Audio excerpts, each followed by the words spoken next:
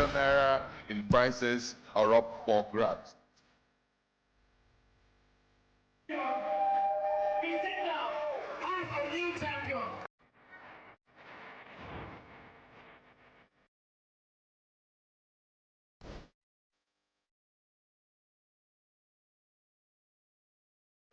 Access on the break to possibly seal it all.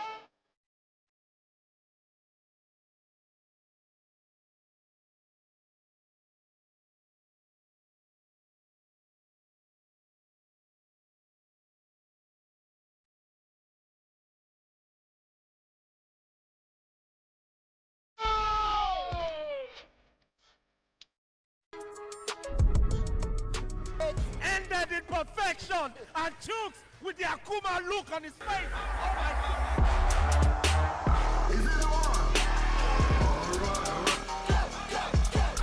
Medicine. Champion EAFC 25, Killer Freak.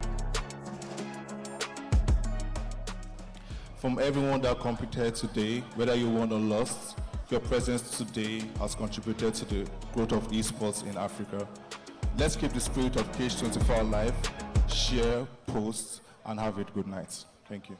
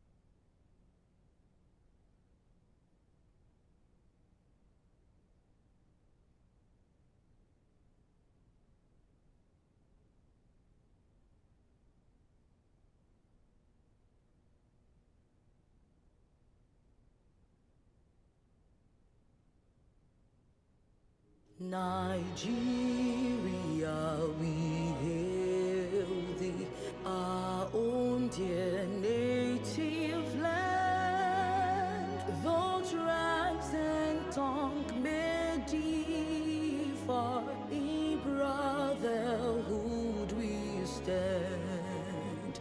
Nigerians all are proud to serve our sovereign motherland. Our flag shall be a symbol that truth and justice reign.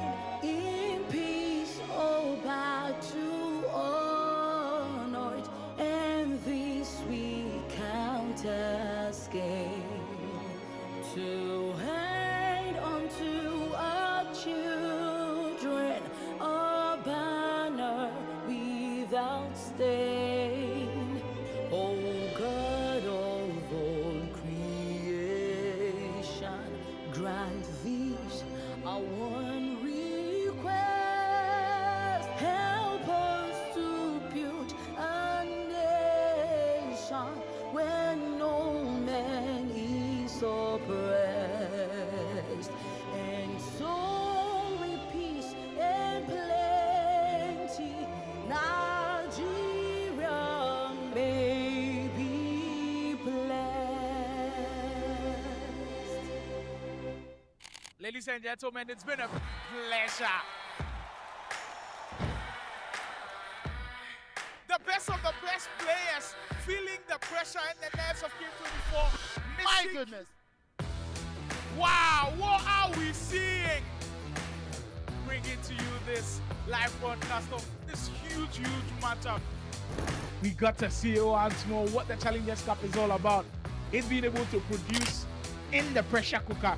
And I love when players are nervous a little bit, where, you know, you get an opportunity to see them when they're under pressure. But just by impulse, you get to do something crazy. We're back to action. Now we're about to play the golden goal for the grand finale of Onile Grand Finale.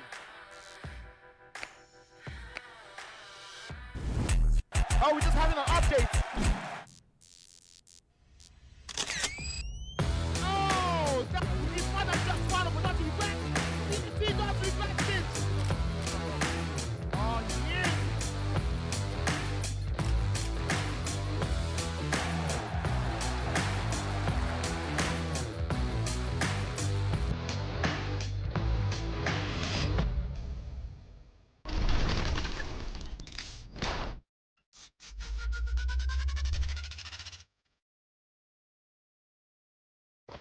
$10 million in prizes are up for grabs.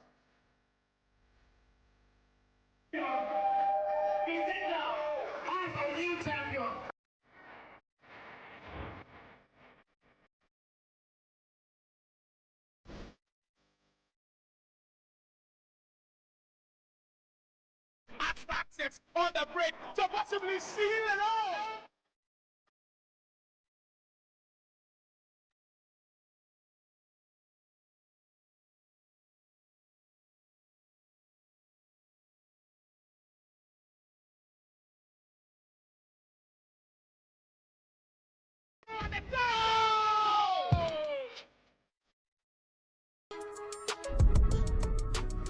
Ended in perfection, and Chooks with the Akuma look on his face. Oh my God.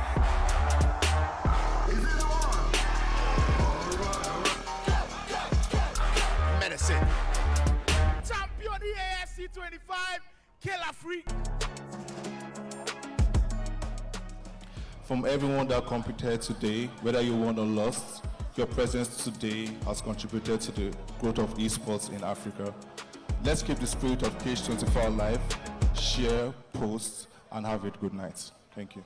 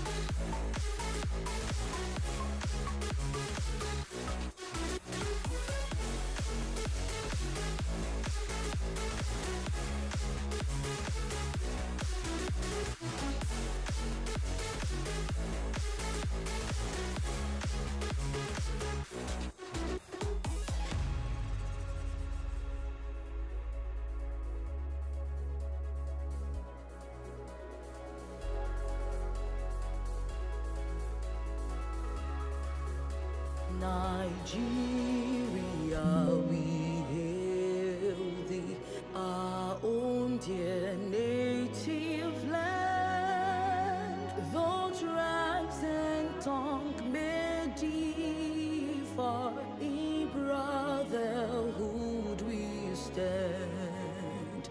Nigerians all are proud to serve our sovereign motherland.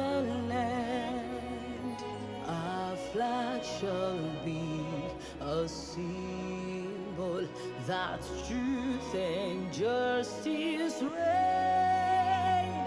In peace, oh, bow to honor it, and this we count as gain. To hand unto our children sustain. Oh God of all creation, grant these our one request.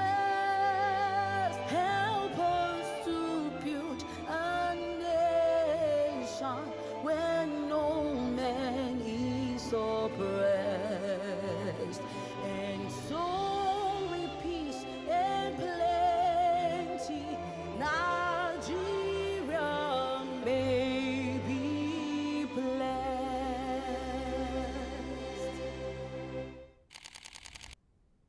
So, ladies and gentlemen, we move straight into the business end of the Cade Esports National Soccer Pro Leagues, a place where dreams are made, a place where the very best are going to be competing for the ultimate prize, that is the elite division. But I told you guys from the very get-go, I and Sly came on the broadcast that you guys should stay tuned as we're going to walking you through, guys, all of the action. And definitely week 1 to 5 has not yet disappointed.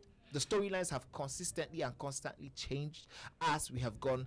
The players we expected to make some heavy moves have definitely come. Some have fallen short. Some have really risen up to the gallery, while some dark horses have also arrived. It is a fight for a first to 8 spots that we are currently going on for. 20 players all looking for 8 spots. Slimer, so far so good.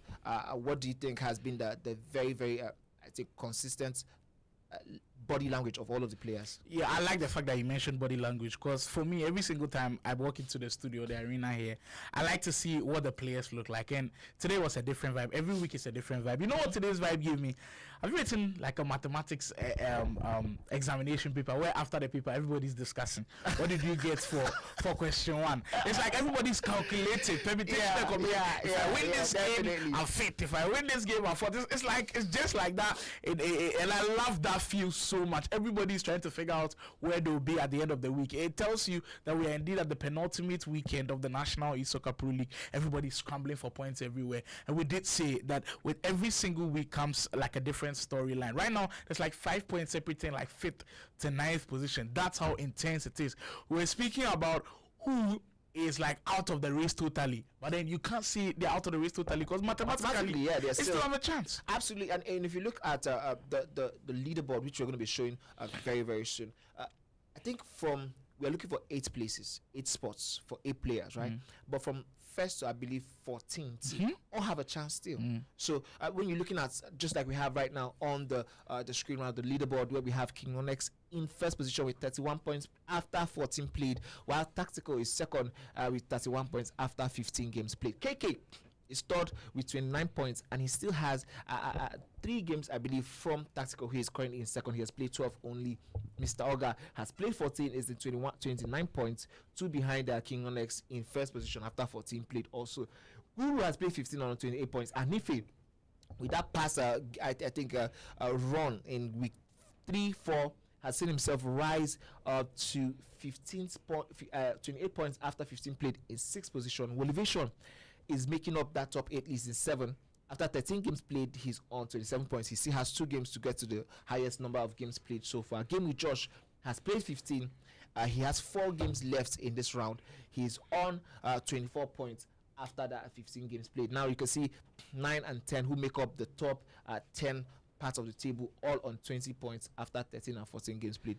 Yeah, it makes for an interesting course going into this game week, especially knowing the fact that both 11th and 12th are on the same points, but they've played lesser number of games as compared to most of the guys in the top 8. So a guy like Dadabo will be looking at this as a premium opportunity with just 12 games played. You can't count out Drakaris, who comes in 13th position with just 18 points, just 12 games played as well. And I was speaking of cutoff points.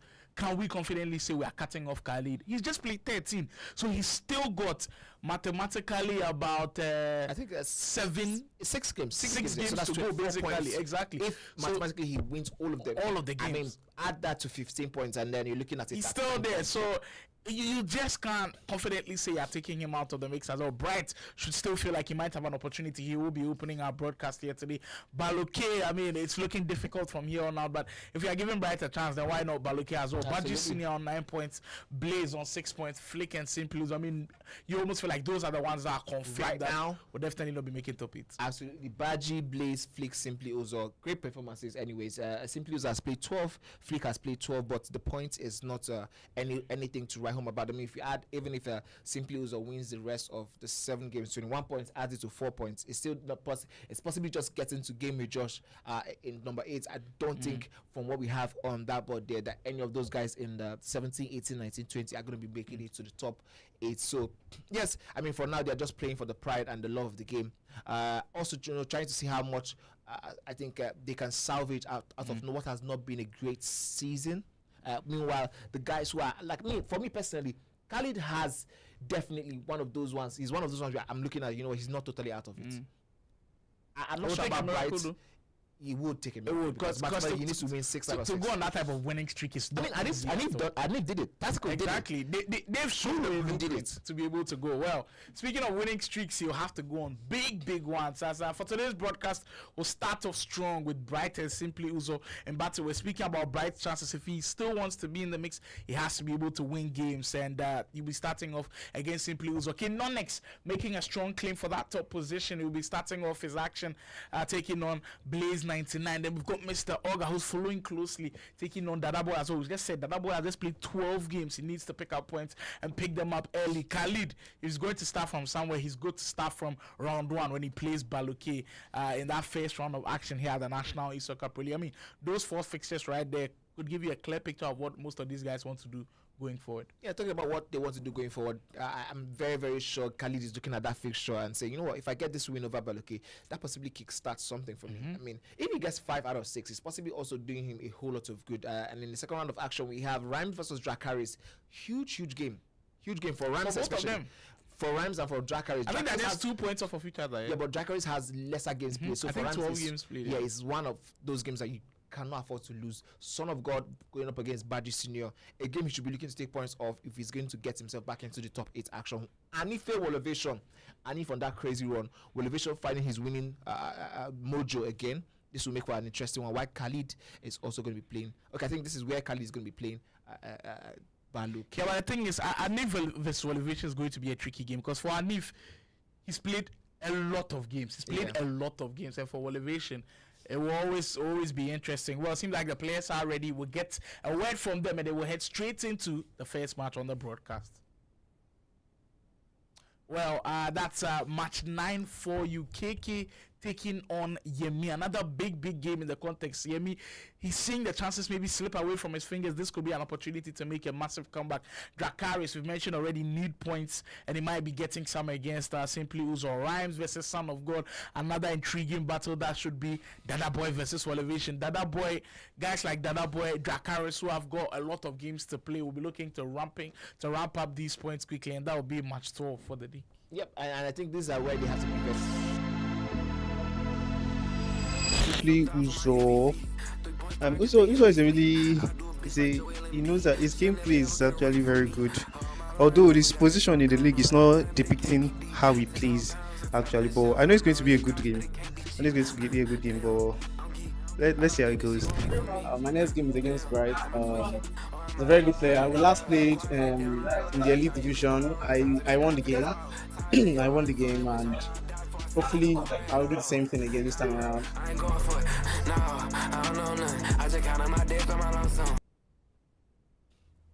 This is what the head-to-head currently look like. The stats are on your screens. Both players very similar in terms of games played. Also, you're looking at, I think the difference is now in the wins for Bright. That's why we're sort of giving him sort of a lifeline going into the action. Bright has 3 wins, 3 draws, and 9 losses. That's a lot. That's a lot. And if you are hoping to make top 8, that has got to be the cutoff point. You can't go beyond losing 9 games. Yeah, and absolutely. to be honest with you, I think it has to be from now that he's got to go on a crazy run if he's still got ambitions of making the top 8. And I know for a competitive player like that to definitely be on his mind. I'm reminded that the National Esoccer Pro League, of course, officially brought to you by KD Sports, the main sponsor behind this marvelous week that has gone through 5 weeks of action. We're currently into week 6. And mind you, the prediction lines are open. Get them in now. Head on Instagram, KD Sports channel, and get them in now, because immediately we kickstart all the prediction spots will be closed. So get your prediction there in quickly. Correct score and correct score only. Tell us who is going to win this one. If Bright is going to win this one 3-1, tell us Bright 3, Simply Uzo. And if Simply Uzo is going to win this one 2-0, tell us Simply Uzo 2, Bright 0. And the Instagram channel now, and of course you stand a chance of winning some cool prizes. The National Soccer League brought to you by KD Sports, of course, being supported by Game Evolution Studios. Our wonderful guys handling production here inside Lagos, Nigeria. We've got Game Pride Eye, of course, making a massive contribution to what is happening here inside Nigeria. We've got the backing of Esports Federation Nigeria, making sure that everything is ready and set to go. And of course, part of our media partners, Esports Africa News. We appreciate every single one of these guys making this one possible. Now, a main outlook on this game is the fact that Bright will be looking at points in a very, very important phase where every single 3 points will matter, and he cannot afford to be dropping any of them. And I think for Simply Uzo as well, I don't know if you have been following the English Premier League. And yesterday, what happened with Wolves? They've already been relegated, but they are still finding ways to pick up points. Do you think we might see the same case with Simply Uzo where he picks up points? I think against guys mathematically like relegated mathematically. not mathematically yet, but I mean, you look at the table like, and but I mean, so I think it's that's a formality now. That's one thing about mathematically being present. All you need to do sometimes is just ensure you're not totally cut off. I mean, we could just see also, that's one thing about the EPREM, where some of the teams, some of the top clubs, they're just trying to fight.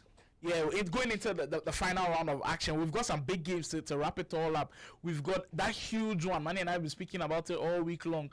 To finish us off, we'll have Kenon explain Mr. Oga. I mean, if you're looking for something big to end it, well, there you have it. Your main event slated for later on today. So there you have it. 8 rounds of action here on the KD Sports YouTube channel. If you're on here, you're still not subscribed to the channel, kindly do so. Join our big family. Kindly share it as well so everybody can join in the fun. So right in there in your shot, we're speaking about Simply Uzo's chances of winning this game.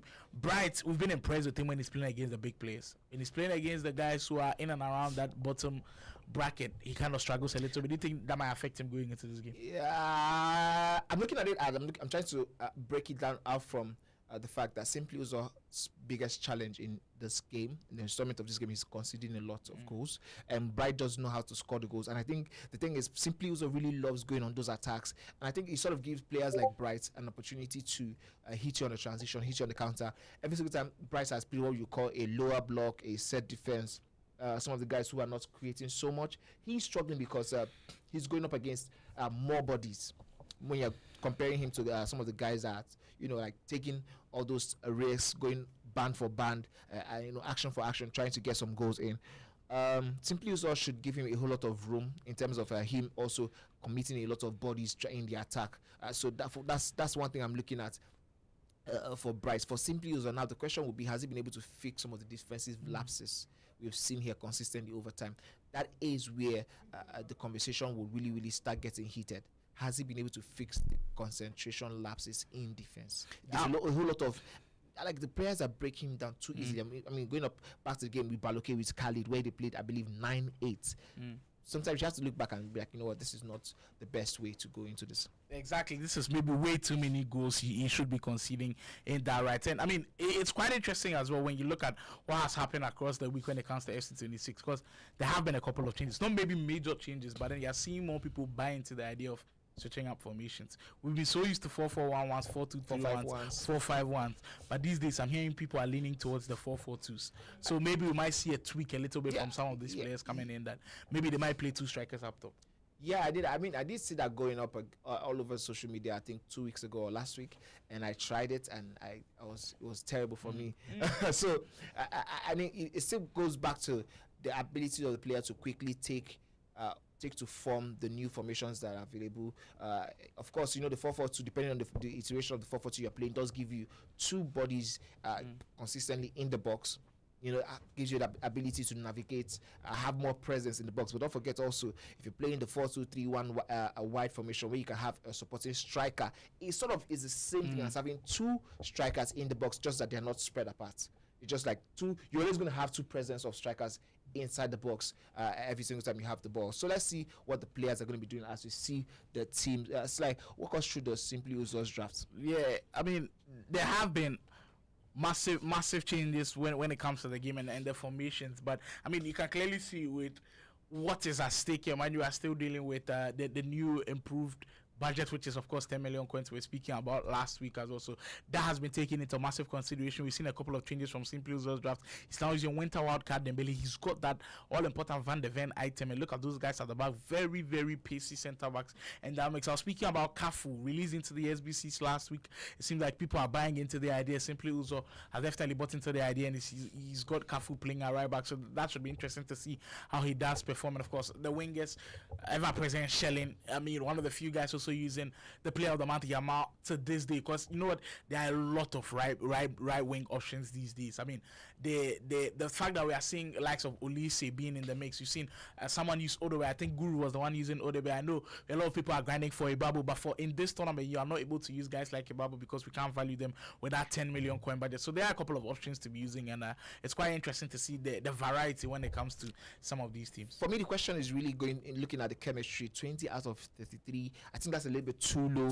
I don't know what the concept is for Simply Uso going into this game with that chemistry, but maybe do you think it's going to affect him in any way? I mean, you can't be playing on 20 chem if you're playing in a competitive game. Maybe if you're playing rivals or something. So I don't think that's the right one there. Maybe probably like a mistake somewhere, because the team also looks really well balanced. So in that sense, I don't think it will be happening at all. For Kenonix, I mean, later on where we'll be seeing him on the broadcast, he's also got a very very strong lineup going into it.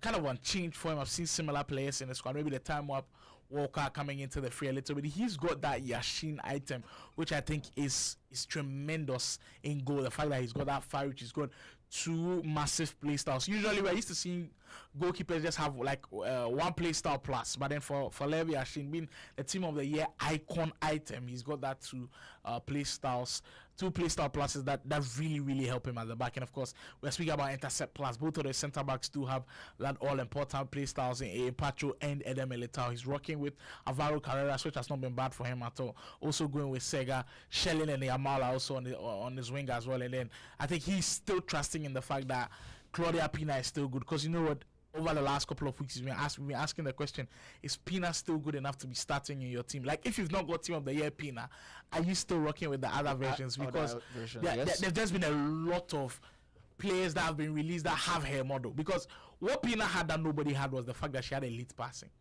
She had a great weak foot and elite passing. But these days, if you go for a Sophia Wilson, she's got 5-star weak foot. Sophia, I mean, Wilson kind of now, because she got married in the last couple of years, so she had to change her name. But she's now having the 5-star weak foot. She's got a great passing as well. She's got some passing play style.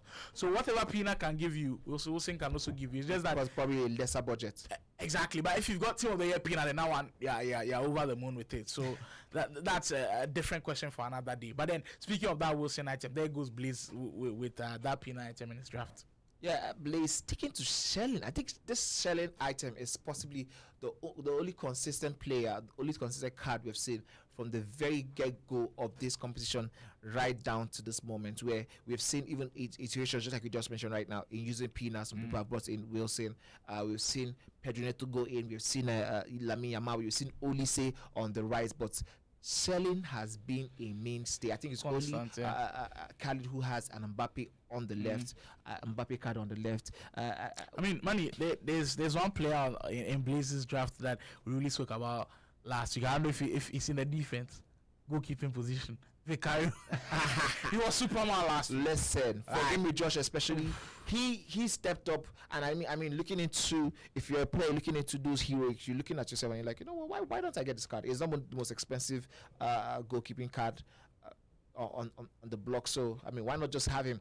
Any day he decides to turn up for me, that's going to give me a whole lot of. Yeah, I mean, there was a chance, but I'm afraid it's just slightly expired because I believe it was last season's objectives. You're able to pick him up from there with the goalkeepers not having been affected by the 10 million coin budget. So Vicario it's a massive pull with that far reach plus. But like Manu was saying, he was free at the time, but now to be able to get goalkeepers that have got that far reach plus is quite difficult to find. But I mean the main goalkeepers, we have the Yashin item who also has the far reach plus, but there's just something about Vicario item. There's just something about the way he's agile. It's almost like a cat when he is trying to react immediately in time. And we did mention about the low GV being a little bit of his weak spot, but we also saw in that particular game where he did save a little bit of those low driven. Maybe it was closest to his body's ball.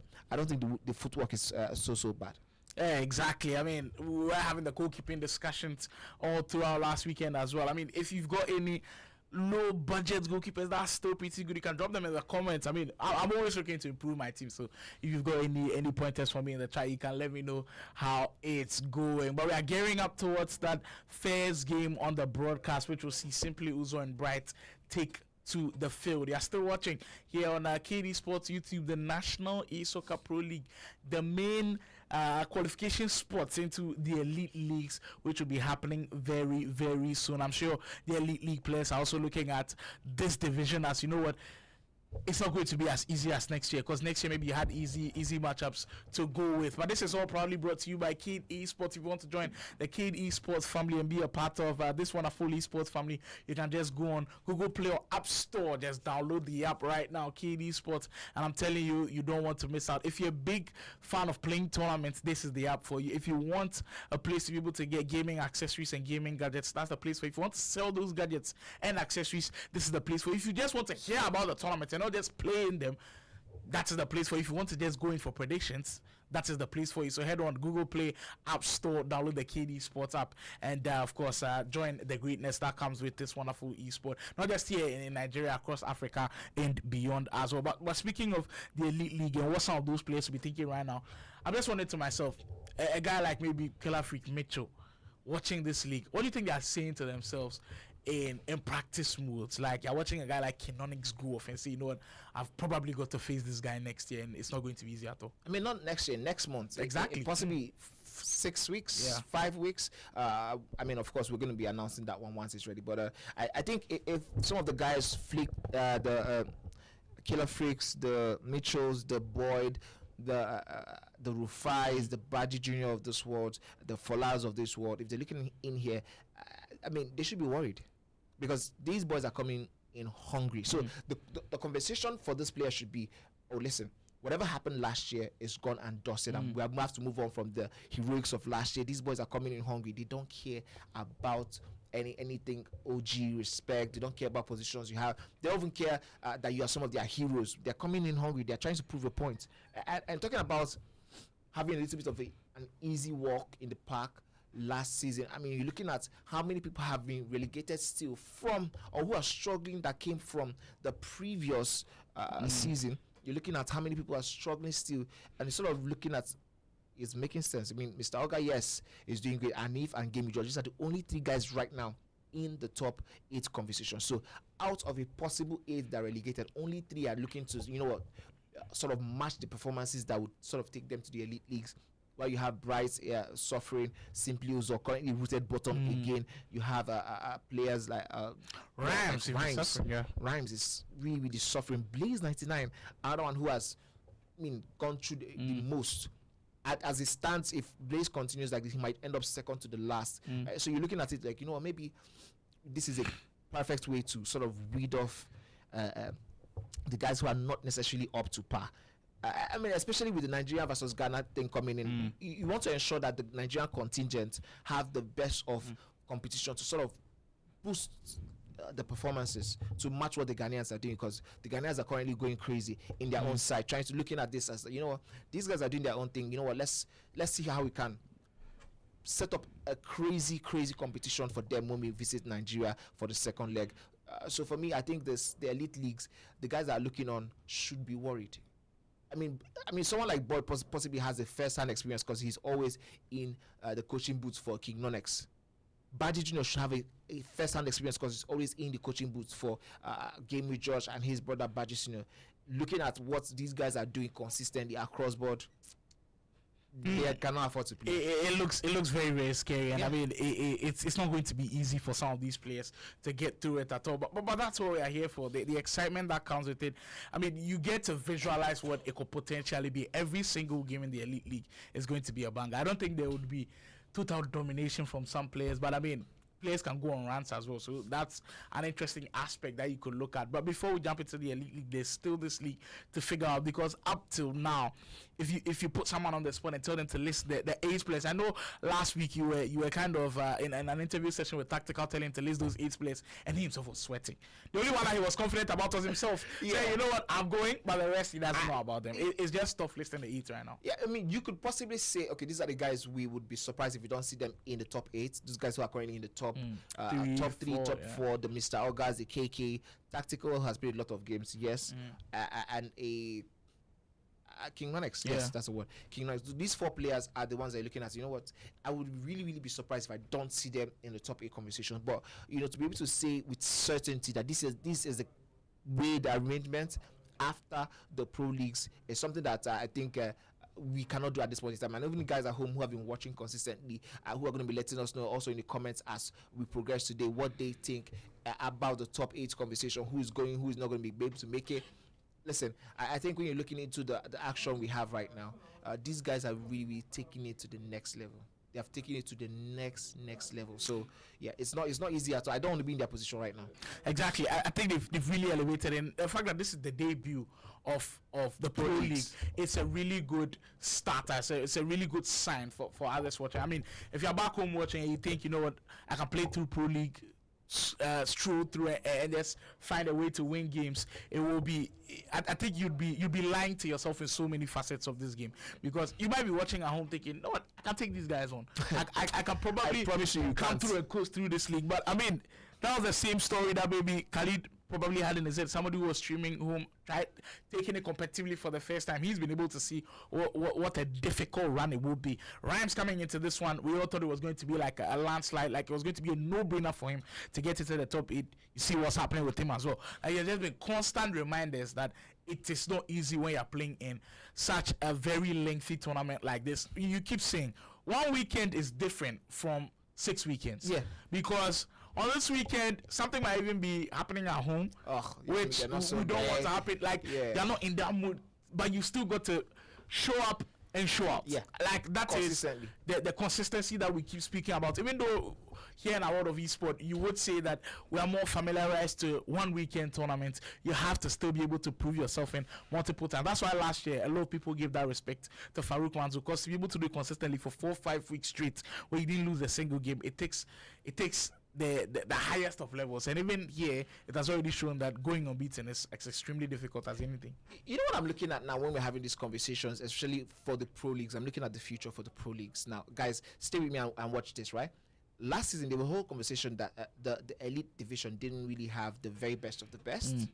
And as you can see, just like I mentioned earlier on, about 8 of them relegated, and about 5 of them now, 4 now, because of course Imagine retired, are possibly still going to be leaving the scene, while 3, looking like 3 might go, it might still have a drop off anyways, but that's not the conversation. You see, if this top 8 gets to the elite division, and in April or May, whenever the date is announced, we have the elite division again, the elite league, and the elite league guys, you know, go crazy just like we expect them to. Here's what's going to happen next season for the pro leagues. The 8 that are going to be relegating are not going to be of the same quality with the 8 that relegated this season. It's going to be a crazier 8. We're going to see some of the people that made top 8 last season most likely not make top 8 again this season. Now we're going to see the guys from home who didn't have an opportunity, who have looked at pro leagues now and say, you know what, I think I can take some of these guys, you know, go even crazier to try and prove the point that they should be here. While you also have the guys who were here this season, did very well, the Marvels, the maybe I mean, you could look at Khalid, you look at maybe Rhymes if he doesn't make it, the Drakaris, I mean, if currently we take what is currently happening right now as the top 8, you can have all these guys looking at it and say, you know what, I definitely deserve to be here. Coming in also next season to really give us a different outlook, a different vibe, a different approach to it. So next season's Pro League is going to be a craziness. It surely will. Looking at especially looking at what Elite League right now is going to be looking like after the initial debut season. The second season for Elite League is going to be looking very, very tougher. Now talk about what the Pro Leagues will look like in the second season. Exactly. Mani has swept it up perfectly, and we'll be salivating over the thought of having the very best players. Because this one, I don't think anybody can make any excuses that these guys are not the best when they enter into the Elite League, because they've had to prove it, and it's not easy at all. It's not easy going through rigorous 7 weeks and having to qualify through top 8. It's not easy. Yeah. And I must say now, the guys in the top 8 now, they are not even safe. People are still right behind them, lighting a lot of fire right under them. So it's not going to be easy at all. But I like the framework, I like the scope, I like the structure, because it's been one thing that we've been preaching when it comes to esports in our part of the world, having that all-important structure, because it's difficult. I must say, anybody organizing something esports related, it's not easy. Having structure is always going to be difficult. That's why you see multiple tournaments, they run for maybe a year, maybe 2 years, and that's it. So massive kudos to KD Sports, Game Evolution. I think they're doing a tremendous effort. Everybody that's behind those organizations, I think they're doing an amazing job, because I've seen multiple tournaments. I mean, I've been doing this for like, I'd say roughly like 6 years plus, where people have promised to be able to do things constantly. But then when you see what we have at our disposal, it's difficult. Like, you know what? Last year maybe internet was okay for you. This year internet might just do something. I mean, we came here one time and then there was no internet across but the then board. to be able to pull through even with those obstacles, that's a huge plus. Lighting issues, and not just in Nigeria, across Africa. Like, it is not a guarantee. There might be problems with it. Personnel, the fact that people have work to do as well. You know, not everybody takes this as a full time, and it's difficult taking it as a full time, because right now it's not yet you, there. You have to be able to look for your bread as well. And is it confirmed that it's going to be like a monthly salary thing? Are you going to be constantly winning tournaments? Even if you are the best around, are you guaranteed winning tournaments? So I love the structure that this has formed, and that's why when there was the press conference out for KD Sport, they really laid down the structure. So if you're a pro player speaking to yourself and you're here within Nigeria or maybe any other African country, listen to that press conference, you must be impressed with what you heard. Like, there's a slate for January, there's a slate for February, there's a slate for March, there's a slate for something happening every throughout single the year. time. So I think it's really important. That's why I've been saying keep downloading the KD Sports app, because you want to be featuring in all of these tournaments that keep coming up.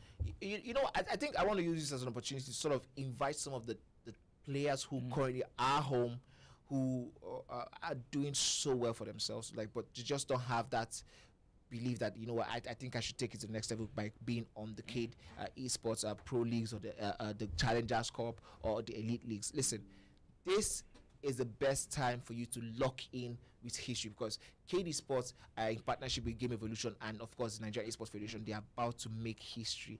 I mean, the Elite Leagues have come and gone. We're going to be going to the second installment of it in some couple of weeks to go. Yes, beautiful. But so many times I'm hearing good names. I'm hearing names of people that we don't see in land tournaments. But there are people say, you know, these guys are very good. You're not doing the community any justice by sitting at home. You should be here. We should have a competition whereby even on the final day, the top 8 is not confirmed. Sure. Like, it is maybe the last line of results will now decide. That's what we should be having.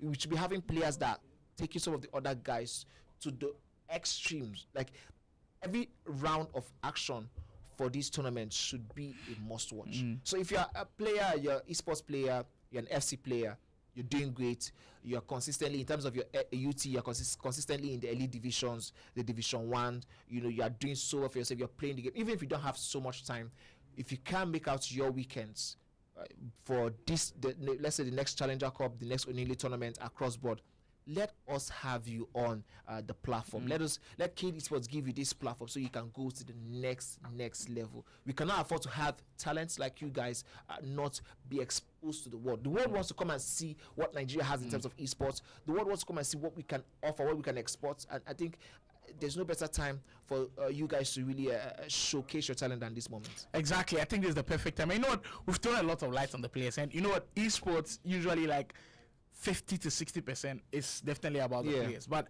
one great thing about esports is it's not just about the players. There are different fraternities making sure that this happens. And I think KD Sports Game Evolution, they've got it totally right. Like, maybe you're sitting at home and you're seeing this broadcast and you're seeing Manny and myself speak a lot. I mean, go for like 5 hours, 6 hours, and we're constantly enjoying the broadcast as well. And you're thinking to yourself, you know what, I can do this. Yeah.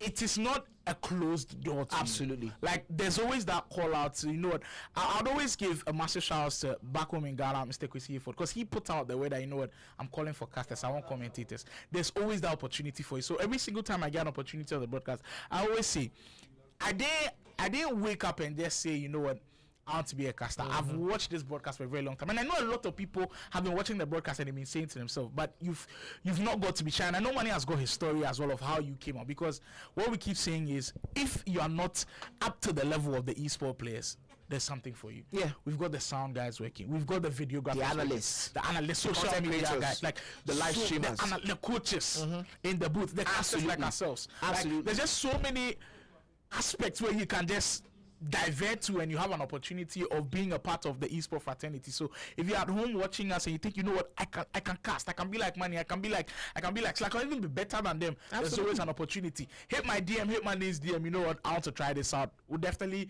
speak to the guys, try to give you a shot. We can work our way through. Even if you're not perfect with it, there's still an opportunity for you, and that's why I love our esport. The fact that it's so broad that so many people get a chance to find a way and find careers out of it. Absolutely. Talking about finding a way. It looks like we are set. We're ready to go. After a little bit of a delay, it looks like now it will be up to the players themselves to find a way to win today, to find a way to get themselves all important 3 points. As you can see, Bright and the referee are having a quick conversation and a quick chat before they begin. But I mean, we didn't even mention referees. You could be a referee as well. absolutely. I mean, I saw an esports refereeing course that you could take in Barcelona. wow. Exactly. Like, there's just so many branches to enter. It's not limited. You are not supposed to put yourself in one box where immediately hear about esports, all you think about is the players. I know they are the main product that we want to push out there. But if you don't make the cut, you can always divert. I mean, you can be like me, try playing a couple of tournaments so that, you know, you're getting washed, run away. Man, was that the same case for you? Did you realize you were watching? You know? I don't know why you want to expose our secrets. Couple games in, realize that I can't do this. I can't keep up with these boys. These boys are crazy. They are too crazy. You know what I'm saying? But the beauty of the whole conversation, just like we're having it right now, is that the esports community, there are a lot of gaps to fill, and if even if you say, you know what, I want to play, even if you love playing, I think the base requirement is you have to have a love for the game. Yeah. You have to have a love for the community. That love and passion. That love and passion. That is the base requirement. And as soon as that one is locked in, definitely there's so many things. I mean, there's the analysts. We need to have some of the guys analyzing the moves, analyzing them the way nobody else can see. Manny, when you mentioned the love and the passion for the game, this reminds me of a lot, because I think you've gone through the same as well. Look, I think for players, for them, it is locked in their minds that I'm going to play a tournament, I'm going to win money. Yeah. But for a caster, a videographer, I know, Manny, you've also been through your trials and tribulations as a caster. Like, you have to have a love and passion for the game, because sometimes you might go into a tournament, you don't know if you're getting a paycheck from it. You don't know where you're necessarily going to earn from it. But that's where the love and passion kicks in. Because if you go into it, you don't earn anything and you stop there, you don't know what the future holds. Yeah, absolutely. And probably the future is so bright that if you stop there, you don't get to reap what you're probably sowing now. So that's where potentially the love and passion for it comes. I know love and passion as a player as well, because maybe you might keep losing, you're not winning, but the love and passion will keep carrying you to, you know, work on your game and always improve. I totally agree with you, because I did start out during the lockdown when I just moved to Lagos. That's when I even knew that there was anything like a community. And shout outs to Mr. Kumi, the CEO of Game Evil, who was the one that gave me the first chance to cast for him. One day he just walked in. I was gaming, I was beating people, I was just shouting. I always used to be very vocal. So he was like, you know what, can you speak on, camera? Wow. That's just literally how it happened. I walked into his game studio. I was playing game. I was trying. That was when I was still, active. I was, beating a couple people and just talking and just making jest. And he was like, "Can you do this?" Are you sure you were beating people? That's why you suggested you commentate, or you were losing. That's why. At that moment in time, no, it was. I tell you, I was. I think as at that time, I was so good that the first time he wanted to sign me. Oh, okay. Yeah, but with the fact that I just moved to Lagos for a job, and we were at that time we were on remote, but quickly after the lockdown we stopped remote work, so I couldn't spend so much time.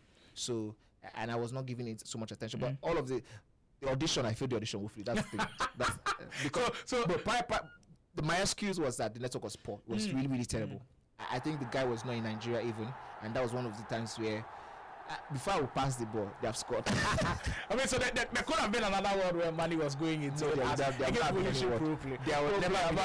of pro players, they are in action. We apologize for the delay in the broadcast, but we are ready to go. Bright opening us up against Simply Uzo. Welcome to week 6, day 1, first action on the broadcast.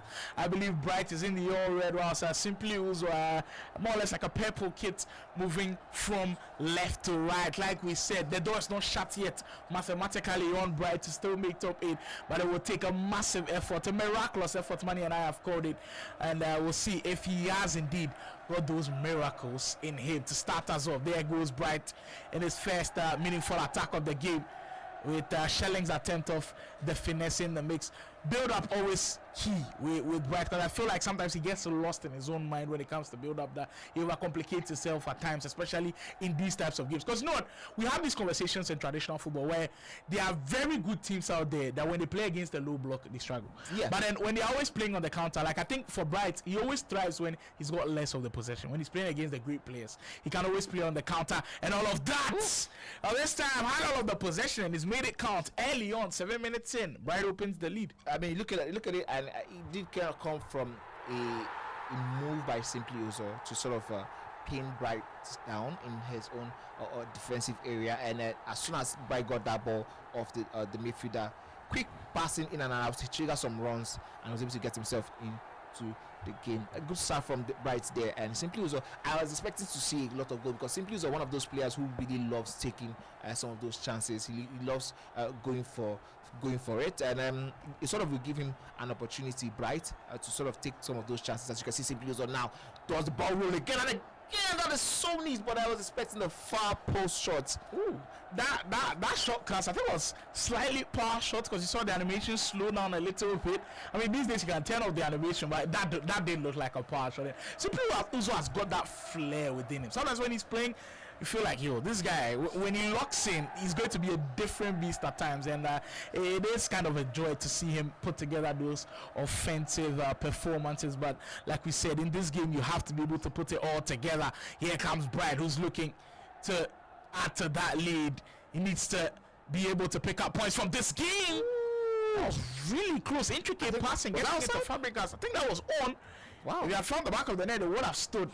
And a strong start from Bright. Clearly, the intention that he's playing with is he really wants this win and doesn't want to drop points at all. Simply Uzo's got to be careful. Yeah, I hope you guys went to the Instagram channel and made your predictions, because as it looks like, as you look at like this right now, every single one who took Bright to win this game will definitely be salivating, especially waiting for the final correct score to know if they won. Definitely head over to Instagram right now. Go to Kate Esports and join the channel. You can join the channel from the link in the bio.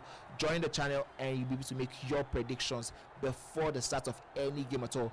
Let us know the exact correct score you think each game is going to be ending in, and then you'll have the opportunity to win. Last week saw lots and lots of winners, including myself, and this week let's see if you guys can have some of those opportunities to win. This week I'm tapping into Octopus Money. I might be a part of the winners soon. Absolutely. Interesting stuff as Simply Uzo loses the ball in an unforgiving area. Bright makes it 3. Easy peasy, lemon squeezy. But the interesting thing about Simply Uzo is usually it's always looking like a blowout in the first half of the game. I think that's why he loses most of his games, because it's always like a huge blowout in the first half of the games. In the second half of the game, he's just trying to make amends, trying to get back into the action, but it's almost as if it's a little bit too late. Every single time he's up against an opponent that has a little bit more quality than him. Exactly. I think that has kind of been the scenario. Remember his game against Guru, where in the first half it looked like it wasn't even close. Then all of a sudden, the second half, he's making a massive comeback that made it really, really tight in that game. So he's got the potential to always kind of make the comeback as he tries yet another attack. But I mean, my eyes straight went to another item that Bright is using. I believe an Iniesta item early on, as Simply Uzo will get one back. Andres Iniesta. his knockout royalty item, I believe a week ago he released the knockout royalty item. I believe players that really do well in knockout tournaments, and of course Andres Iniesta, one of them, 2010 World Cup, scored the winning goal and all of that against the Netherlands in the final. So Andres Iniesta in that midfield also got massive play styles. You see the incisive play style kind of ping on his head as well. So that's an interesting card in the fold. I remember having a conversation with Wallivation about the midfielders that will be made icons in the game, and already we've seen the Barcelona midfielders be icons. Xavi, Iniesta, icons. I don't know why Xavi was an icon, to be honest. Manny, Yeah. I want to pretend I didn't hear that. No. Multiple time champion, a mainstay in that Barcelona team. Listen. Wow. Just for the conversations, and I want you guys in the Euros comment section- champion, World Cup champion. Hold on, I want the guys in the conversation in the comment section right now to begin to let me know a little bit if they agree with me or disagree. In the Euro squad, in the Barca The squad, Barcelona squad. Xavi's only contribution was sideways passes, and I say that because I watched Xavi a lot. How? Iniesta had, But he keeps the game flowing. that's why everybody say in that conversations. Then, do you think we should make Jorginho a hero? I mean, It's same thing, same job. I think Jorginho has done enough to possibly be like a hero, but an icon status would be difficult. Exactly, but the point is, if Jorginho had played for a Spanish team, we'll possibly be looking at him. Yes, as- why not? But Because then he that's the went same out. thing. The job of, for me, the reason why you should be making an icon status is your incredible contribution that can never be taken away from you. No, I think for you to be like an icon in this game, you have to play a position and play well. And I think that's what Xavi did. He played his position to the Then absolute what about best. hero? No, he only His did absolute sideways best. passes. I disagree heavily. I think you're being very harsh on that word. I mean, you guys can let us know in the chat what you think. Should Xavi have been an icon? I think 100% yes. He was vital to what Barcelona used to do. Like, guy, this is Xavi Hernandez. Every single time Iniesta had an injury, Barcelona struggled. Without Every Xavi- single time, but Xavi had an injury, they just went through defense. I mean, the Barcelona fans in the chat, you can let us know what you guys think. But I mean, I disagree heavily with that. My question is for the Barcelona fans, if you guys are watching in the chat and you're EA fans, Yeah. is you look at Xavi, you look at Iniesta, you can only choose one as an icon. You can. I mean, only I one go as an Iniesta first. Exactly. But then Xavi call it. Okay, so wait. Okay. Per your analogy, would you say Busquets also deserves to be an icon? Because they haven't released this item yet. 'cause he Busquets just was retired. absolutely vital to Barcelona playing the way they did, because he was literally the first ever in modern football, unpressable DM. So he was that player that if everybody in Barcelona, like in any of the players ever got themselves in a bad spot, they get the ball to Busquets.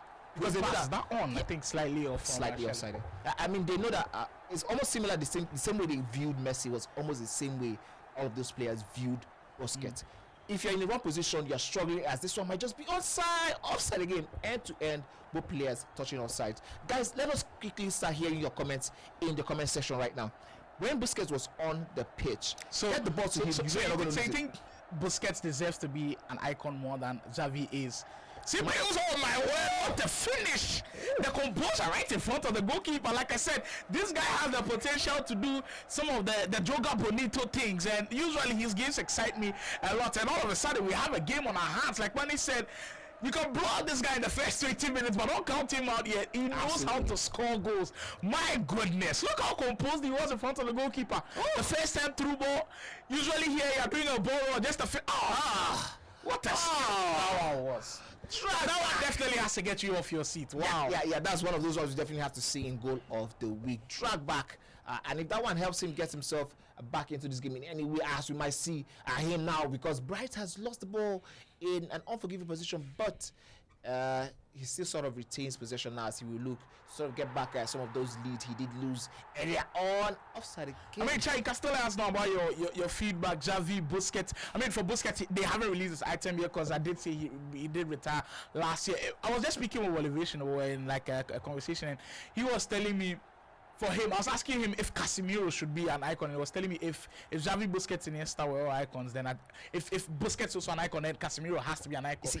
Toni Kroos has already been confirmed as an icon. Luka Modric would definitely be an icon because he's I mean, for Toni Kroos, it is obvious that Toni Kroos definitely has to be there because of his heroics with the German team, which were not the heaviest of favorites during the time they won the World Cup from Toni Kroos dominating midfield. The man had incredible vision. Listen, the thing about Toni Kroos that I look at him as a less mobile version of Iniesta. He could not move so fast, but his passes could definitely find you anywhere. Same thing with Pirlo. For me, Xavi, it's like he's one of those players. I mean, again, before anybody starts commenting, don't forget I watched a lot of Barcelona. I mean, as a Chelsea fan, did see go to Barcelona, and I mean, I absolutely hated the team as a whole. But I can tell you categorically, the players there that on their day, I mean, let's look at it. Some of the top players you've heard, some of the retired players, the players from Manchester United, the Real Madrid team. How many of them have you heard glossing over Xavi Hernandez? Compared to the way you talk about Iniesta. But I've heard coaches gloss over Xavi Hernandez. No, how many players on the pitch? But the thing is, as a coach, it would be a joy to coach such a player. Yeah, because it's like a Michael Carrick. Doesn't do a lot, but he keeps the game flowing. I mean, okay, so now the question will now be: you take Michael Carrick, you put a sports coach who he's picking up as you see Bright get himself a 2-goal lead back, possibly trying to see if he can get himself the 3-goal lead he had earlier in the day, but a good start from both action there. The action is getting heated up a little bit, 4-2, and this one might just be onside. It is onside, but he holds on to that ball a little too long, and for Simply Uzo, I think he'll be very happy that his goalkeeper got that one. Certainly, this was another showing of Bright's ability to use the player lock, beat him a little bit. Look at that run from Scott up top, and he's able to bury the opportunity with it. Now Bright 4-2 up, and he's looking to stamp his authority all over this game. There goes Xavi once more. Del Piero right at the end of that box. I mean, now I'm seeing people buy into the idea. It was first Mr. Oga that constantly was using the Del Piero item, and now it's seeming like a lot of people buying into the idea. Yeah, absolutely. I was thinking that was the card that Anders Vergen chose, but I just remember it was a Totti card, correct?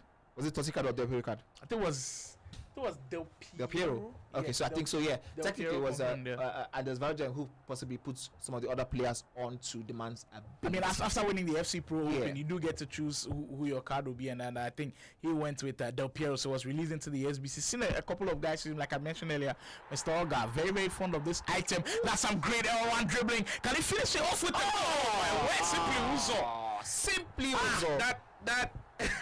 That lovely skill move. Nothing simple about that dribble. I think he just head on for a little bit to make it more stylish, sort of.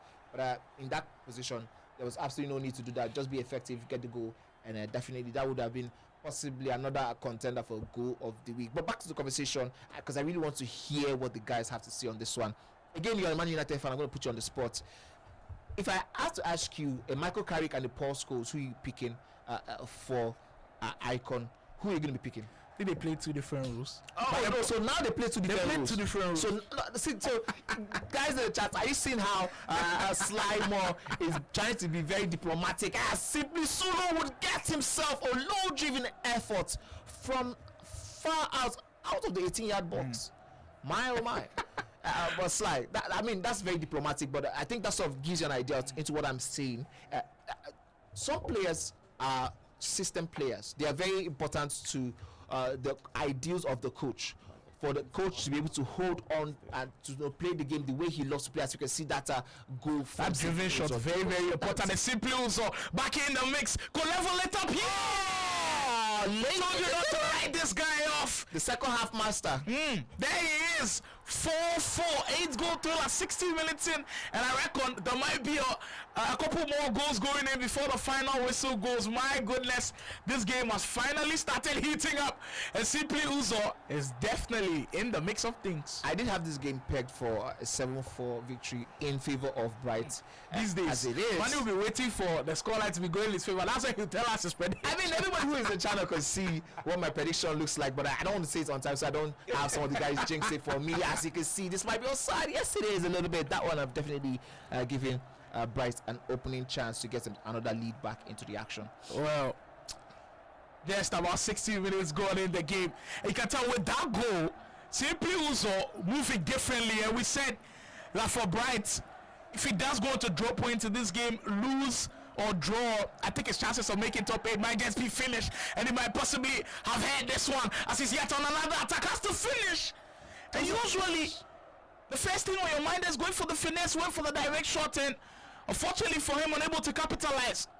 Wins the ball back, but Van der Ven coming in stronger, winning the ball back. this game getting to a position where it's getting to helter-skelter mode now. Everybody just scrambling for possession of the ball as Simply Uzo will win it back. There goes Dembele. And look at the runners everywhere on the pitch for Uzo as he gets comfortable. Rightly points that for you're currently watching National Esoccer Pro League Week 6 Day 1 action. Surely the table has taken shape now. And some players getting to know what their fate might be. Great 10. There goes Wilson. Oh my goodness. That's Last ditch tackle from Van der Ven. I think he got his foot on the ball. That was Very well timed from Bright. Insane stuff there from Bright to sort of stop that attack from becoming something off promise, as we will see a goal kick for Bright, an opportunity for him to sort of reset. The second half has really been a lot of attempts and knock on the door from this man Simply Uzo, as Bright will now attempt that lob through. Ooh. Oh my goodness. I'm quite intrigued to see him. He's also using James Video. I believe it's released into the SBCs as well. So, like we said, every week we get to see new players, and it's like an audition for us here. I mean, if you've not played a weekend league yet, you might be considering completing this Javino item. So, I mean, we got opportunity to see if it's indeed good on that right hand side. Speaking of Javino, there he goes again. As this time Bright's attempt stopped in the structure. We're down to the last 20 in-game minutes of this action. We're currently live from Lagos, Nigeria. If it's your first time here, this is National Esoccer Pro League, the main qualification spot into the Elite League to happen later on this year. Yama on the break. As we simply Uzo keep pushing. Great inroads into Fabian. That's a great pass, Wilson. She's got the straight. Oh! And it will be enough to lead for the very first time in this game. Comeback completed. And with 15 minutes to go, Bright has a difficult job on his hands now. Huge job on his hands. That man losing a 3-goal lead from the first half, because this guy, true to his nature, has turned it up in style in the second half, especially. Simply Uzo doing justice to his name.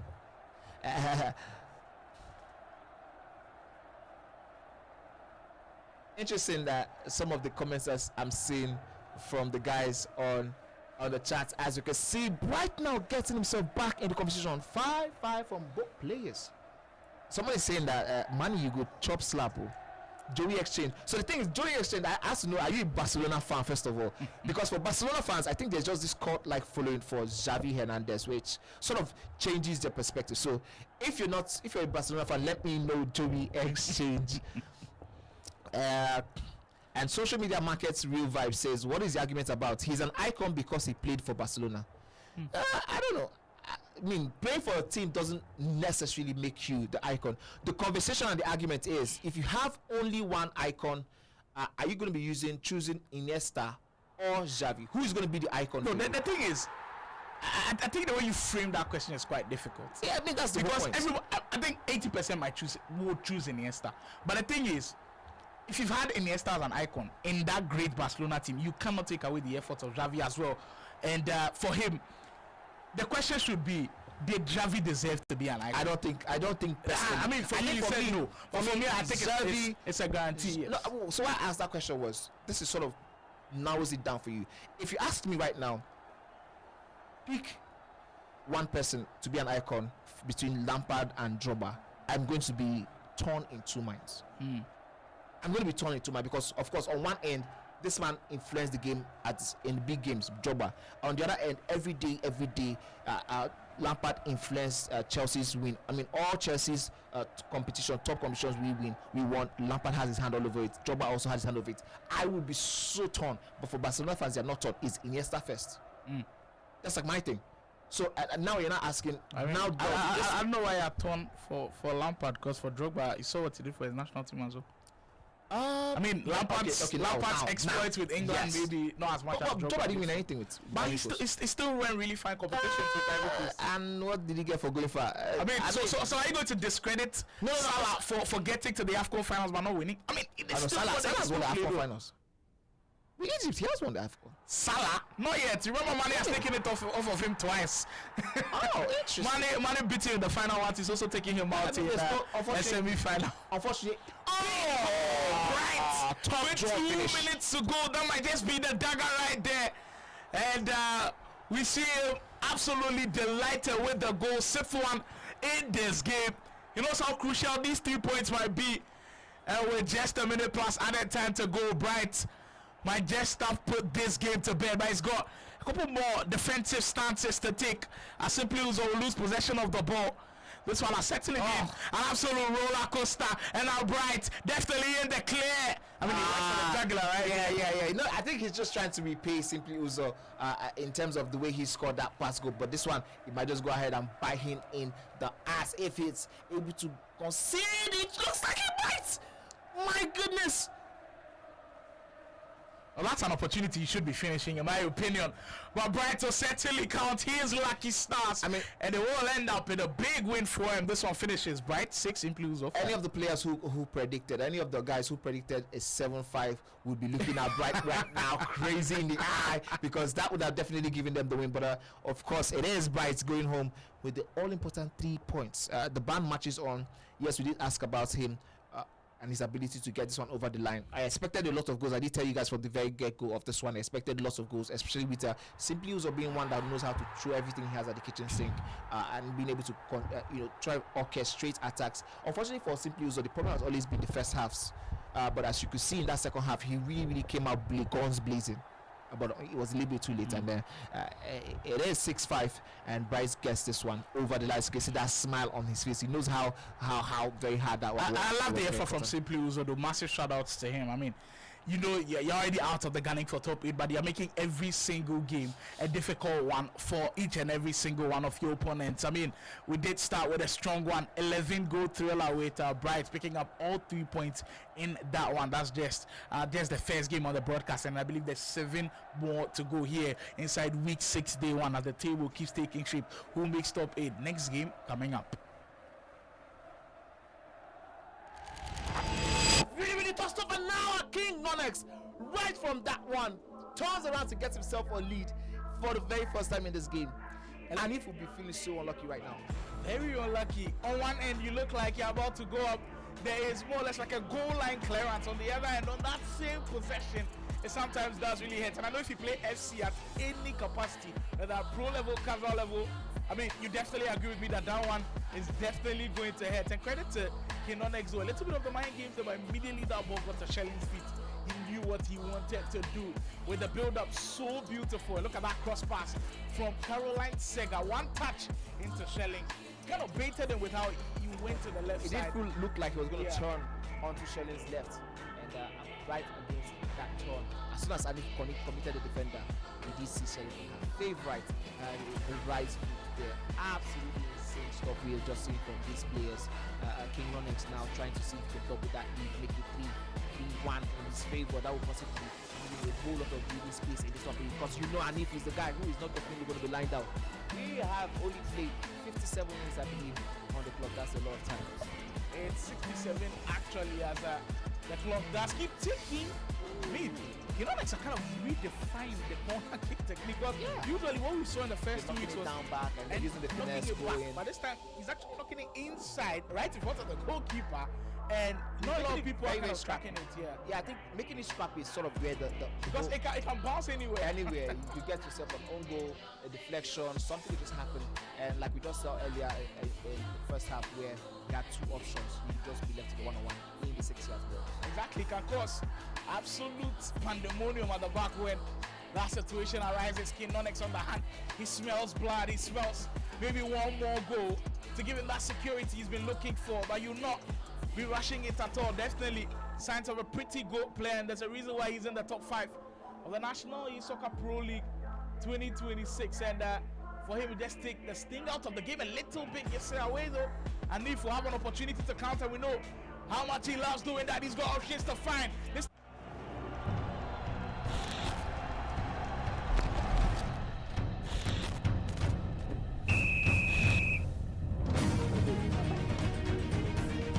Good God! For nature to think about, is it too far for him to think about? Man, Mbappe is not on. Well, it takes on as he's committed. Novis, take it back into the game from 12 yards, scores! And we're back where it was. The queen now the first ever national Esoccer League champion, Yoga.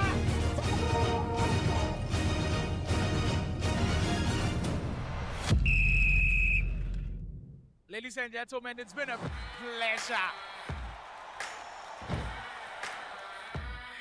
The best of the best players feeling the pressure and the nerves of King 24. My goodness.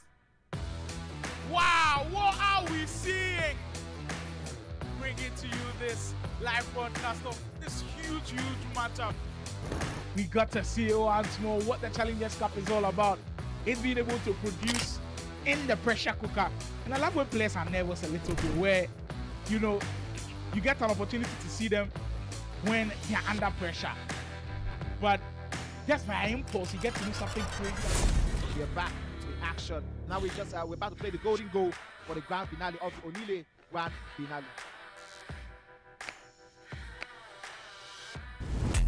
Oh, we're just having an update. Oh, that is more than just one of not event. It is not reflected. Oh, yes.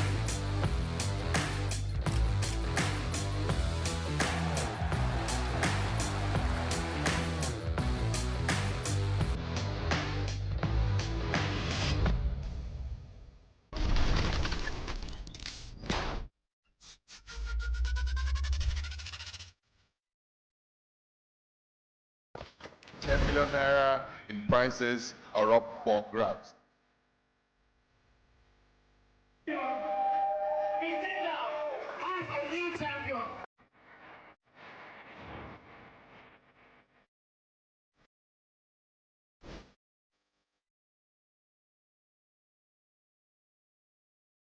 Access on the break to possibly seal it all.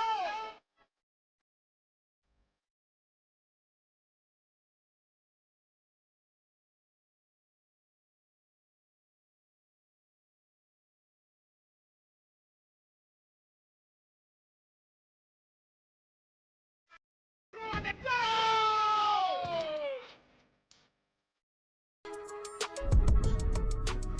ended in perfection, and Chooks with the Akuma look on his face. Oh my God.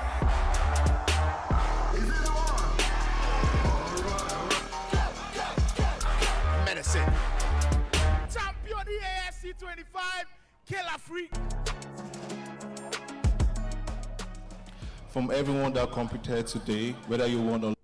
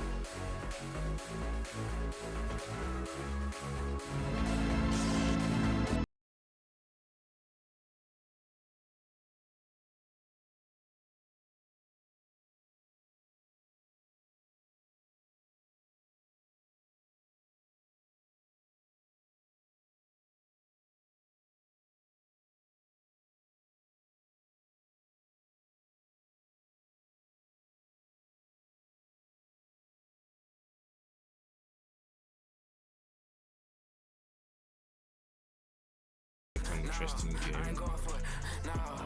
I'll watch his games to see how he plays, but I don't know much about him.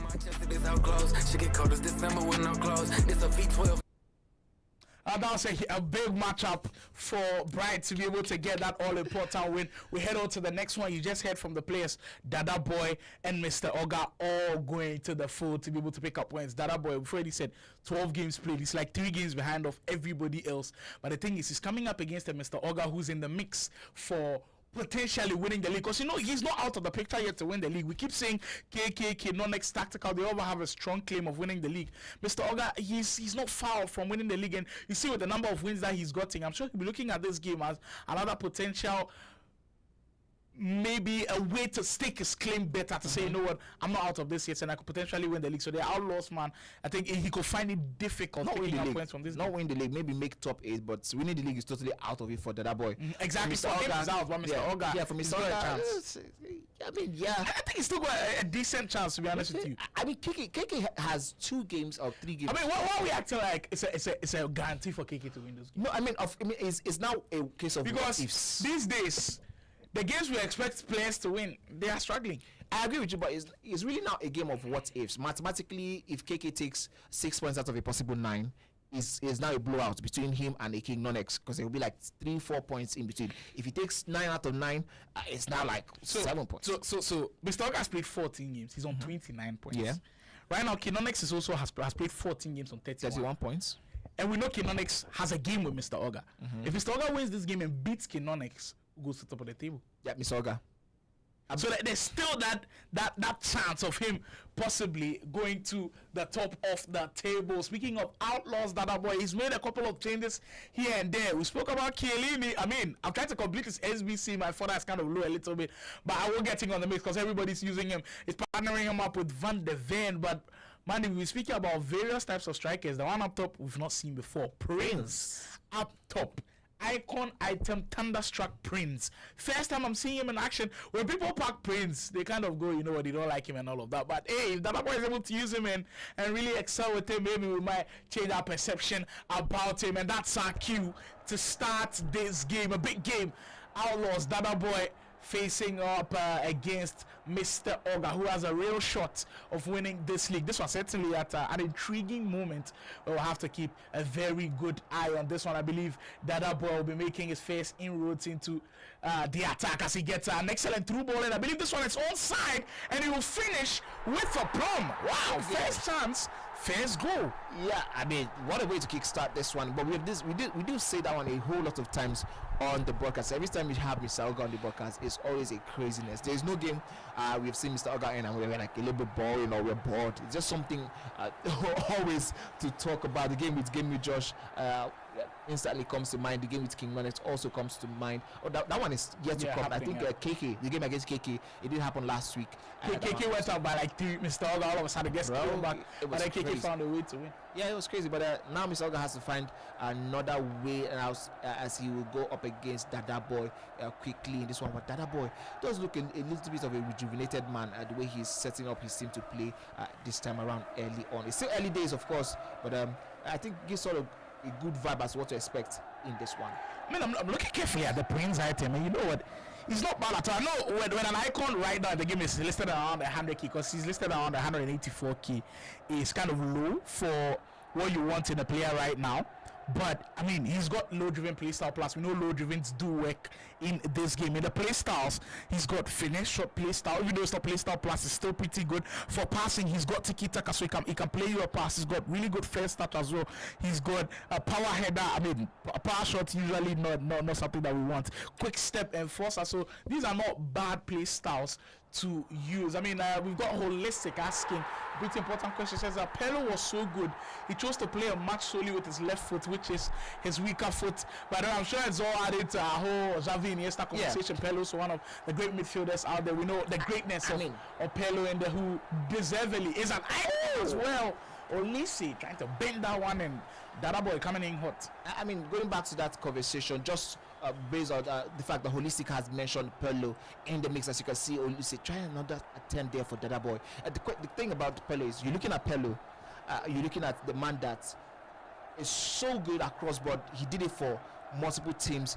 He sort of redefined his role. For me, yes, Sabi was an amazing player. I have to tell you that. But I'm talking about in the conversation and the context of making him an icon or a hero. For me, he's a hero item, not the icon item. I mean, I don't think I can have somebody play a pivotal role in a team that won like 6 trophies in a year, and a team that won the Champions League multiple times, a team that won almost every trophy that they came by, and a team, I mean, playing for Spain as well, winning the Euros, winning the World Cup, playing important roles for them. I don't think you can leave him out, but I mean, that's just don't forget also Pedro Gonzalez played in that same team.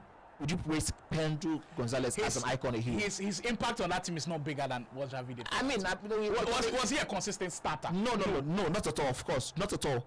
However, in the first 2-3 seasons, he was consistent. I mean, but we are talking about for the whole span of it. Yeah, I mean, that's why I make the massive case for Casemiro, because he was a starter for all of those ones. And without him, that Real Madrid midfield, he was the one doing all of the dirty work. So I mean, that's the conversation as well, guys. Do you think Casemiro should be an icon? For me, I think it's an absolute yes. No, let's have it like this: icon or hero, Casemiro. Guys in the chat box, let us know 100%. Right now.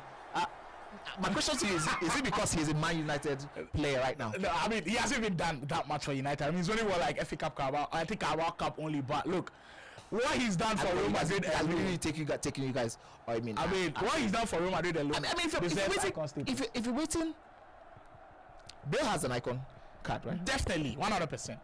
Bale icon status, yes. So if Cristiano Ronaldo, when he retires, icon status. What about Benzema? Definitely. Mesut Ozil doesn't have a card yet, but I believe you get an icon status just for how he played.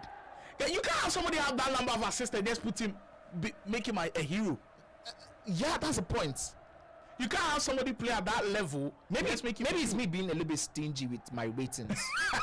Maybe if you're the problem, guys, let me know these things out. It would have definitely been a hard one to kind of convince. Listen. If I was the one in charge of making some of these cards, listen. Before you become an icon, you have to be one of those ones that totally redefined the way we viewed football from your role, from the way we viewed it from. Like, I mean, like, as a Xabi Alonso, of course, because in that moment, Steven Gerrard, the Paul Scholes, them. I don't know what is a Michael Carrick in this game. Michael Carrick doesn't have a card, but I believe he'll probably be like a hero also. So very important, Dada Boy. My goodness. The important things are shown when we send the Outlaws Dada Boy needs points and he needs them now, and he started strongly. 2 quick goals from CC with a low driven effort, and we're kind of seeing a pattern now from Mr. Oga where he doesn't start games well and it takes some time for him to build up. The one thing that he's got on the side that he's got the ability of a comeback, but with how poised Dada Boy is right now, it might be difficult for Mr. Oga to come back. Yeah, I was just about to say that before you mentioned it. Another time, another day on the broadcast where we see Mr. Oga with a slow build up. The frustrating thing about watching him do that is because we know we have seen him do the fast build up, which sort of suits him, but it's almost like a bad habit where he sort of goes back to the slower build up, trying to pass out from the back a little bit slower and all of that. Now he's looking at himself, looking at the team, trying to see if he can reorganize himself. Anyways, let's see. Well, let's indeed see how maybe he takes the next couple of minutes, because those are going to be vital. Dada Boy gets another one, that's a whole different conversation. 24 minutes in, 2 quick goals for Dada Boy. I have 2 comments here that I want to quickly point out to Sly, currently coming in from the YouTube channel where we're having this live stream. Holistic said, was Xavi good? There is no difference between Xavi and Jorginho. All they do is pass the ball without attempting anything special. Xavi doesn't deserve to be an icon. That's one. And then Mr. Obaro says Casemiro should be like Yaya Touré's hero level, excessively expensive hero. Wow. Yeah. I mean, ability on the ball, you'd say Yaya Touré was great, but I mean, Yaya Touré was. Yaya Touré was definitely better, but I think he can have that much impact. You can have that impact on a title-winning team like Casemiro had on Real Madrid and not be an icon. So for me, I think he will get icon status just because of the fact that he played for Real Madrid and he was that important to that team. Look, those guys are going to be icons. Look, you cannot put maybe like even a Pepe in that conversation because Pepe was a hero. They didn't give him an icon. They gave him a hero conversation. But then it's a very pivotal also. Yeah, exactly. He's a hero. He is a hero. I mean, Pepe was the. But he wasn't there for the full run. Pepe was there for like just a year or two when he came to winning the Champions League. Because later into the year, it was Varane that was playing. No, that was because he was injured a whole lot. But Casemiro was there for the whole run. Yeah, because he wasn't injured. Yes, so that also plays into the part. The best ability is availability. That's why Cristiano Ronaldo and Messi they are the levels that they are at. they are the most available when you need them the most. Mr. needs this one. They're slightly offside on that one. Keep the conversations coming in. Who do you think deserves to be an icon? Who do you think deserves to be a hero? This one we can have all day long. That seems to be the center point of everything that we're doing here today. There goes Prince, Dada Boy now settling in flow state. He goes, and my goodness, Prince now is a hero for Dada Boy in today's action. He's been at the center of every single good work for Dada Boy, and that man locked in. This is the man we expected to see from the very get-go, from the very start of this competition. The man we both had to be in the top 8. In fact, we did have him to be in the top 4 conversations, and now all of a sudden it just seems like now we're beginning to see a little bit of a glimpse of that man. Manny, I mean, you did mention Prince, who is an icon. Brings me back to icon hero. It kind of gets to my banter side a little bit. When are we going to see a Nigerian icon in the game? Yeah. Guys in the chat, my Nigerians in the chat, when are we going to see a Nigerian? First. Maybe when Osimhen retires, you think you can be an icon? No. Well, okay. So let's look at it from here. Now we have to put it side by side. How many Ghanaians we have? Oh, we've got one. Who? Michael Essien is an icon. Confirmed icon. Or you disagree with him being an icon? Legend for your team as well. Yeah, I mean, legend for my team, but again, for me, aside him being a Ghanaian, to be honest, aside him being a Ghanaian, I will look at it as legend for Ghana as well. So, I mean, what did he win in Ghana? I mean, they didn't win anything significant for Ghana, but you remember our exploits at the World Cup? Yeah, and you won what? Historic African team at the World Cup. Come on. Yeah, and you won one what? of the only African teams to be at the quarterfinals. It's still history. We could say the same for some of the players who, like an Eden Hazard, who are historic, this and that, but we nothing. It's like nothing. At the end of the day, if you don't win anything, it's... Yeah, but you're acting like Michael Essien didn't win anything at club level. No, at club level. Yeah, but for me, it doesn't. And his role as well. They call him the Bison for a reason. At that time, we didn't see a lot of people do what he could do. Michael Essien played in a role that was named after one man. Who, Makelele? Yeah. Yes, but then they didn't rename the position. They didn't rename the position exactly. But he played it really well. It was pivotal to what Chelsea did.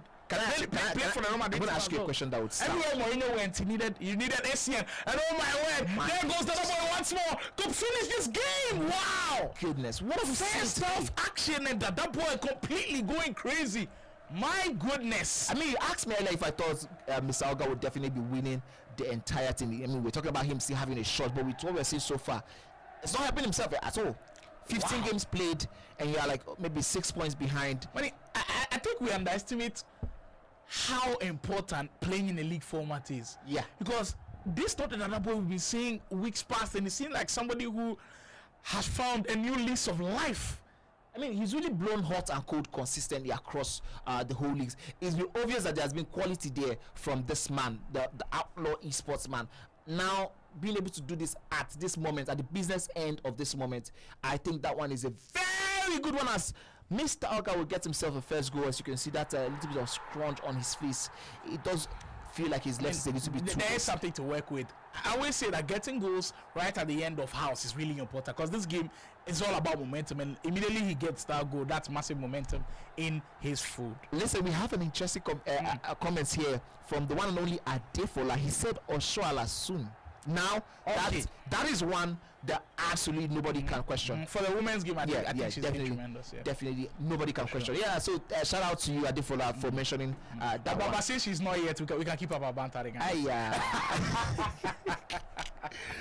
Sly really doing me a dirty work here. But I mean, going back to the question you asked me, if I think Osimhen would make the hero status or icon status, I think so far so good. He's won. He didn't win the league with Lille, Napoli, right? yeah. I think he won the league with Lille. They went second. They went on the second Napoli. one. Napoli. He won the league with Napoli. It does look I like think he it was might MVP win. that season as well. Yes, of this year. and also the highest goal scorer. It does look like he might be winning the league also with Galatasaray. He has won the league with Galatasaray. I think for me, he needs 3 more important trophies. An European if he had trophy. won the AFCON with Nigeria, that would have been incredible. But But for him, he needs an African trophy, an European trophy, and a major league trophy.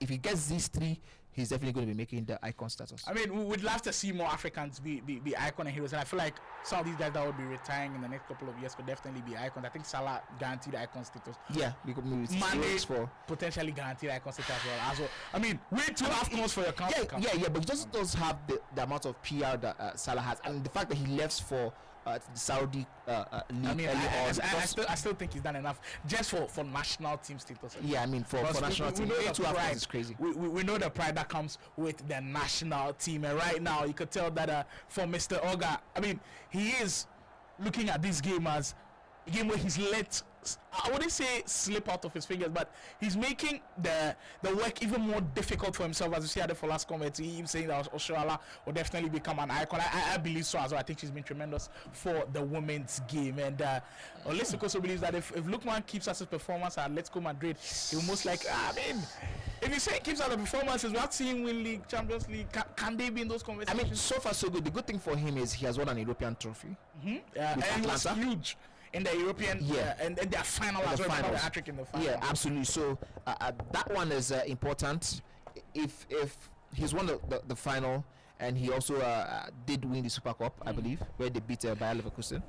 I think that was the European final where he beat. Now the question is, can he win the league with Atletico Madrid, and possibly another European trophy? If he does do that, maybe. Yeah, because now he's back on the same level with an Osimhen, who has not won anything for Nigeria. Both players are still young; they still have a lot of time. Maybe next 2-3 years, we can see 2 AFCONs, hopefully, for my players. Speaking of AFCON players, this is a quite tricky one. What of Achraf Hakimi? He's done a lot. Yeah, Champions League, semi-finals of the World Cup. Listen, for me, Hakimi. Now the question that why we're looking at this, and because he has such a long way still to go, it looks like, oh my goodness, what are we saying? But listen, if he maintains this run, I mean, he's won possibly 2-3 league titles with PSG already. Champions League, semi-final of the World Cup, first ever African team to be at the semi-finals of the World Cup. They didn't win anything, so let's leave that aside. For Africa, you don't know African team has not won anything. Then if we keep doing that for the World Cup, then everybody has not won anything. Yeah, but then we've had African icons who've not won anything at the World Cup, but they have won something with their national teams. Like Listen, never won anything with the national team. You see, that's why I was arguing about it. That's why I was arguing about it. DJ Drogba was. It was what? DJ Drogba's Don't make an bias. excuse for him because it's a No, Chelsea player. DJ Drogba's bias. No. DJ Drogba's bias would now come from the fact that he won so much with the Chelsea team, and like I mean, his goals effectively won titles for the Chelsea team. As you can see, Mr. Oga attempt that lob through, trying to force the issue here. It's still crazy to me to see that in the first half of this game, but that boy leading by 5-1 now. Look, when we say use players that you're comfortable with, I think people underrate it a lot. And my goodness, the way he's used this Prince item is quite interesting. Because we know he's got the low-driven item. And all of his finishes Have been low-driven. Even when it's not Prince. And look at it one more time. It triggers the run of Prince and immediately finds him. And what's on his mind? Try to low-driven it. And he finds the back of the net. Interesting that he just took. It's as though as soon as he gets into this position, all he does is, I mean, you can go back and watch it a little bit. He just takes one more touch and he quickly activates that low driven. And as you can see, it's one of the reasons why he currently has 5 goals to cap a 5-star performance for himself. It's getting difficult now for Mr. Oga, because I must tell you, the Outlaws man is definitely in flow state. He's playing like a different player, right? He's playing like a player with full confidence. But we know in 9-minute halves, you might have confidence for 50, 60 odd minutes, and it might turn around on hits here. And we'll see if Mr. Oga will have it in him to turn it around. There goes Shelling for that boy once more, as he creates yet another opportunity with it. And he's using these player locks so well that it's creating difficulties for Mr. Oga to kind of cope with what is happening defensively. Very tight for him to work with at this moment. There goes Totti. Mr. Oga, knowing how important this game is, that's his own version of the low driven, but unfortunately for him, comes off the post. And that's one thing that you kind of admire about this game. There's the ingenuity of some of these players. That's a tight angle for Mr. Oga to work with. Found a way to get the shot off. There's the result he was looking for in that moment. I believe that's also kind of gone under the radar a little bit.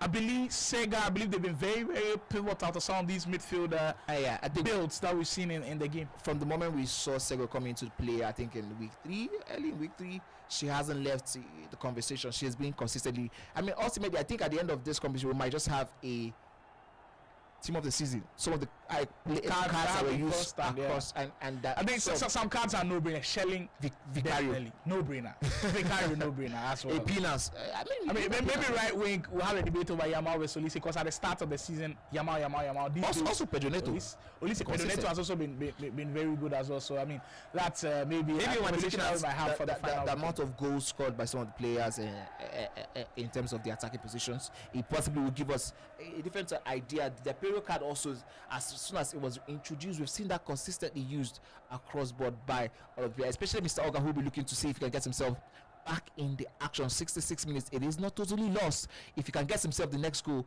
But as we've seen consistently across this particular game, the slow build-up has not helped his movement at all. He's not helped his game at all today. When you're speaking about patterns of play and how important they are, because I keep saying this, when you work on your game, you develop a particular pattern where even if the game is not going your way, we clearly see those patterns. And I think for Mr. Oga, we've not seen the patterns enough for him to break that boy down. And that's one thing with FC26.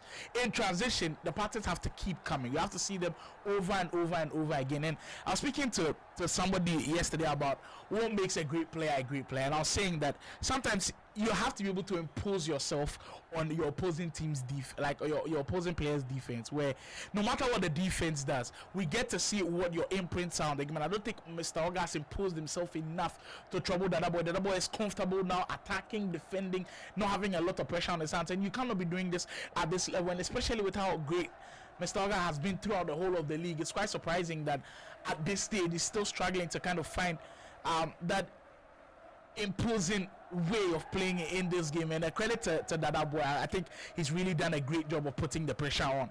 Speaking of putting the pressure on, potentially looking for one more goal, it will certainly put a lot of pressure on Mr. Oga. Is that one all? I believe it is. Wow, that's goal number 6 on the board, and I think that will just be that. Anybody who wins the prediction after this one, we definitely have to investigate you. It's not normal. It's possibly juju at this moment in time, as you can see that boy really, really turn up in style today.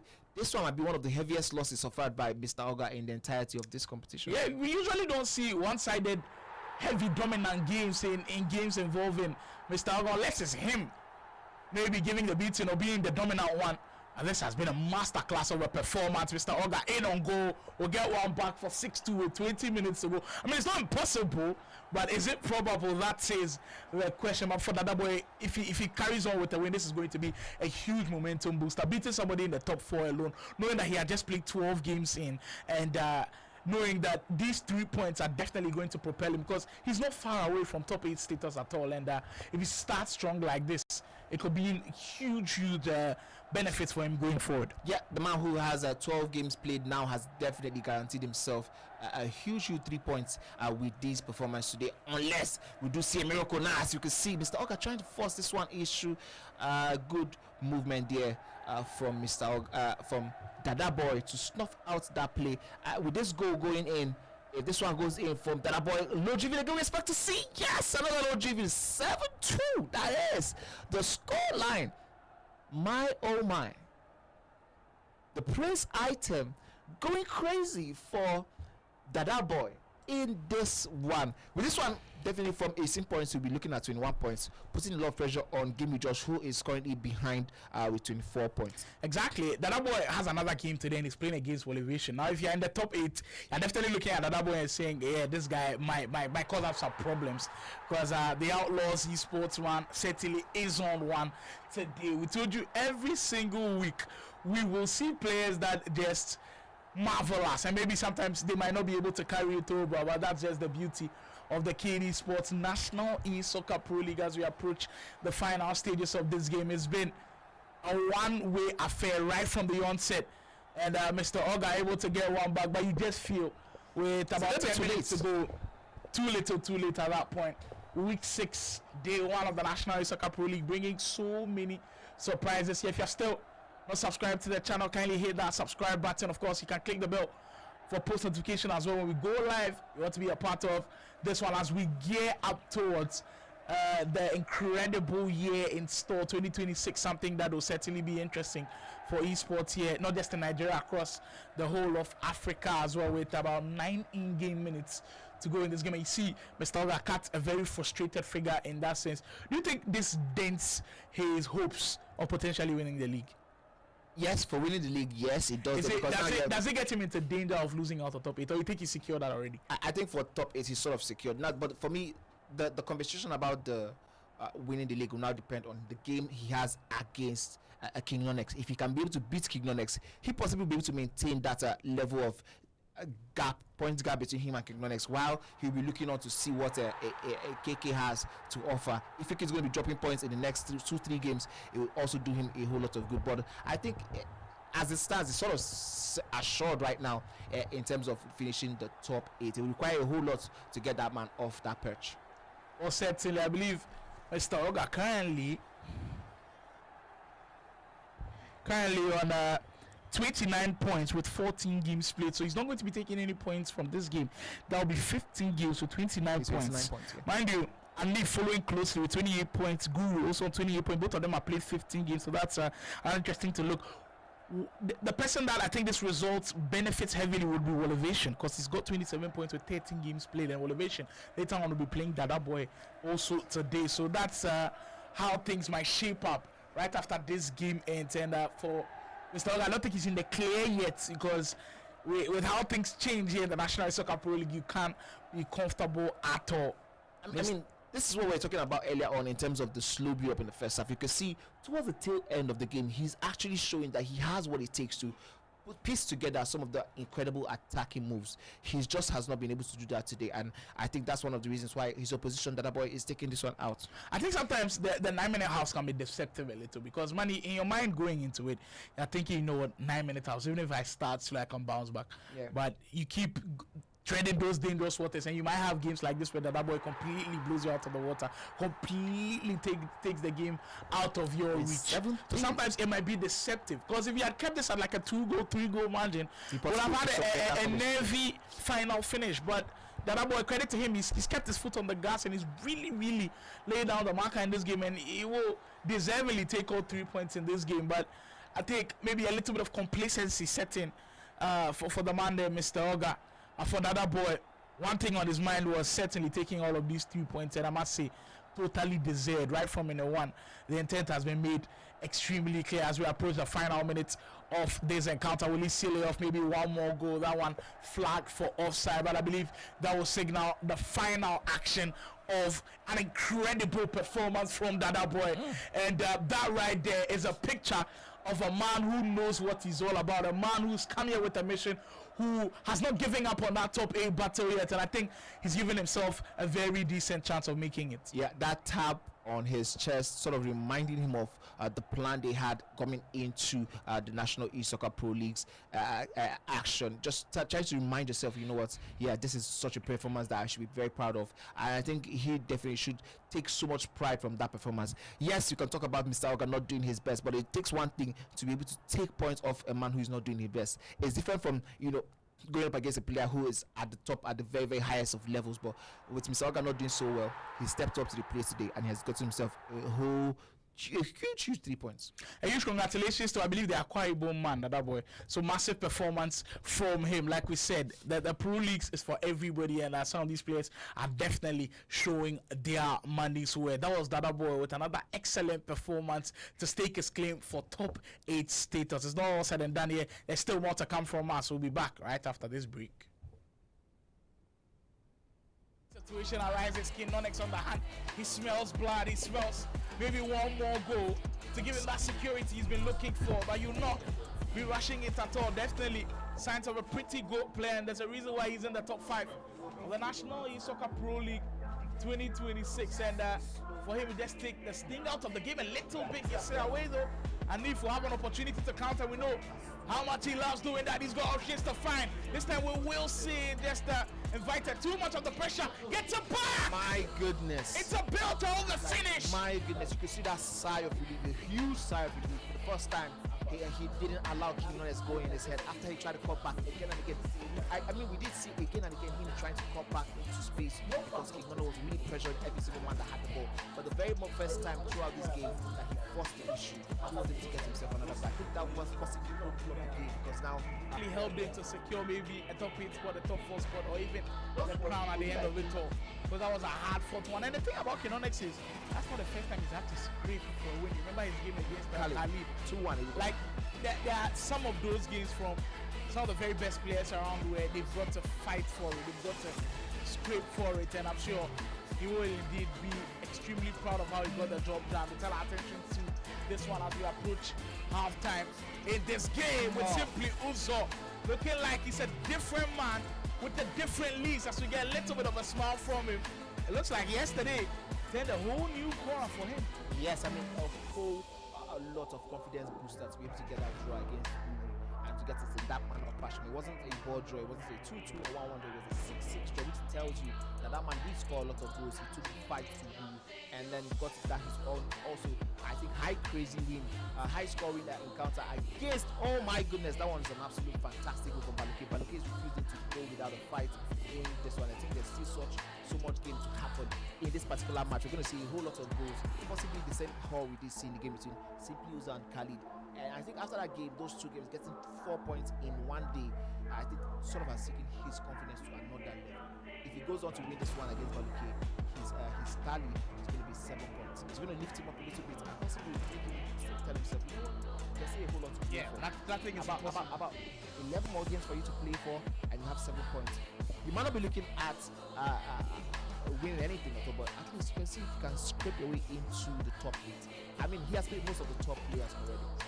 Yeah, surely it will give him some confidence in some sense, and picking up these points are indeed going to be vital. The job is not done yet though. Still a chunk of the 45 left to play. Simply Uzo looking to ride off the wave of yesterday with some impressive performances. Balokedo, I mean, Baloke has to be looking at this game as his potential way of also kind of bouncing back a little bit, because this against an opponent who has been struggling in the league just like yourself. And if it's going to be such a battle, we usually see relegation battles in so many sports. Like, and when those teams face off against each other, it's always tight. So you kind of understand why it is indeed tight for both of these guys to separate from each other. Right now, Simply Uzo doing a great job of currently holding on to the lead. You find Yamal. And he get one more twist in the tail. Yamal down the byline almost. Attempts at Trivela from that angle. That was very, very tight. I think for Baloke also getting to get that a win against Baji Senior will give him a lot of good. It might be different because you're looking at Baji Senior hasn't had the best of runs after that opening day match where he went on to beat him. But I think also giving such a boost in the sense that this is someone who's highly respected in the league. Yes, he might not be having the best of times. That time around, it is blocked by that defender there. And he will beat a huge side of relief there as Simply Uzo as he takes this fight and continues to try and see if he can make something out of this one. But like you did say, this is a location part of time.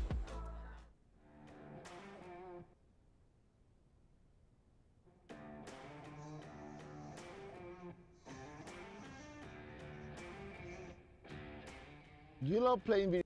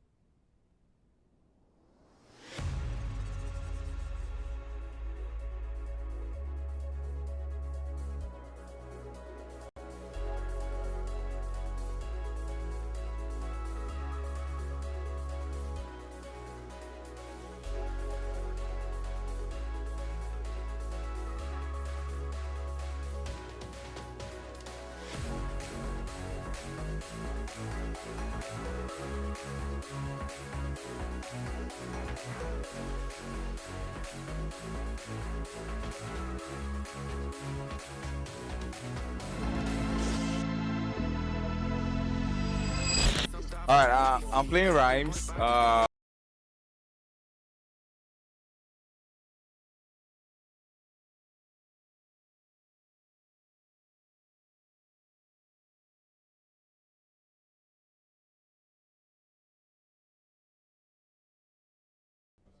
Well, that was an incredible round of action right there as we saw Dracarys picking up an all-important 3 points in that game. I believe that boy actually picking up an all-important 3 points. The Outlaws man definitely putting on a strong performance, picking up that win against Mr. Oga. Well, we shuffle the pack here inside the commentary booth. I've got the one and only boy, the man who finished top 5 last year inside the Elite League, joining me for this one. Boy, yeah, welcome to the broadcast. Yeah, thank you. Boy, this is good to see you again. The last time we saw a controller, your hands didn't go your way.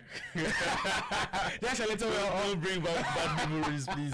That's a little bit of banter right there, but we will be looking at how important this game is coming up. Rhymes versus Dracarys, very important game. First of all, did you expect Rhymes to be struggling to get into top 8? No, to be very honest, before the league even started, I was telling them Rhymes would get to top 3. I was so top sure. 3? Yeah, I was so sure. I saw the roster and Rhymes has that caliber in him, like he's supposed to be in top 3. I mean, it was also quite surprising for everybody. What do you think has been the main problem for him? Yeah, we had an argument just now, and I was talking about Fola. Yeah, I said Fola is not ruthless. He's not ruthless enough. Yeah, he doesn't have that that anger in him to just take the half chances. And I think that's what I'm saying in Rhymes also. The method that they are using, you were talking about, and if always the first time through balls, triggering the midfielders, all of those things. Yeah, he's not triggering. He's not, and I will say same with Dracarys, his opponent. Yeah, that they're just playing a little bit safe. And this game is more of ahead. That's just taking some of the massive risk. Yeah. Because if you don't trigger those midfielders, maybe you're playing it too safe a little bit. You might not get the results they are looking for. That's from a coach's pro player's point of view. So just for you guys to know what has been happening behind the scenes with guys like Rhymes and Dracarys. But a pretty important game for them. Rhymes, the chance of making top 8 is not out of the picture yet. Dracarys still in the picture as well. As we see both of them how they've performed in the league. I believe Rhymes has got 6 wins. Dracarys just close by with 5 wins as well. Very identical records, and the win probability currently in favor of Dracarys, which maybe a couple of people might disagree with. But if you were to put your money on anybody winning this one, who do you think is picking up the win? I would pick Rhymes. I still have so much respect for him, so I would always pick him. I mean, we'll see how the OAS man performs. In the last couple of weeks, it's just not been the best of showing. But that's what happens when you're playing in a league format. You played in a league format yourself. Yeah. How different is it playing for like 5 weeks straight, where every single weekend you have to be on your game, as compared to a 1 weekend tournament? You come in there, do the business, win the championship, and go home. Yeah, because like every week, sometimes he can just give a soft patch. You wouldn't know, but if you're playing every week, you would face. Let's give an example. Dada Boy. The first week he was. I think he lost by like 20 when he combined like the score lines that he lost by. But see where he is right now. He's playing really well. So that is when you talk about even Wally. Wally was there for maybe 3 weeks. He was on top, but you can see he's a little bit struggling and the rest of that. So when you're talking about league, you have to be at your A game every single weekend, and that is where players would struggle, because you can showcase your talents now, and the next match, even if you're playing against someone that you feel you're better than, you're not doing the same. So they just need to always play well. Interesting. That is always very intriguing about league format. We get to see how Rhymes lines up going into this game. A couple of changes for him as well. I believe he has kind of mixed the match a little bit, especially with how results have gone in the last couple of weeks. We've always had this debate about who the best striker in the game currently is, because right now, team of the year Pina, we have to say she's expensive. Getting her is very, very difficult. But there are a couple of other options that you could use. We've seen people use Wilson. I saw that boy use Prince. I was like, where did this one come from? Like a striker who's listed at like 180k, usually you not see people go with it. We've seen other people use I think there's another Arsenal striker, Alessia Russo, team of the year item as well in the mix. But if you're not able to get team of the year Pina, who's your go-to choice, your next go-to choice? Well, I've been using Rooney for some time now, and man, he's so good. Especially his shooting. I don't think he has ever missed for me. The only issue here, because everyone says, oh, your striker needs to have tiki-taka and incisive, but he only has incisive and he gets the job done. You understand? But tiki-taka, he can feel it to be weak in that area. But I would pick Rooney. I mean, I was having a conversation last week as well, and KK was telling me why he'd pick Pina, team of the year Pina over R9. And usually in previous FCs, and I know this is not just the FC that you've played, when R9 in the debate when it comes to strikers, R9, everybody just gives R9. But these days, it seems like Pina is winning the conversation. Do you think it's tailored to how this game is made, where your strikers have to be able to have great passing ability, great passing play styles? Is that the reason why people are going the Pina way rather than the R9 way? Yeah, like I said, you have to play according to the meta. If you're being stubborn, like I am, I don't play according to the meta. I don't do this first time through passes. But if you see the opportunity to do it, you do it. And if there's a player that would have the opportunity, 100%, you would pick. So you also Pina over R9? Nah. We know what R9 has done. Because if we go back to different iterations in 18, 19, 20, 21, 20, like R9 he's the absolute good. So I mean, he has that sauce. Yeah, exactly. Like just his bulkiness, 5-star skill move, 5-star weak foot. He's got fitness, like everything that you need from like an elite number 9. Usually R9 has it, and maybe that's why a lot of people go R9. But I mean, these days Pina is kind of in the conversation as we wait for the guys to get ready. Rhymes and Dracarys shaping up to do that battle. But speaking on Dracarys as well, the first week he showed glimpses of him playing extremely well, but then you were speaking about his game being a little bit slower as compared to the other guys, and you're comparing him to Adefola and all of those guys. Playing slow this year, is there an advantage to playing slow? Because I feel like people still find a way to play slow and still find wins, but then more or less we see the number of people playing fast who win are a lot more than the guys who play slow. Is there still a way for people to play slow in this game and win games? Oh, we can see guy Kobe. Yes, he plays slow. Doesn't necessarily play fast. Yeah, and he plays so well. Yeah, I'll give it to him. He plays so well. So yeah, there's advantage. But like, as if you're so good at it, but if you're not good at, just go all out. Just forget about you will concede. Especially now in the house. You will always go, so go all out. Yeah. So that is where Dracarys is he's weak at, and especially the player locks. I think they're a little bit too they're too much. Yeah. If you can reduce that a little bit and allow AI make the runs, then I think he's good enough. I mean, speaking of the player locks again, I think Manny made this observation about game with Josh's game in the first week. He felt like he was using too much of the player locks, and sometimes it kind of confuses you up top. Game with Josh showed it up a little bit. In the next couple of weeks now, we see improvement upon improvement when it comes to his performances. So maybe that's something that Dracarys might also learn. But it's nice to always have one of the players on here on set with me to be able to see what it looks like. Manny and I have been having a long conversation about Ghana versus Nigeria. Yeah. You witnessed the firsthand, and you know what it takes to be able to be there. If you had to pick two players out of this division to be a part of Ghana versus Nigeria, to represent Nigeria, who are you going for? I know you've got a little bit of bias with King Onyx, so maybe I go there first. But who are the two guys that you know you're willing to pay your money on to represent Nigeria? If I was not going to pick King Onyx, because I would pick him. Okay, fine. You know what? We'll give you the King Onyx slot. Who else? It's wow. I would pick either Wally or KK. Yeah. Motivation or KK. Yeah. That's an interesting choice. I think for KK, it's a very good choice because look at his all-round game. Defensively, I think it's very solid. Attacking wise as well, he's got like an all-round game that could really give him a strong chance of potentially making it. And if somebody actually makes the top 4 for Nigeria to face off in Ghana from this division, I think we'll have to salute him. Because it's not going to be easy at all. Because next division, you still got the guys like Killer Freak Farouk. We've got Mitchell, Fola potentially turning the corner as well. So like, there's just so many names in there that you could potentially look at. But as and when we go, where we get into the new game every year, FC25 was a totally different game. Yeah. FC26 another different game. We see people have conversations like maybe Killer Freak wasn't as good as he was last year. How confident are you that this time Ghana is coming to Nigeria, that maybe you guys will be able to pick up points? I think right now, maybe the reason why they're saying Killer Freak is not because he's just raging a lot on the street. Yeah. So I believe he's still that good. He's still that good.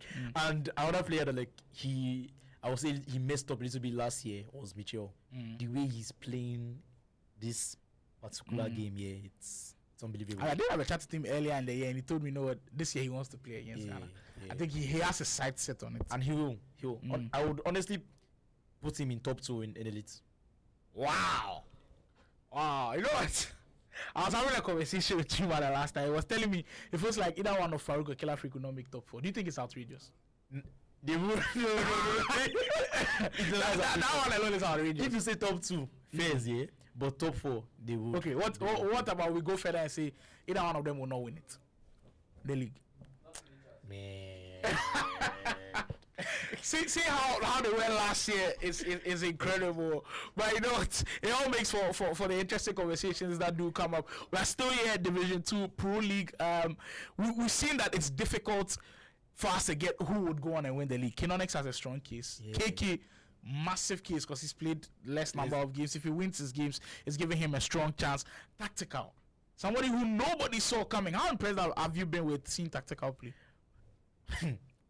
Well, the first like we just talked about league format here. The first week or I think first 2 weeks, he was bottom 10, the bottom half of the table here, and nobody even looked at his position. Just felt, he's done for.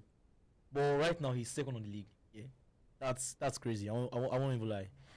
His attack is I will say out of KK, Tactical, and Hanif. Yeah, I think he has one of the best attacks. And this is just like different from everybody else. I played him yesterday and wow, he triggers. He triggers because you say Hanif triggers so well. You can trigger in different positions in the field, and if triggers in the wing, KK and Tactical, they trigger in the middle.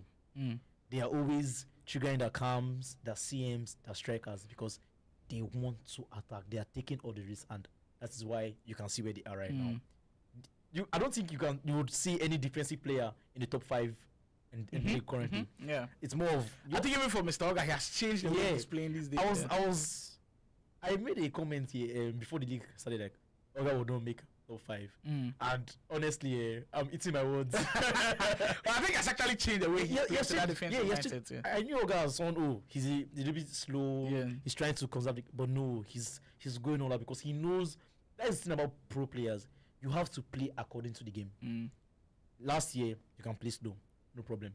But this year, if you keep on playing slow, your opponent will score you because you will always concede.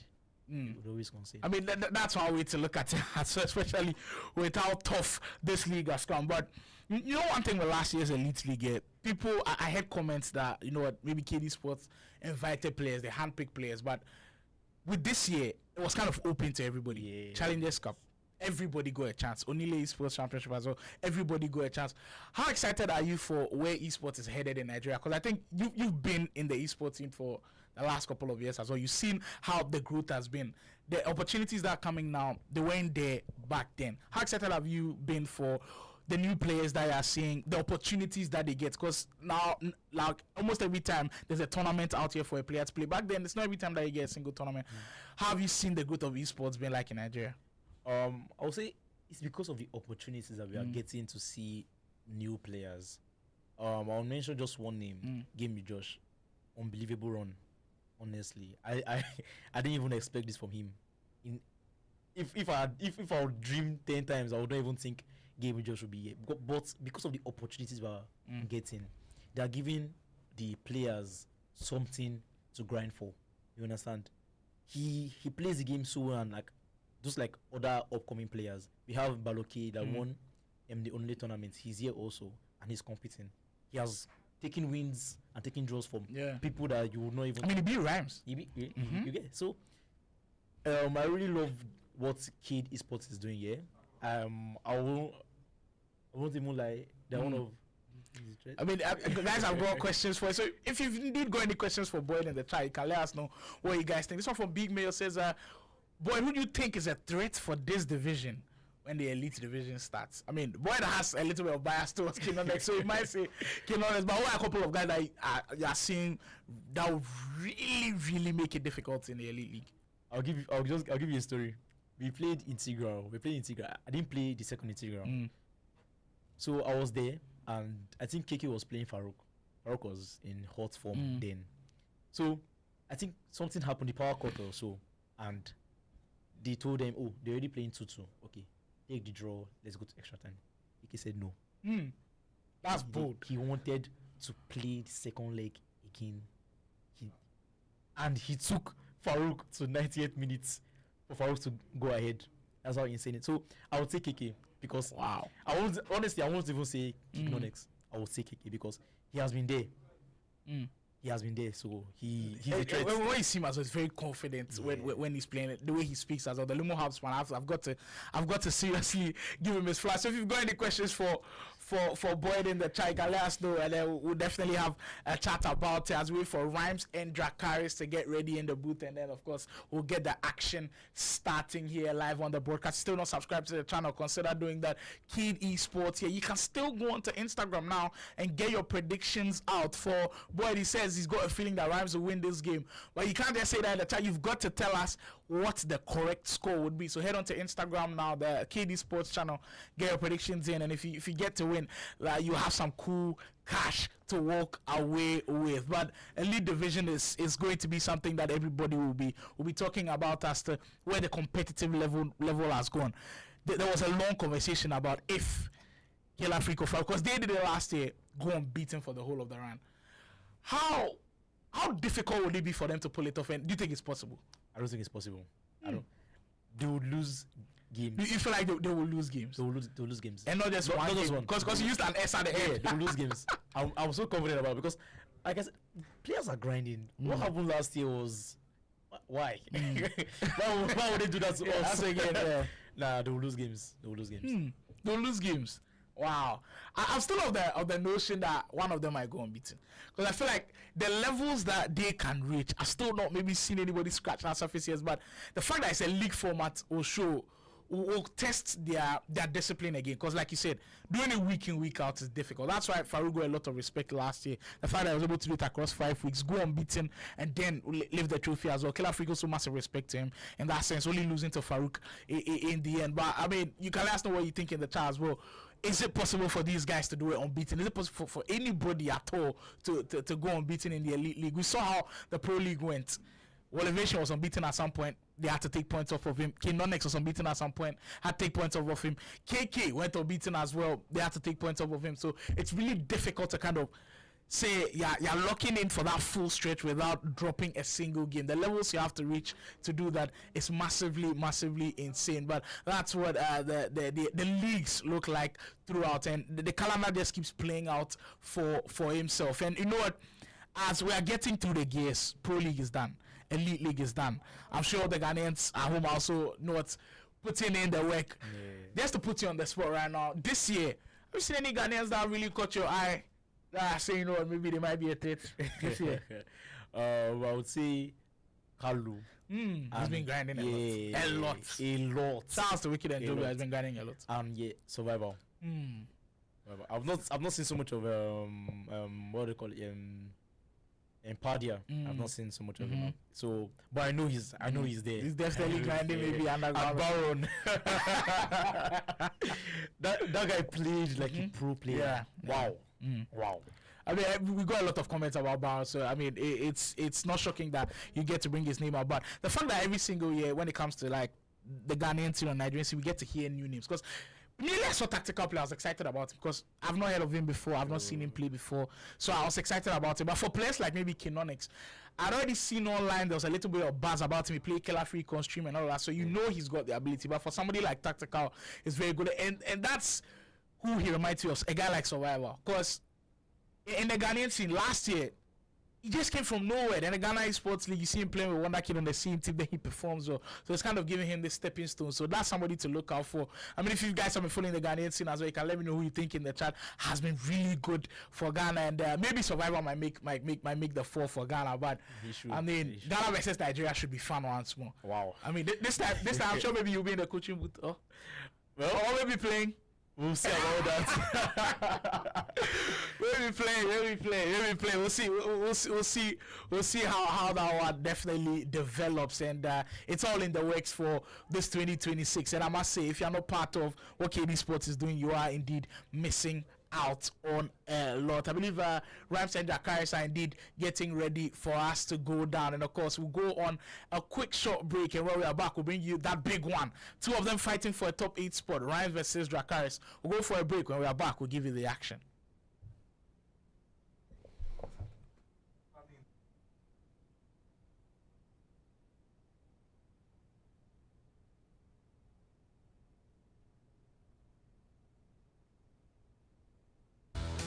Wow, what are we seeing? Bring it to you this live broadcast of this huge matchup. We got to see once more what the Challengers Cup is all about. It's being able to produce in the pressure cooker. And I love when players are nervous a little bit, where, you know, you get an opportunity to see them when they're under pressure. But just by impulse, you get to do something crazy. We're back to the action. Now we're about to play the golden goal for the grand finale of the Onile Grand Finale.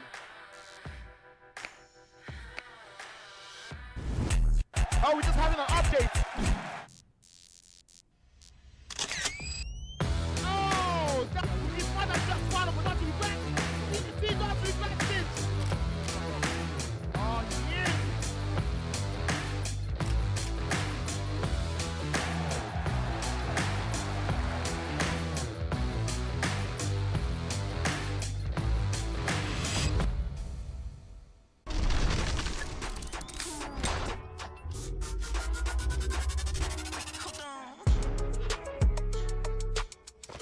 $10 million in prizes are up for grabs.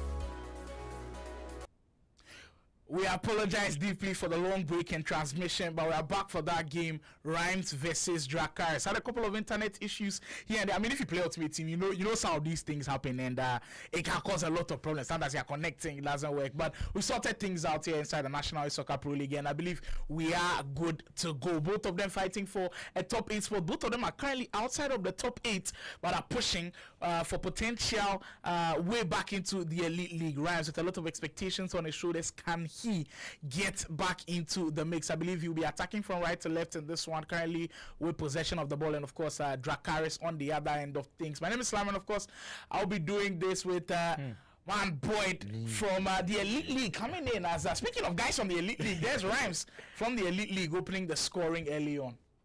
Very strong start from Rhymes, and it's a game where we've put a lot of emphasis on it. Does that add added pressure when you're playing, when you know you cannot afford to drop any more points? Yeah, he does. He does. He knows he has to get to top 8. He knows, because he knows the level at which he's supposed to be playing, and he's not doing that. So these are the final stages of the league. So he needs to get his 3 points every single match right now. I mean, he started pretty strongly as we get another glimpse of the goal. Very well worked out, finding Pina in that area, and this year in the finesse position, you know, it's a done deal. You just have to smash it. Exactly. They might be in that position again. Well. They're 6 minutes in. The way Asman looks as locked in as ever. yeah. You can see the emotions on his face here. He's not even celebrating any goal. He knows he needs to score more, because you will concede. He's been in this position before. He's led giving away leads, and it has cost him dearly, so he cannot afford to give it up at all. Wow. Incredible start from Rhymes. It's kind of been the pattern for him a little bit. Kind of starts well, then going into the game, falters off a little bit. That's how difficult playing a 9-minute house. We're used to playing 6-minute house for competitive tournaments and all of that, but in the last couple of years, 9-minute house have become the norm. It has become what everybody's playing these days. Locking in for 9-minute house, I must say, is very difficult. Yeah. Alright. Wow. That's a third goal. All those guys on fire right now. I think he's going to run well. It's crazy. 10 minutes in, 3 goals already. I mean, we're speaking to us about how difficult it is to lock in for 9-minute house. Yeah, when I coach players, I tell them, you shouldn't be attacking or always defending because it's 9 minutes. You have to learn how to hold the ball. That's what I'm saying. You have to always take the risk. At times, you just have to relax. You're trying to relax your mind. You're trying to relax your brain, your nerves, and the rest like that. So maybe 5 minutes. What I tell my players, 55 minutes. What I mean is, till it gets to 55 minutes, do not lose that ball. Anything you want to do it, but don't lose the ball till it gets 55 minutes, and it just keeps them calm a little bit.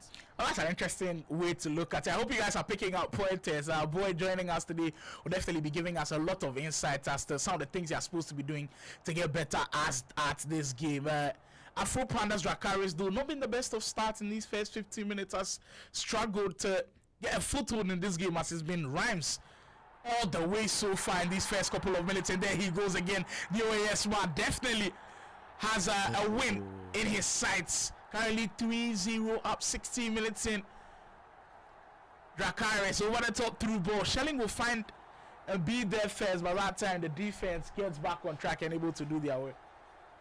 Oh, he's what's that thing right back he's using? She's a bit small, but I don't know.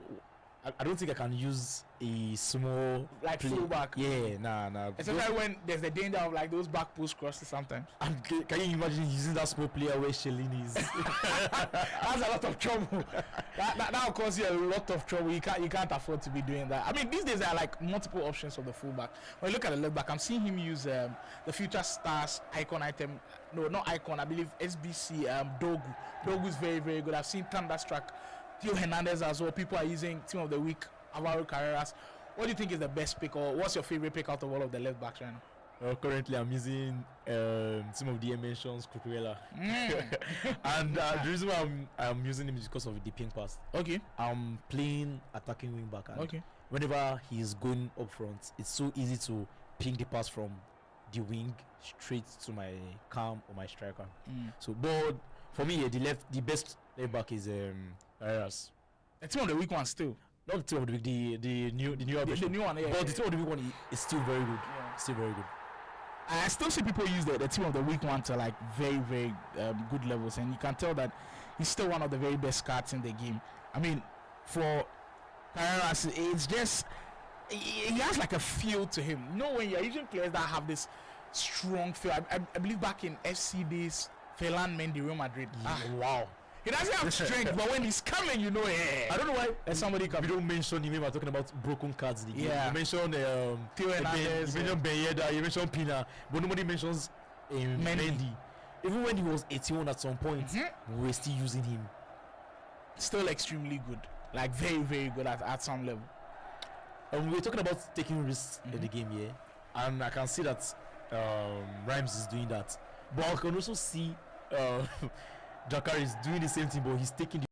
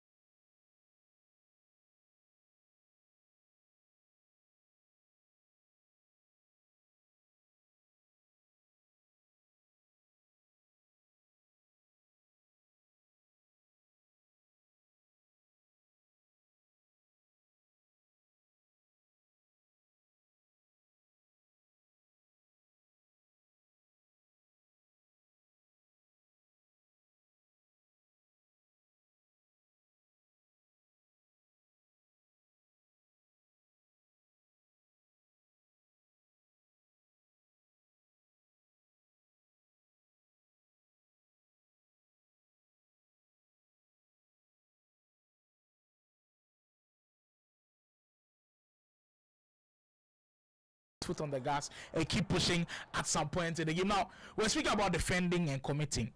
Defending in general. This year, people have laid claim to you defending with your AI and how much trust they are supposed to give your AI. And I know usually one name comes up, people say, oh, Masita, very, very good at defending with the AI.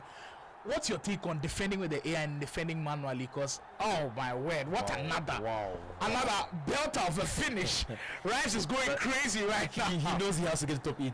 Exactly. And we said he has to go like a crazy run to be able to get in the top 8. If this is going to be the start of the run, it's perfect for him. He's doing a good job. 4-0 up. Dracarys is indeed in a lot of trouble. I mean, back to the defending conversation. AI defending or manual defending. What's your whole take on it? To be honest, anyone that plays my AI defender, I call him rats. To be very honest, I don't like it. It's one of the things that spoil the game. And yeah, Obasta is really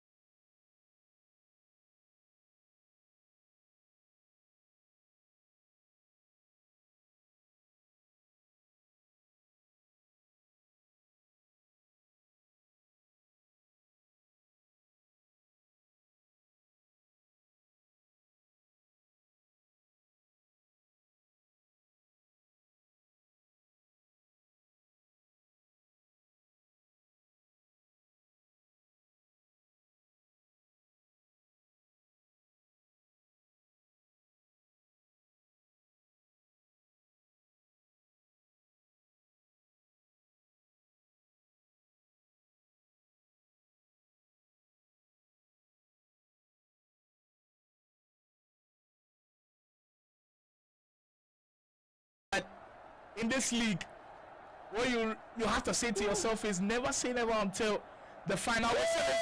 Oh, can he finish this game off?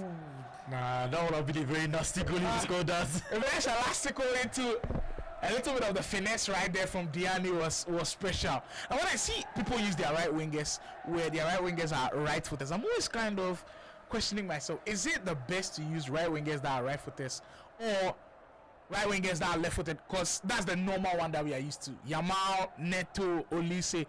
What's the best one that you'd advise somebody to go for, especially without broken finesses this year? Well, up until 26, I'm very sure everyone used right footers on the right, because of Trivelas. Yeah. But I think in this 26 year, you have to use left on the right and right on the left. And what if the guy's like 5-star weak foot on the right, then you can still finesse with it? Yeah, exactly. But maybe to not still be as effective as a proper left footer on the right. Won't be. It won't be. I used them. I was using Neto on the left at some point, and I wasn't noticing it, but when I moved him to right, wow, that's a game changer. Different, like you see different levels of in that position on the stronger foot, cutting in finesse. Because I remember earlier in the game I packed Hansen, she's 5-star weak foot. When I finessing with her from the right, she's good, but it's better with her on the left because that's the stronger foot. So I get you in those terms. But I mean, guys in the chat, what do you prefer these days? Because there's some really good cards that play on the right. We're just seeing Ibabu, everybody's struggling for the Ibabu. He's right footed, he's playing on the right. Quite a tricky to use him. I packed the Future Stars Dewey. Dewey is also right footed, but he's rooted to like the right side. So there are quite a couple of cards that you can use there. Rafinha, always on the left, but left footed as well. His team of the week has RM, right? RM, so exactly. So if you pack him, then good for you. But we all know how difficult it is to pack team of the year. Alright, so we still got questions for Boyd in the chat. If it's about different levels of the gameplay, you want to learn something, we've got the pro in there. Get your questions right now, and we'll see if Boyd can get an answer for you in production. You can also get a comment on the screen, so we get to see what the fans are speaking about in this one. I mean, we previewed this one as a very tight game, but it seems like they have it at all, just slightly offside on that one. And you see, with the demeanor on his face, can clearly tell he's a different person with the controller in his hands, like really locked in, not ready to make any mistakes at all. Dracarys. that's an opportunity where you have 4 goals now, you cannot afford to be missing. Yeah, I don't think anything is working his way right now, and I just I think I hope he has not given up. I hope he has not given, because there's a lot of time to play. He just need a goal to change the game. Like, that's another huge chance. Two in a row right there. I mean, there's still time. That's one positive that he's got on his side. Back post cross comes in. Kielin will be able to win the header first. And for Dracarys, it won't be about the execution. He's done really well to create chances for himself. But the execution has been the problem, and he gives the ball away in a dangerous position, you must say. Because on the counters, transition offense is like the best when it comes to this game. That it is like I said, you have this. That's criminal defending right there. That was a lot of composure. Yeah, exactly, and you just have to tip your hat off to Rhymes, knowing that last week things didn't go his way. You can clearly tell he's gone back, worked on his game, not panicking in those situations. Because I remember last week he did have a game where he was very wasteful in front of goal. Today it's a different story altogether. I really like how he's playing right now. He's attacking. This cross he just made right now, he won't have made it. In the previous weeks he won't have made it. But he knows he has to take the risks, and it's working out for him right now. That's clearly showing as well. I mean, he's let go of the more conservative nature. He's 5 goals up and he still wants more. Yeah. And the most important thing is goals are going to count at some point. It might bail him out when it comes to the top 8 race. So if you've got a chance to score goals, the advice has always been score them in as many as you can. For Dracarys though, losing this game could potentially mean that he might be missing out on the top 8. Do you think, because he still has a lot of games to go? I believe going into this game he had only played 12 games. This game will make 13. He's still got a lot of games on his hand. Do you think losing this game might mean that he misses out entirely on top 8? Honestly, I think he has a very, very slim chance, because right now he's going to be hoping on his other opponents to lose. He's no more hoping on himself to win. He has to pray they lose. Like it's like his destiny is not in his own hands anymore. It's not. He has to rely on results elsewhere, and sometimes that can always be tricky. You don't know how it will go. You need massive luck. Like I said, I prefer trusting myself than trusting another person. Exactly. Well, Rhymes is indeed trusting himself to get the job done, and he has played some impeccable SC here today. My goodness, the finishing. Oh! Wow! If you got Boyd in the booth clapping his hand for you, you know you're doing something great. Wow! Hats off to this man right there. I don't even know that skill. That's impressive. And that's what you get from people when they are comfortable now. Like, he's 5 goals up, he can pull off a couple of things. And even this one is not drawing smiles from you. He tells you, job is not done. Job is not done. We get to see the skill. Woo! That's next level right there.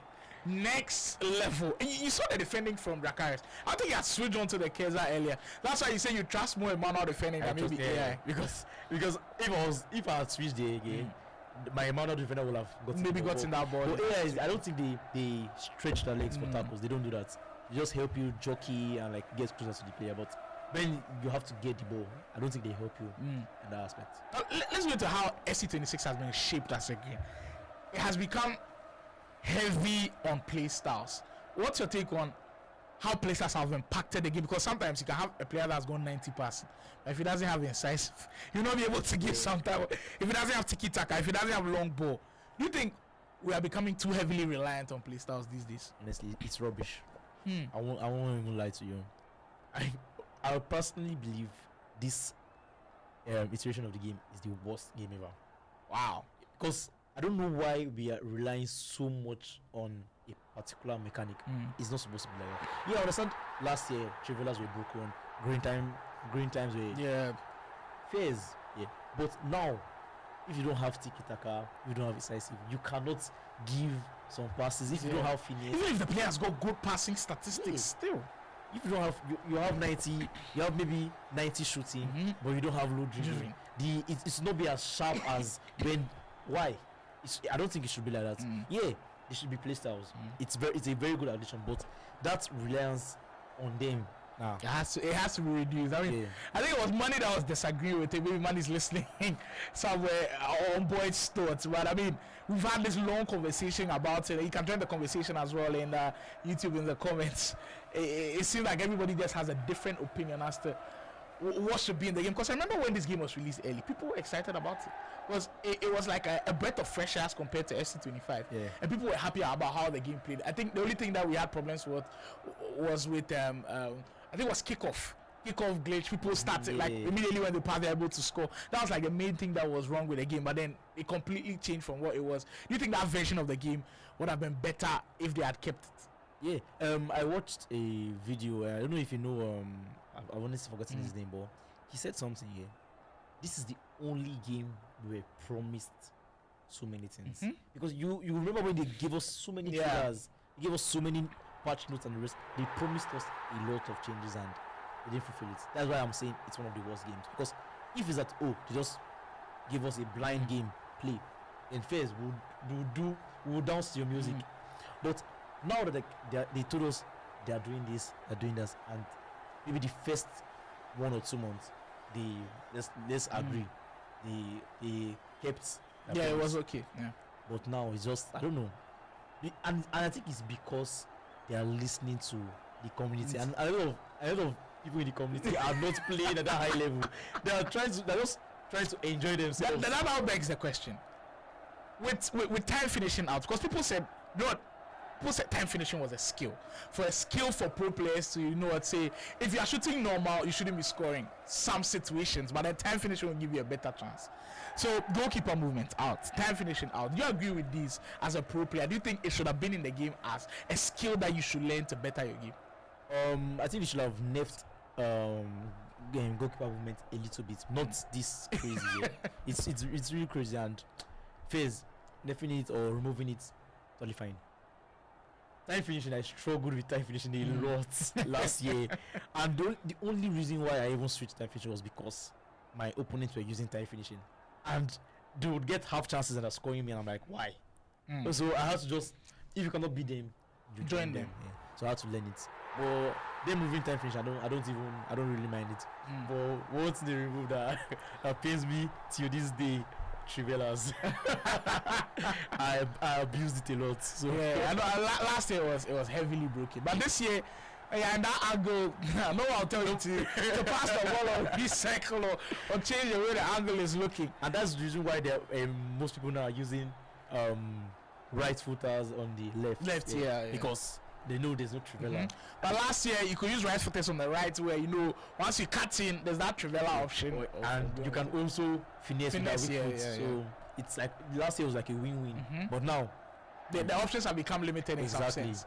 Well, for Rhymes, being limited in scoring has not been the case for him in this game at all. He's been free flowing. It's been a while since we saw somebody keep a clean sheet in a 9.5 in the Pro League scenes, and it seemed like Rhymes might be on the verge of doing that. Well, commentators Jinx coming to play as Drakkar is able to get one back just a little bit too late with about 10 in-game minutes to go. But this one definitely a difficult game for Drakkar to put together. It's been tough for him to cope with how Rhymes has played. It's been quite difficult because for Drakkar, I believe in week 1 he really gave a good showing, but this has been the story of the Pro League. Money and I keep calling it a marathon and not a sprint.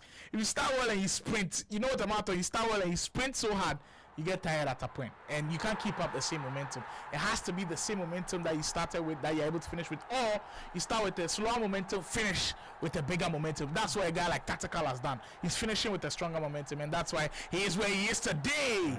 That was a nice goal. That was really nice build up. And I don't think we are talking much about it. He has reduced his player locks. He's allowing the AI dictate some of the movement, and that is really good. Yeah, I think he has listened to the comment section and he's giving you what he wants. I mean, before I let Boy lead, I think if I don't ask him this question, a lot of people will be happy about it. We'll be having good debate for a very long time.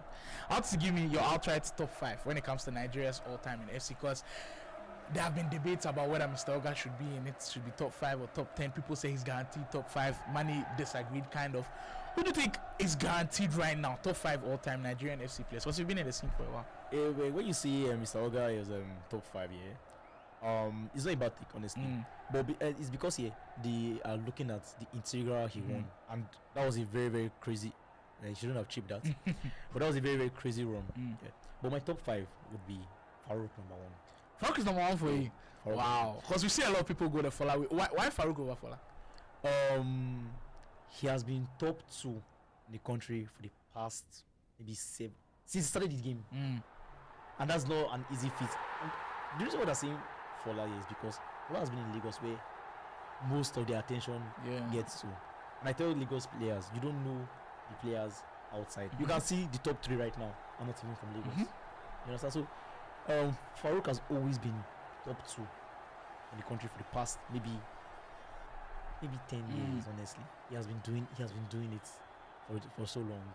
Yeah, Fola has won tournaments, and you might as well say Farouk is not even in those tournaments. In some of those tournaments, and he won Integral when Farouk was there. But being at that level every single year, there are years that Fola actually fell and this and that. So but just that consistency, from Farouk. As we wrap up on this game, Ryan, speaking of that all important 3 points against Dracarys. But let's wrap up with your list now. So Farouk starts. Farouk, Fola second. Then Kelafik has not been in the scene for so long. So I would actually pick Mitchell to be top 3.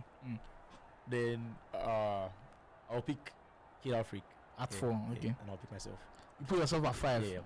So I like the fact that you're backing yourself. And the guys in the chat, what do you think about Boyd's list? I'm sure maybe we'll have him on broadcast again, so he'll tell us why he puts these players in these types of position. But that's his top 5 list. And as we conclude on this round, Rhymes all important 3 points. He keeps the hopes of making a top 8 spot alive. We'll see if he can carry it over with more games to go. That's just 3 rounds of action to go. I believe there's 5 more to go down. We'll be right back after this show break.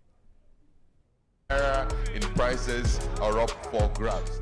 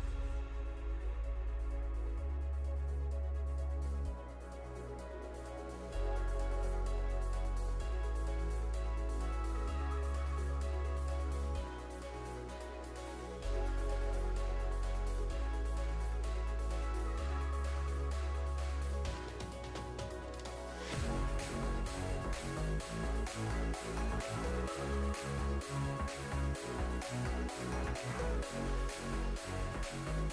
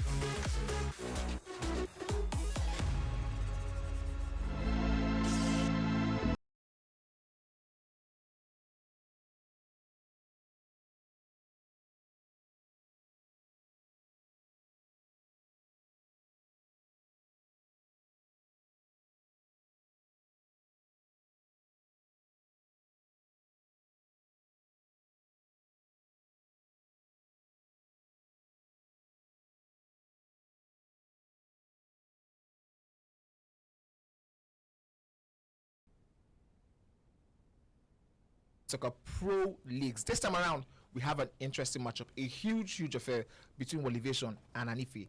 Fifth, I believe, versus sixth, going head to head. Now, you know, when this type of matches happen, we do call these ones the 6-pointer games, because, of course, whoever wins this one gets to dump the opponent a little bit further down that leaderboard. As you can see, okay, this is 6 versus 7, I believe. Head to head, both players are sort of positioned the same way on the wins table, but the difference is Anif has one draw, while the draw that just goes straight to elevation in terms of the losses. Exactly. I mean, the numbers really look identical to each other, and it should tell you how close these guys are to each other. And it's actually crazy to think that elevation went on like a 6 game unbeaten streak, and I mean, we have gone straight into the game, and Anif already up by a goal.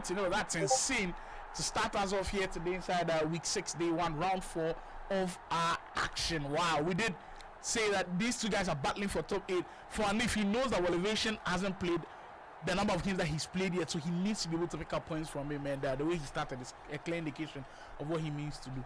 I mean, we do know Anif as that runs crazy genius. He does know how to trigger those runs, but elevation, a man who excels at making the very basic look effective and dangerous. As you can see, elevation now trying to quickly set this one up for himself.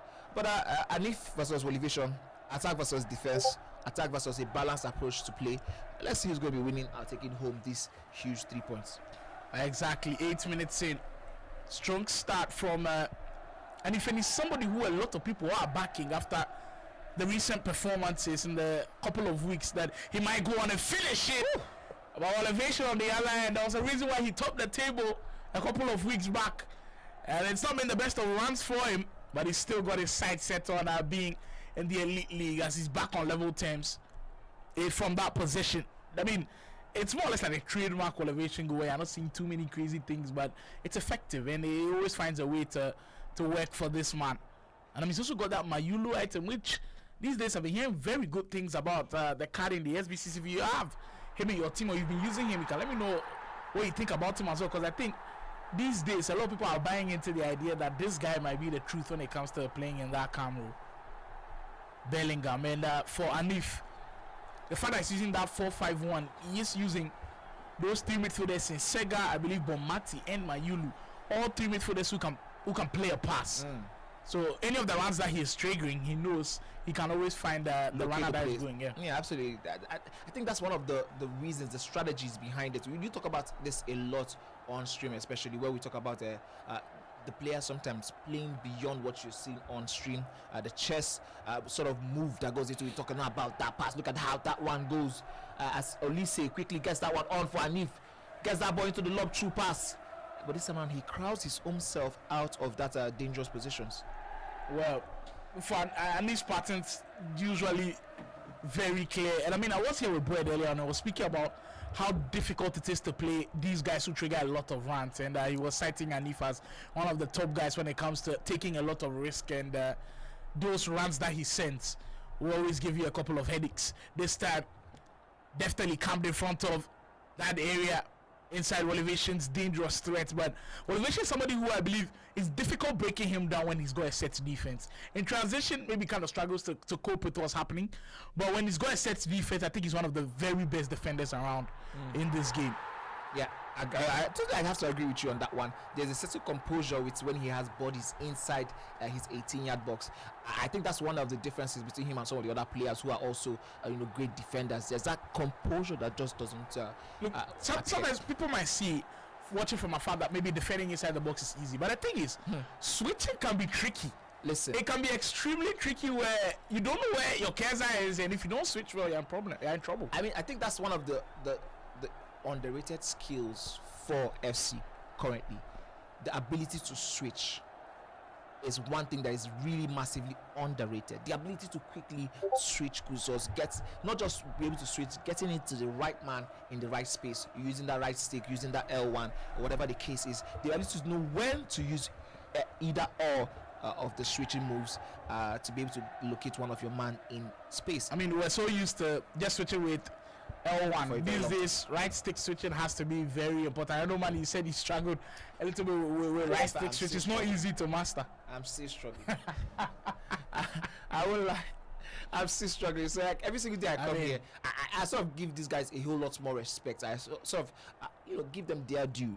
The ability to be this locked in over time consistently for some of the actions you see here is something that, yes, you know what, Money saying he's struggling, it just reminds me of Yanis Antetokounmpo, where he was in an interview. He said, you know what, God has blessed him so much with his athletic ability, the fact that he can defend, but God said, you know what, I've given you enough. I don't want you to shoot 3-pointers. So I'm telling man, God has blessed you with being an amazing caster. It's okay. We've given you enough. At least struggle with right. Oh my goodness! Because I mean, when I play, when I'm playing against some of my friends, who are like also maybe not as competitive in pro scene level, but maybe you could say semi-pro level.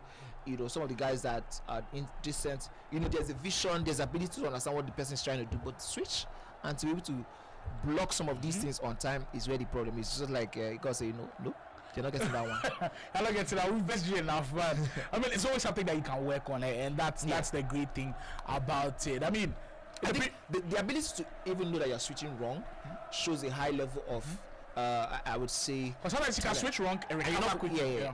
Some people, sometimes I'm watching people play who are not maybe on that semi-pro level, and I'm saying that they are switching poorly. It's like, but they don't actually realize that they are switching poorly. So to be able to even know that you are switching poorly shows that okay, you have a quite an interesting understanding of the game, and then you can be able to beat for there. As we say, a little trick to right stick switching is, look, if somebody's far off where you want to right stick switch to, and you feel like if you right stick switch, it's not going to fall on that guy, you can always test it out with the L1. That's what sometimes I do. If there are two players, then you want one particular guy, I always switch L1 first, then right stick switch to the guy I want. Sometimes it works, sometimes it doesn't. It's a huge gamble to play at that point, but it works most of the time. I mean, especially when you are like, let's say 2v2, that's, you always want to ensure that you have the right person in the position. As Anif has the right man in possession, Shelling. You know her. Once she's in those positions, it is definitely GG's. And we see him go up to 2-1. Kick starting this one out very, very intensely. I mean, any points dropped by any of those guys in the top 8 right now, it's like food that you've left on the floor, and guys are willing to pick up the crumbs. You saw the display that Rhymes just put up. That's somebody who's outside of the top 8, who's willing to do the work and get back in. And it's going to be important that Elevation, if he's going to stay in the top 8, has to be able to stop attacks like that. But credit to Anif, he's really putting on a strong show. Now, before this one, we saw Rhymes versus Dracarys, and I had the privilege to be on the broadcast with the great boy himself. Was top 5 last year when he came to the Elite League, and we all know how great he is. And I was asking him to rank his top 5 all the time, because I mean, everybody that comes, we want to see where they go with it. First off, he didn't go the usual route with who you guys say is the greatest of all time, and I will speak about it right after this attack breaks down as well. Elevation unable to capitalize. He went with Farouk over Adefola, and the reason he gave was he felt like Farouk for the last 6 years has always been like top 2. If he's not 1, he's not 2, and he felt like that consistency. And the reason he gave for Fola being number 2 is he felt like there were years where for Fola he kind of had down years, like a year or two where maybe he's not playing at that level. And then it was over like Fola had the comfortability of playing in Lagos in that competitive environment where everybody is seeing him. Well, we do see what Elevation is doing right in front of our screens. Simple as you like, but gets the job done. He's back in it, 2-2 now. This game, you can tell that it will have a thriller right to the very end, and a great goal from Elevation. I can already sense a little bit of that air in the, between both players now. You know what? They've tested each other. They're about to now start making the actual battle. We might do see a whole more goals in the second half, especially. That is, if we don't see any go in this first half, as Anif will try to get himself back a lead in this. So what he did say about Fola, the fact that he was in Lagos, and I think the spotlight was on him. But then Farouk, because he was in Abuja, maybe the spotlight wasn't on him too much. But he gave note to the consistency, the fact that he's been top 1, top 2 for the last 6 years, and that's why he put him number 1. What do you make of that? Before I say anything, I want to hear the whole of the list first. So he went Farouk first. He went Fola second. He wanted to go Killer Freak third, but he said, no, he's new to this, so he put Mitchell third. He put Mitchell third, Killer Freak fourth, and he put himself Boyd at number 5. What do you make of that? Okay, so first is first. For the list, you know, there's always going to be controversies around the list. Going from the obvious one there, which is having an Adefola up top. My counter to that would be, it's not really been 6 years since we started hearing about Farouk. I really started hearing about Farouk in 2021. And that was towards the tail end when he had, I think he went, how many unbeaten? I think maybe 25 unbeaten, 25-0, and then that was when he was about 17, and everybody was raving about, oh, this is a 17-year-old, you know, doing this and that. But when we started seeing Farouk Mamzo on the scene proper was probably around 2022, and that's from when the domination has been. If you count 2022 down to 2025 when the last trophy was won, yes, it's been an interesting dominance performance, but also you're looking at it as Adefola has always been in the top 3 of that conversation. So in those moments, in those 3 years, it's either been Adefola, Mitchell of Farouk, or you have Adefola, Mitchell, or Killer Freak. Well, Killer Freak just came in last year, so it's always been this Adefola, Mitchell, Farouk, Adefola, Mitchell, Boyd, Adefola, Mitchell, Anif, Adefola, Mitchell, someone, Adefola, somebody. That's usually how it has been consistently, at least across all major tournaments. Very interesting across there from Elevation. Don't walk around, and if it gets to restart this one, as we're going to be coming back to that conversation, but it does look like Anife might be cooking something here. You know, those ones are coming in and around a back pass. The goalkeeper just touching this one with the slightest of touch, and it is just enough to make a corner kick and sort of save it for relegation. But going back into the conversation, so I disagree with Farouk Fola. For me, I think Farouk would definitely make it to the top, being number one. I Like at the suspect end of- at the end of maybe next 2-3 years. But essentially giving a Farouk the number one spot all time, greatest of all time right now, is sort of taking away all of the years that has been spent by Adefola in the background cooking. You might talk about Adefola being in the spotlight for a very long time. I would agree. However, you also will agree with me that sometimes the spotlight is also what makes or breaks these players, right? So Because not everybody can handle. not everybody can handle, and this man handled his own down for that moment, sort of inspiring a lot of generations to come. And then the next second person that was, so for me, I'm swapping. Okay. I don't agree with I think yes, two of them deserve to be in the all-time conversation, but I'll swap You them. can't be giving the ball away there. And Fuanleaf is very lucky. The elevation didn't fully capitalize. That was a tricky one. Bellingham was in a strong position to really harm the goalkeeper right there, but unfortunately for elevation, unable to take that full position on that one. I mean, we've seen a lot of people give their top fives, and we've seen names like maybe Maggi, like Arox. But then Boyd kind of swapped it up with Mitchell and No, so- Mitchell definitely, but Killer Freak and Boyd, I know they're in the top 10. For me, they are my top 10. Boyd is like my actual favorite player. As you can see, Elevation gets himself back that lead. Interesting set of play there. Anif has been very, very suspect in the defense for the past 5 minutes, and you can see Elevation taking advantage there. That's the thing he would be looking out for going forward. To see those spaces, those are poor decision makings there from Anif. As that turn, this is simply exquisite. That's what makes Shelling dangerous. The fact that she can shoot with either foot. Yes, Because immediately she turned, everybody's thinking finesse. Finesse, Right foot. oh, But yeah. then bait him a little bit and then he falls turn for the around. bait, yeah. Absolutely. As you can see, Anif triggered. Anif started this the lob through over the top passes recently, and I think it's been very, very effective for him. And I think I've spoken about that a couple of times also. It's not the usual classical UT, but it's something that sort of changes the way the opponent sets up against you, because now you're dangerous both over the top and with the ground balls.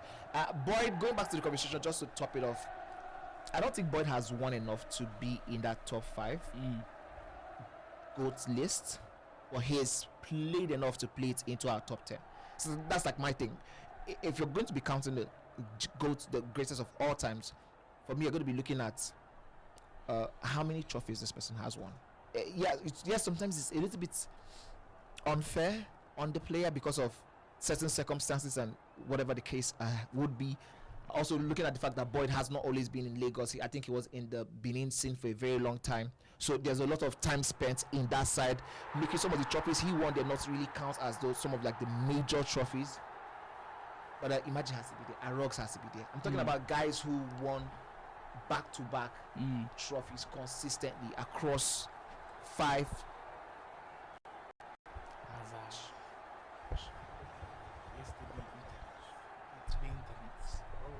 Perfection and Chooks with the Akuma look on his face. Oh my God.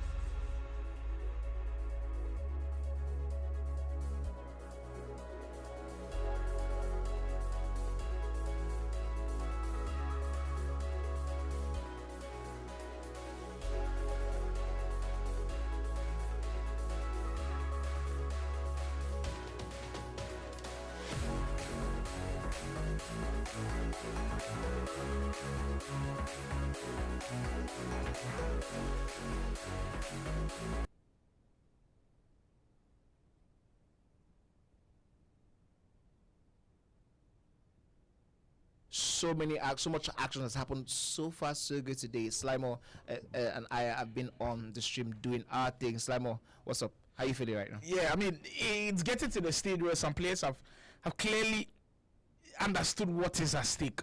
I like what I saw from Dada Boy. I think he was very impressive in that game against Mr. Oga. I really love that, all of that action. That display was really good. Before this game, we saw Rhymes pick up a strong win against Dracarys. That's a statement win to everybody else. Now we see Anif and Elevation also do battle, clearly telling you that top 8 battle is getting heated up. I think heating is even an understatement because everybody knows what's at stake. Yeah. And I think immediately you lose to a top 8 rival, it sends the signal, this is not so good trouble. for me. Yeah, and a lot of trouble. You look at the players, you look at what they're doing, you look at how much they're putting into it, and you see about, again, 14 players vying seriously for 8 spots. I mean, at the end of the day, do you feel like some players will feel so hard done by not being able to make that cut? I think they would look at some results. If you take a player like Guru, you look at that result against Simply. Some particular weeks, that's first game against Baji Senior. You look at especially with what Baji Senior has done after that one. You look at a guy like Yemi. Even though he hasn't lost too many the draws are too way many too draws. many. Son of God, I think there was like a week where totally off. That game against Mr. Oga, they shouldn't be beating you by that margin. Like, there are some games where guys will look back on and say, you know what, they didn't give their all, and maybe that was what cost them. But it's still salvageable. There's still a lot of games to go. Guys are left to like 5 games, 6 games. There's still a long way to go. And I believe if you do lock in for these next couple of games, you can go like 3-game winning streak, 4-game winning streak. You put a lot of pressure on the guys around you, and that is something that I believe we can definitely have a crazy look at. And speaking of guys that are in the top 8 playing against each other, and if Elevation have been going at it, it's been crazy right now. Yep. There's a game that we're looking at right now. They are both on 2-2. I think the scoreline was 2-2 before we left. So we're looking for who is going to be taking this one by the scruff of the necks once we resume play. It's been end-to-end action. Both players tested each other out.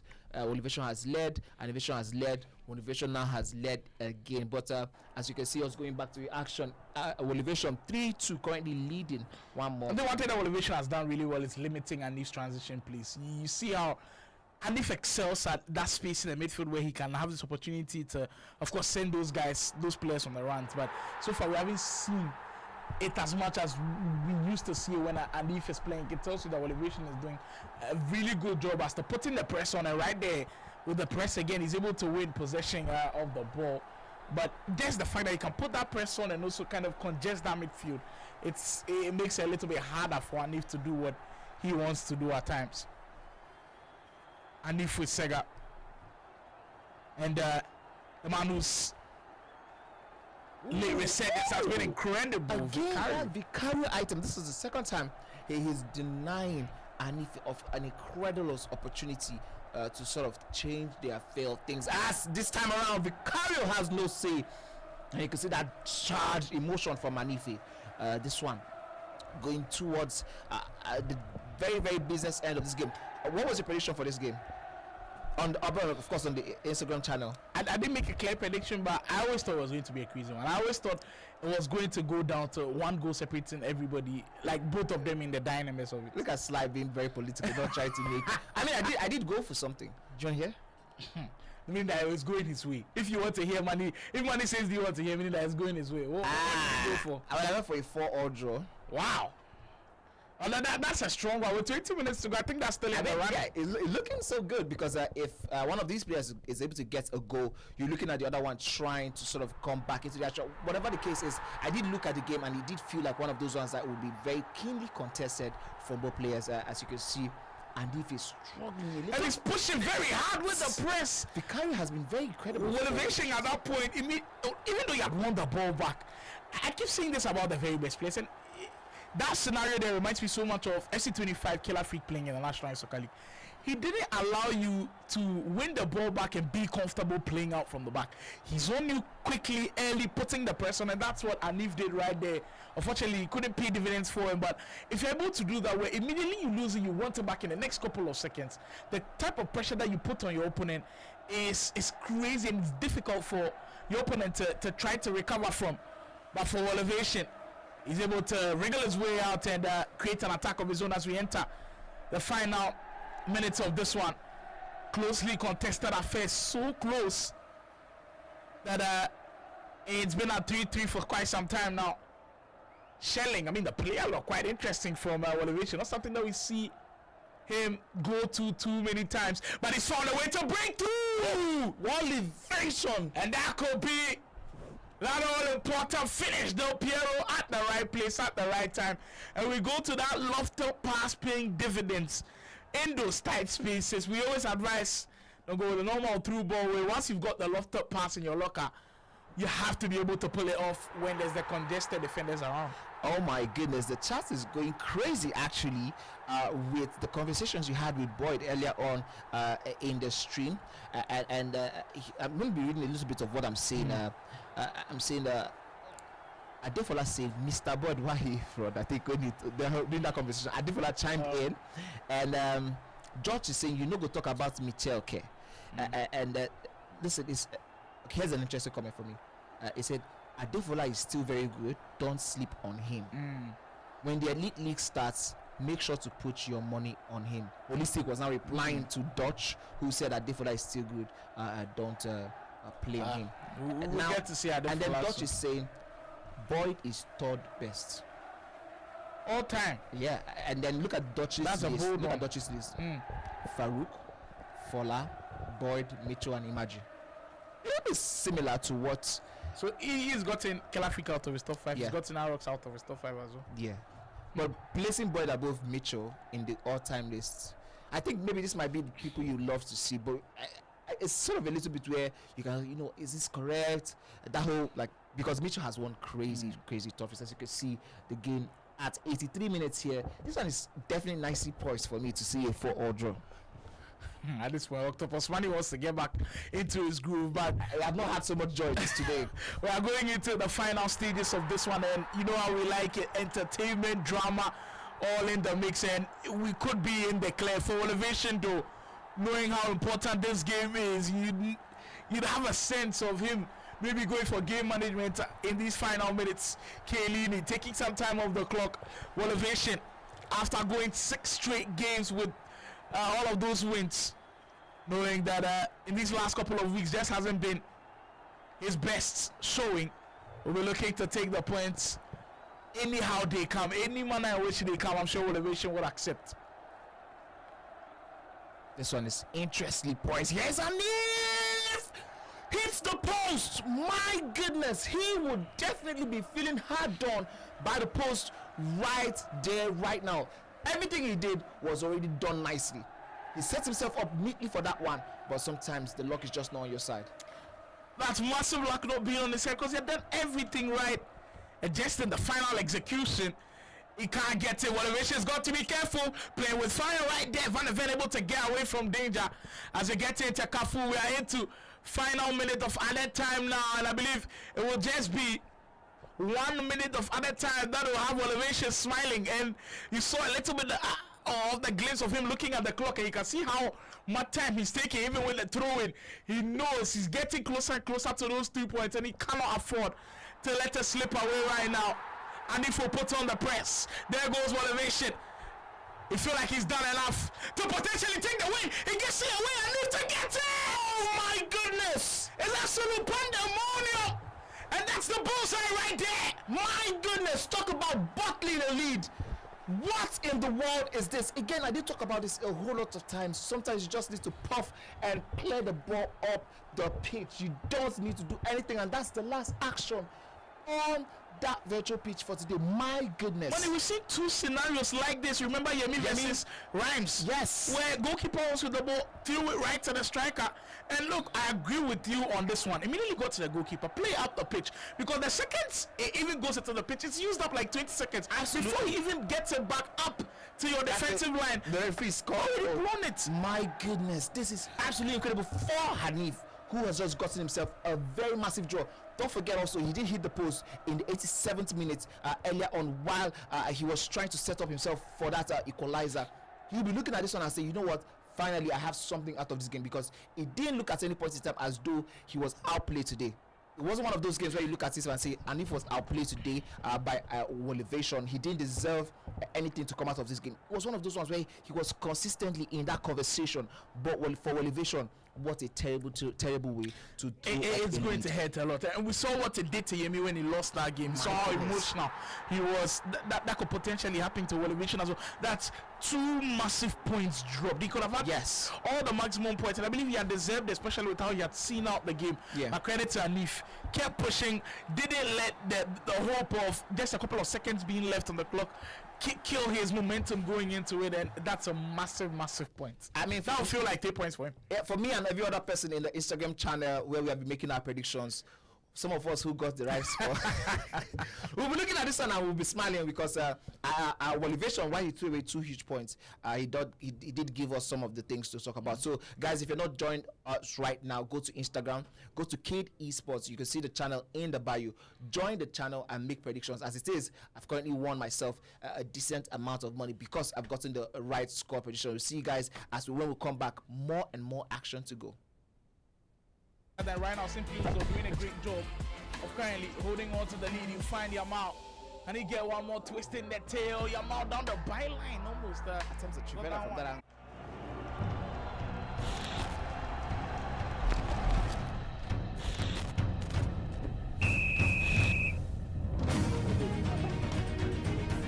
Oh, good call. When they try to think about, is it too far for him to think about? Man, Mbappe is not on.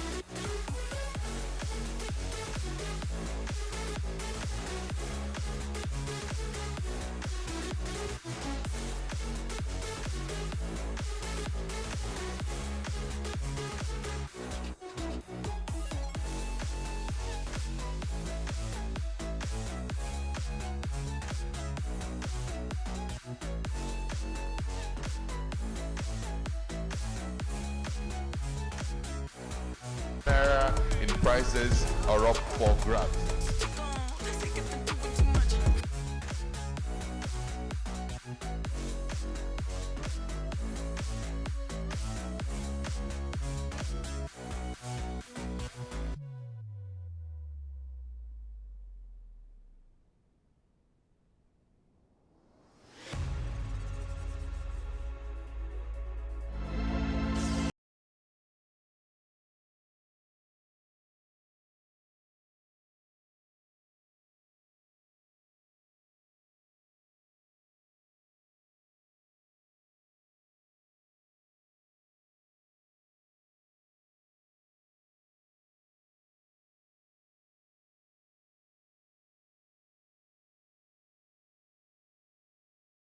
Have been having the time of our lives here on broadcast today. Some of the games have been pretty interesting. I'm sure you enjoyed the game that just ended. Andif versus Elevation definitely had a lot of drama, and from one dramatic game, we might be heading over to another because both of them have serious narratives on their end. From one side, Cake is gunning for the title with just 12 games played. He's just about 3 points away from getting to the top spot in the whole of the league. We'll see if he can pick up the win, but against a very tough opponent in Yemi, who we know doesn't lose a lot of games, usually will end up in a draw, but he's still in that top 8 mix. And what their stats look like, it's always going to be a difficult task out there. Look at the number of draws. Yemi has got 5 draws, and I believe that's potentially the most in the league right now, with KK also just having 2 draws as well. KK has just lost 1 single game throughout the whole of the league. That should tell you how impressive he's been throughout, and currently Yemi in 12th position, KK in 3rd position. A win probability heavily in favor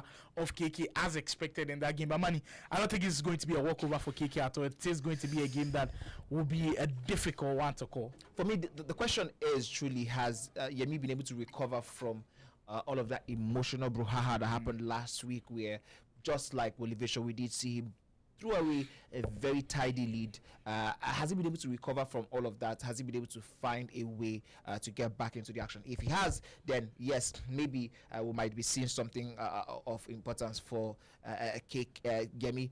However, if he has not, KK is the kind of guy who piles on, and he starts strongly. Strongly. He doesn't really care about where you are emotionally. He just wants to get his win and move on to the next step. And he's very confident about his ability. So, looking at that and looking at all of that's happening at the same time. The question is, let's see how the first opening 20 minutes pans out. I think that will sort of paint the picture of where we'll be at the end of the day. Yeah. Certainly, if you're speaking about Lumo Hubs Esports KK, you know that with him in the first couple of minutes he will stamp his authority on the game, and if Yemi can withstand that first few minutes, then potentially could give us a crazy game heading into the final embers of the game. But that's how KK's draft of his squad looks like. He's been working with Smith for quite a while now. He's also using the Andrea Pello item. Not a lot of people have been using the time warp icon, but he's got some decent passing stats as you'd expect, some very good defensive stats as well. So quite interesting. He's using an all icon midfield. I think he's one of the few guys to be using an all icon midfield in Pello, Sisi, and Sega right there. But I love that defensive pairing. Van der Ven and Chiellini is like a match made in heaven these days. It is a strong centre back pairing. He's got Lucy Bronze as a right wing as well. Patrick Dogo's item is becoming popular these days. I mean, this is a defense that has speed at its heart. So you do know that this is not the type of defense you're going to be running, outpacing across board. So there's a lot of space for KK in the back line, and I think that's one of the reasons he has sort of picked that one. But when you go to the midfield, you see they're not so pacey, the midfield, but they it's like every department knows what they need to survive and to sort of dominate games for KK. You've always scored KK, somebody who has a very balanced game, and you can tell with how the squad is looking like. Look at the subs as well. He's got a strong calm, and matter who he can bring on anytime. Goldborn Mati's still pretty strong. I'm looking at that Diaby item coming off the bench would be a nightmare for anybody to deal with, and that's quite interesting to see how he puts together that team. And for KK, if you aside Kenonix, I think he's been the most impressive player. You know what?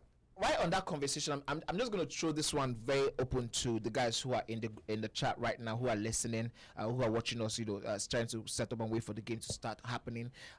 Earlier in the day, off camera, we were having a conversation with Boyd when Boyd was in the booth, when I was talking about the sovereign possibility of seeing someone like KK King Nonex in the elite divisions, and I was talking about I definitely put KK to make it to the top 4. Boyd vehemently refused. I mean, with what we have seen so far, do you think the quality between the elite division guys and the guys here is so wide that KK can't go there and make a madness and make it to the top 4? I don't think it's outrageous to say they can finish in top 4. It's just that it is going to be difficult. So I get where you're coming from in the sense where maybe Boyd overreacted a little bit, but that's coming from his opinion. From what from what you've seen, he's been a from coach. what you've seen, exactly. I'm not even thinking in the sense of him. He's probably even played them as well. Yeah, absolutely. So like, I'm trying to see. You know, also sometimes there's this thing that happens whereby the level of opposition you play consistently sort of like places you in that category consistently for a long while. You're looking at the King Non-X's, you're looking at KK. Are you thinking that they can't make it into the top 8? I think I want to open that one for every other person who is currently watching. With what you have seen so far from the pro leagues, you look at what the elite division guys are doing.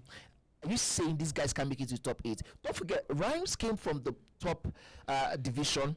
He sort of, it was a slight miss from the top 8. He wasn't one of those that ended up maybe in the second. He was comfortably in the top 8 for like the first 3-4 weeks. That was Rhymes, and he was taking points off a whole lot of these other players. And you can see where Rhymes is in this current competition. So looking at a KK, for example, who is really at the top of the pile, are you thinking that it's not making sense to rank him in that top 8 conversation? Guys, let me know in the chat box what you think.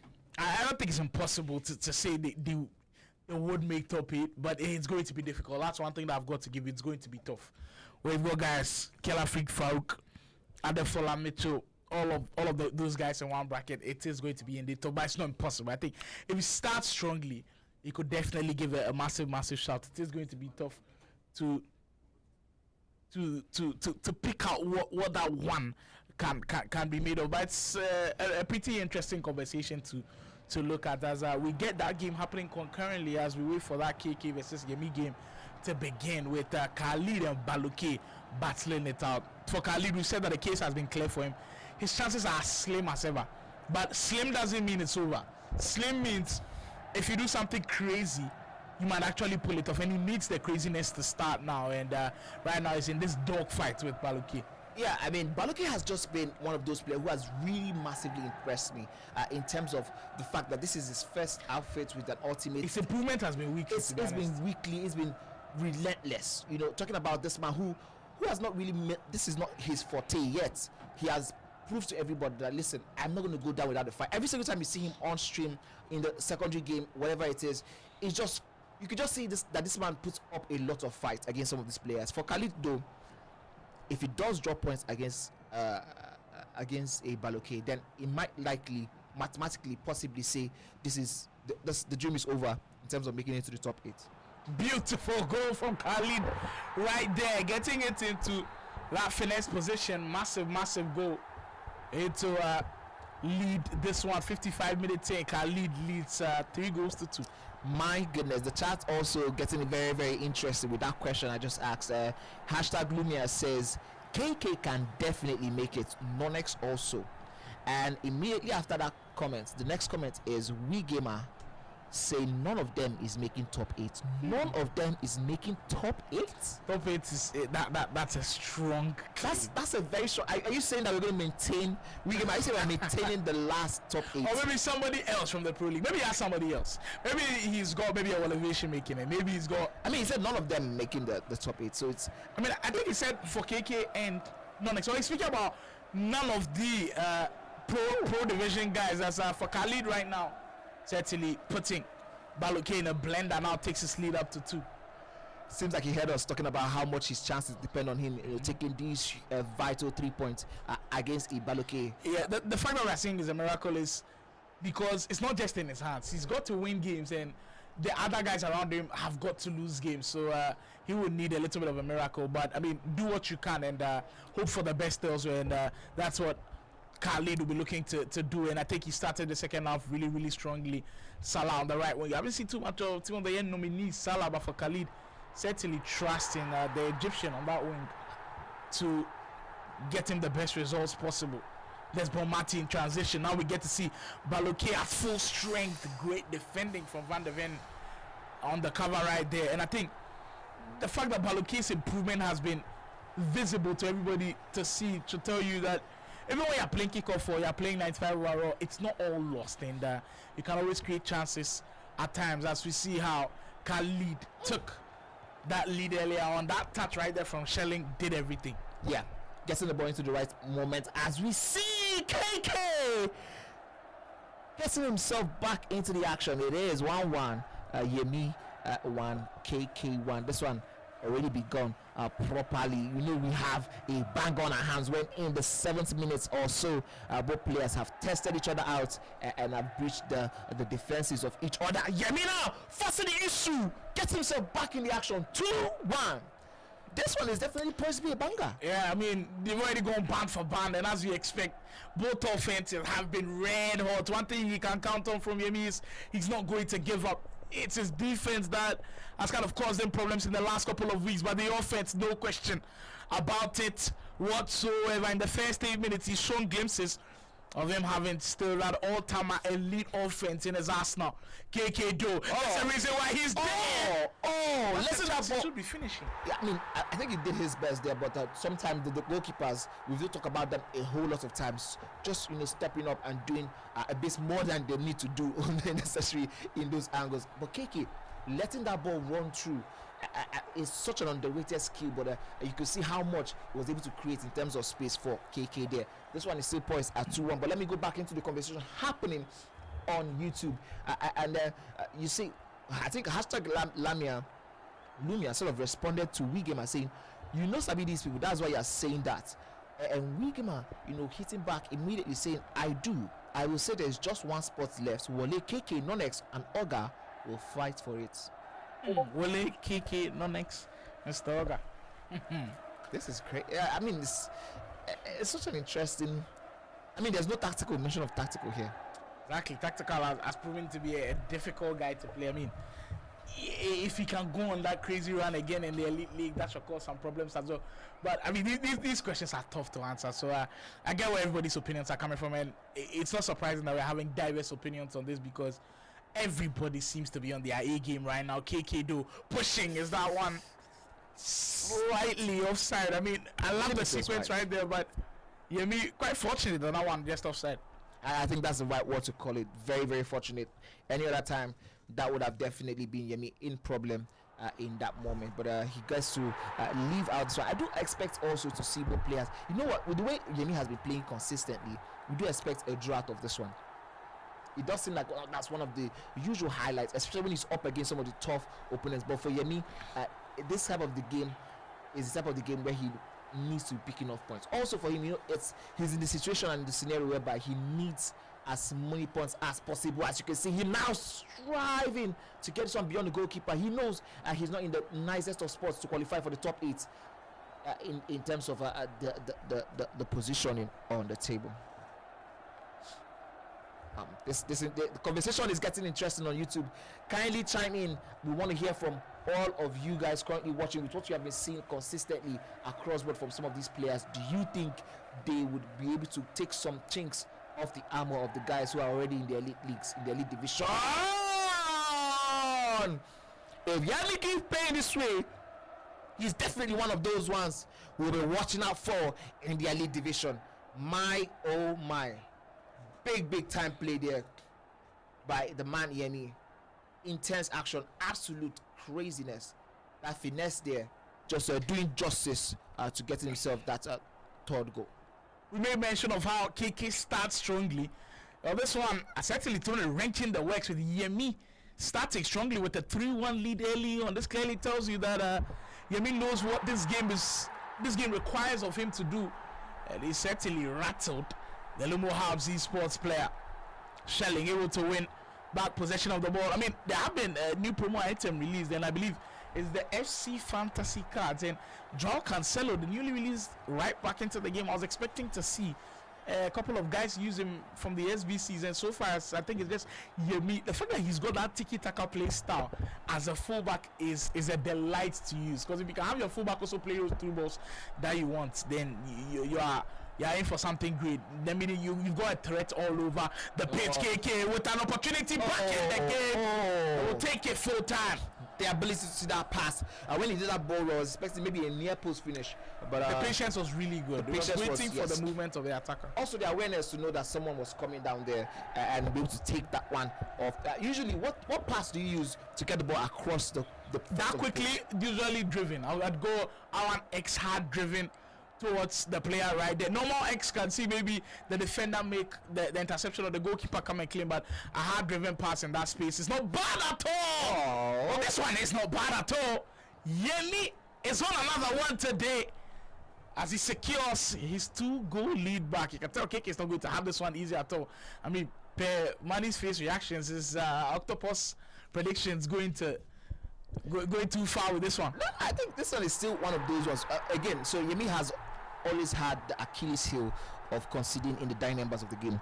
Most of the draws from Yemi have come from him blowing leads, and this one is not totally out of the situation right now. It seems like it's going far. Man, some of these results are ridiculous.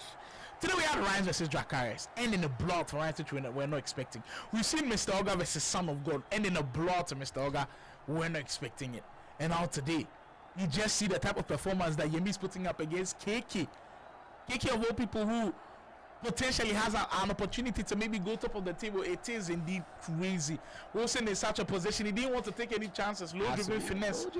Bang. I also wanted to go back to something you made mention of earlier on, where you were talking about the fact that, when I was counting the extra games that KK had, you said these are still what ifs. It doesn't necessarily mean that because you have games aside, you definitely have the 3 points locked into stone. And I think Remy is reminding us of that particular bit of action. Listen, it's not another crazy scoreline today. I believe Dada Boy against Mr. Oga. How brilliant he was! Like that was absolutely insane. Scorelines that you wouldn't have predicted earlier on. But for Yemi right now, he's certainly in the groove where he wants to score loads and loads of goals. And if anything is to go by, with this game, you cannot afford to leave the window open for any sort of comebacks. KK do not giving up here. The Lumo Harps man. Certainly pushing for more and more. Did you start quick pass? I think we've seen this scenario multiple times already where he plays that quick pass and it's always flagged for offside. It does make you feel like the moment he starts getting those positions right, people are going to be in trouble. There's a question happening right now on YouTube channel, and I'm going to pose that one to you, Sly. I think this question was brought up by a wee gamer. He said, who do you think will lose their spots in the current elite division top 8? Don't forget, we have Killer Freak, we have Farouk, we've got Mitchell, we've got Boyd, we've got Anderson, we've got Fola, we also have Rufai, and I think I'm missing one more person. That's it. I think that's it.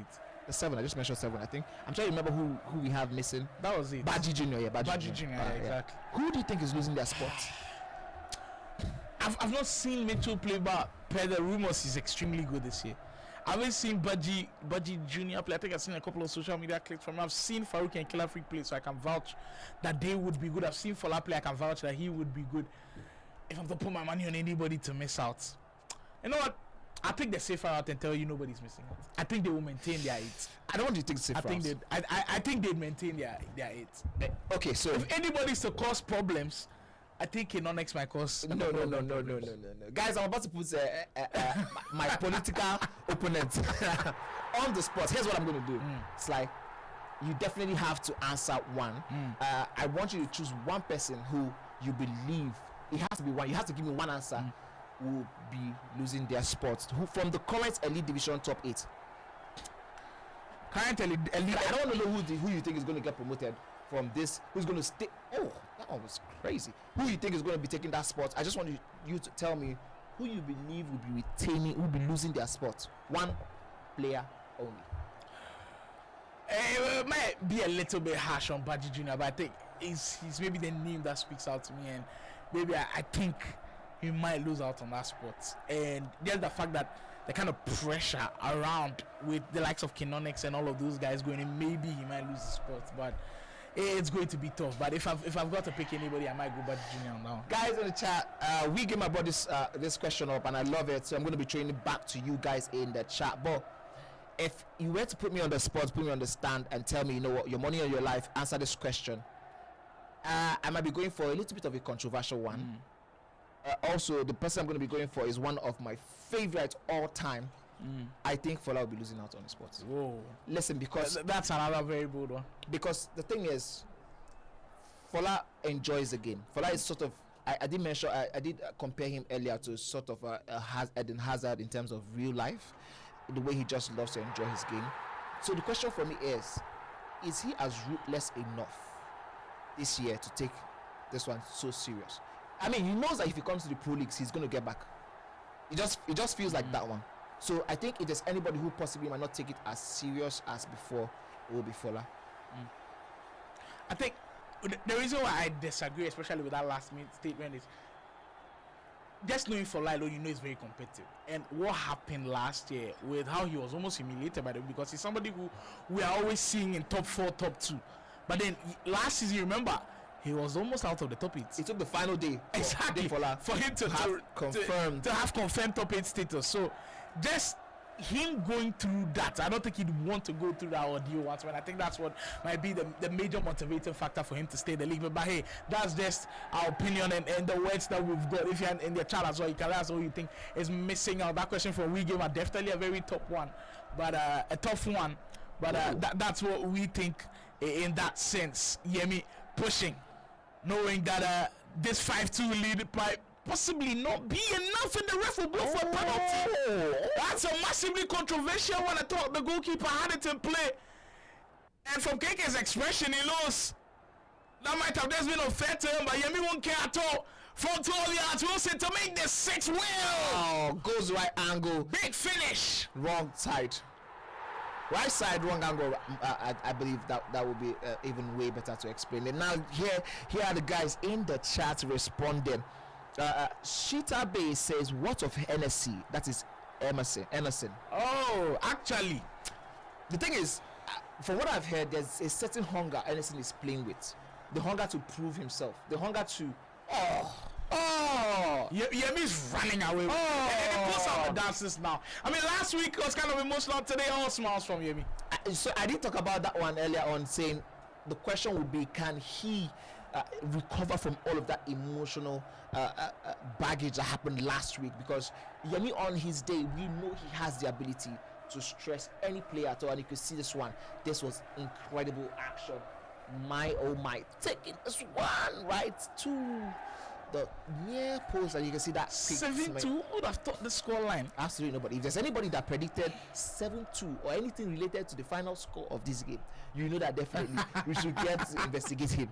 We have to investigate him, because he's definitely doing something as we go back into the action. I mean, the chat is going crazy. Everybody's saying Emerson. We gonna say not my goods. Baji will make top 5. Emerson maybe. Me and NSC, maybe I kind of forgot that he was around. He also went through like a little rough patch, found a way to stay at the top. So maybe NSC as well. But I mean, that's Jasper Diokore said Emerson VL will be losing out. I think Baji will still make top 4. Top 4. Baji making top 4. That's quite strong. Oh, you know what? I wish we could have something like a preseason where we just have some of these guys just come out, you know, like.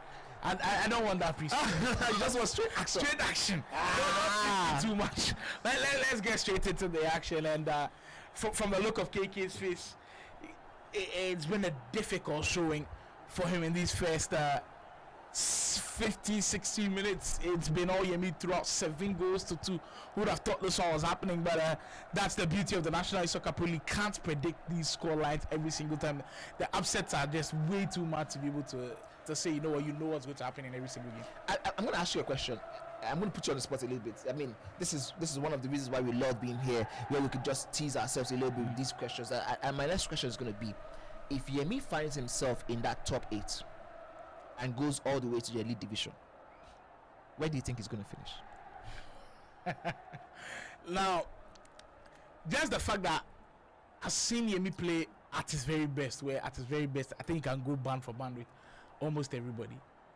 I think he'd slightly miss out on top 8, but then he'll be a part of those within that 9-10 bracket where they're fighting for the 8. But I believe the consistency maybe is not there from him, because you've seen too many weeks where this week is good, this week is not that good. But we need a certain level of consistency to be able to make a strong push. So maybe I think he might miss out slightly. Wow, incredible. The thing is, I have another comment here. Shitabe is asking, what about Rufai? Are you saying, Shitabe? So is your question is Rufai going to be missing out on the top 8, or I mean, what's I don't think it's confirmed yet if Rufai will be available for the elite division, because I've heard some rumors that he might not be around. So that's why maybe we are kind of excluding him in this conversation. But per what we saw last year from Rufai, I think he's definitely a top 4 player, because that guy was insane. So I'm looking at the fact that Yemi hasn't.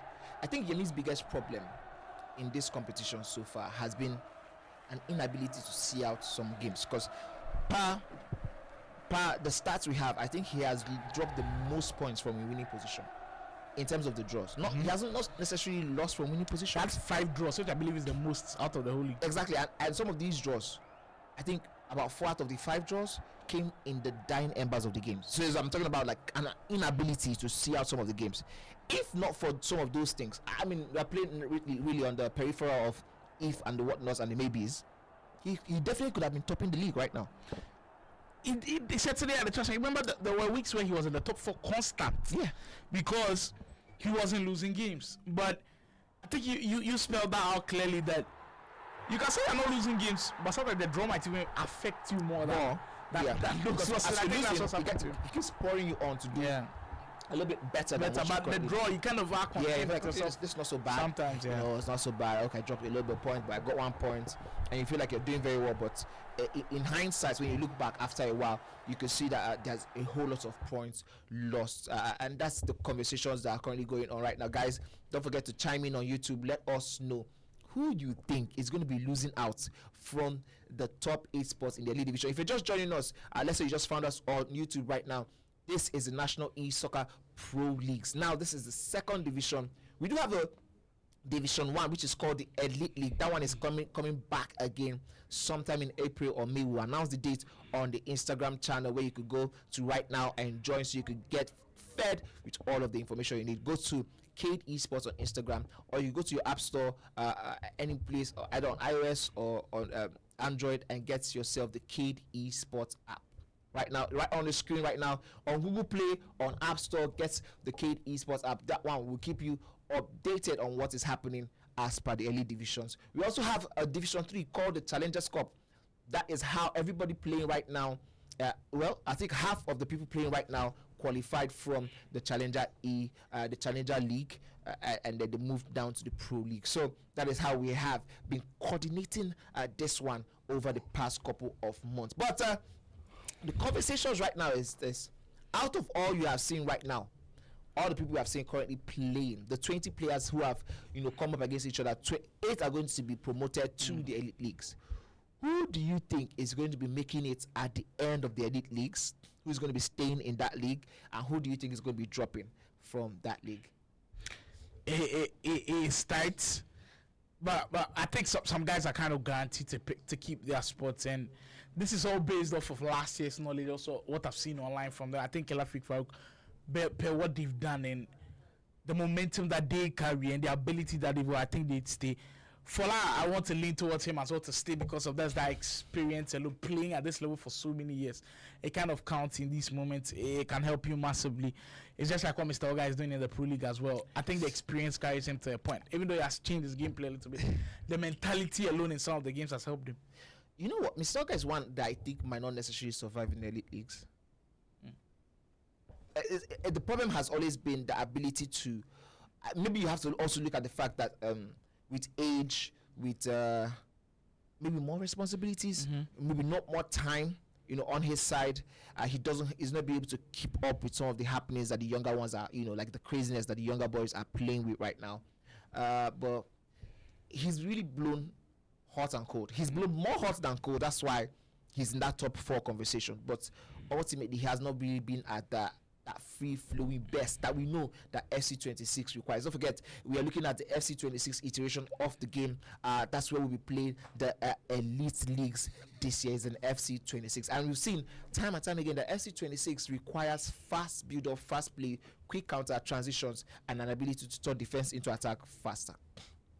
Exactly. That's clearly the blueprint of how this game is played. And if you play this game at any level, whether casual level or pro level, you know the playing quickly is very important. When I was speaking to Boyd when on the broadcast, I kept asking him, look, how difficult is it for somebody who plays slow to survive in this game? And he said it's really tough. And then he cited a guy Kobe in Ghana where he can play slowly, but playing slowly for the whole 9 minutes house and being able to soak pressure, being able to frustrate your opponent that way is always kind of tough. So a massive kudos to everybody who still likes the methodical approach, play slowly, wait for your opponent to commit a little bit. It's always quite tough to handle, and a huge shout out and a huge tip off to them. I'm looking at the win probability ahead of this game. I mean, look at how crazy it is. KK had a 47.05% to win this game probability, and Yemi had a 27.95% to win this game. But you could see in that game that it didn't matter. The mathematics did not matter at all, as Yemi absolutely has run away with that one. I believe we were at 7-2 before the quick intermission earlier on. It shows you how much Yemi has dominated that particular event. It's been in the showing right from the onset. We knew KK likes to start games strong. Yemi took that advantage away from him, and he clearly put his foot on the gas, and he's never looked back ever since then. That's a mark of somebody who still knows there is a massive opportunity. I think the guys who are lurking outside the top, Yemi, Rhymes, Dalaboy, they are pushing really, really hard. I think one of them will take out somebody from the top 8 and bring them down. You know what? Ultimately, you might find out that one of the people who have steady been in that top 3, top 4 conversation might not be able to go all the way to the elite league. But that's one of the things about a league's format, a league system where it becomes a marathon, not a sprint, not an everyday regular race. I think we might be going back into the action. But I have a comment here from We Gamer that has to tell you that is very interesting to me. Mr. Aga will cause upsets, might struggle. Top 10, top 11, maybe. Do you agree? I think you might be right to the area where maybe I also have him as well. 9, 10, 11, it could definitely be in that mix. So that's something to look at going forward. And it's quite difficult to place him, especially with how yesterday, in fact, last year was, and this year has been within a complete shift from Mr. Oga from being the more defensive type of player. Because Boyd was telling me how sometimes you knew what to expect from Mr. Oga. Conservative, make it hard to break him down. And then this game, we've seen total shifts. And so he's taking more risk. As you can see, KK taking his own type of risk has gotten this game back to 7-3. 52 minutes in, so far so good. I think that's a whole lot of minutes involved. Yemi is the guy who has dropped a whole lot of points. So if you're looking at this one, if there's any time when you don't take any of those type of risks by dropping points, Yemi has to find ways to score more goals and sort of stretch down the timer. As you can see, Yemi now going on another 4 read. There is a pause being queued by Yemi, but if he can get himself something out of this round of play, this quick movement, it will do him a whole lot of good. The first pass there doesn't help him in any way. KK rejuvenated by that break, he might just get this one over the line, and Yemi gets a chance now to get that quick pause in. Whatever the chat is, guys, keep letting us know in the comment section what you think. The question is, who do you think will be dropping down from the top 8 in the elite division currently happening right now? The elite guys who are already qualified, the guys that came from last year, who do you think will be dropping after the elite league this year? As you see, KK, if he can get himself the 4th goal before Yemi gets another one in, it might just change the whole approach of this game. This time around, a rush shot there from KK doesn't benefit him at all, and the goalkeeper has a chance to turn things around. That Cancelo item, slide ball, introduced us to a little while ago. Oh, interesting. Here is Yemi.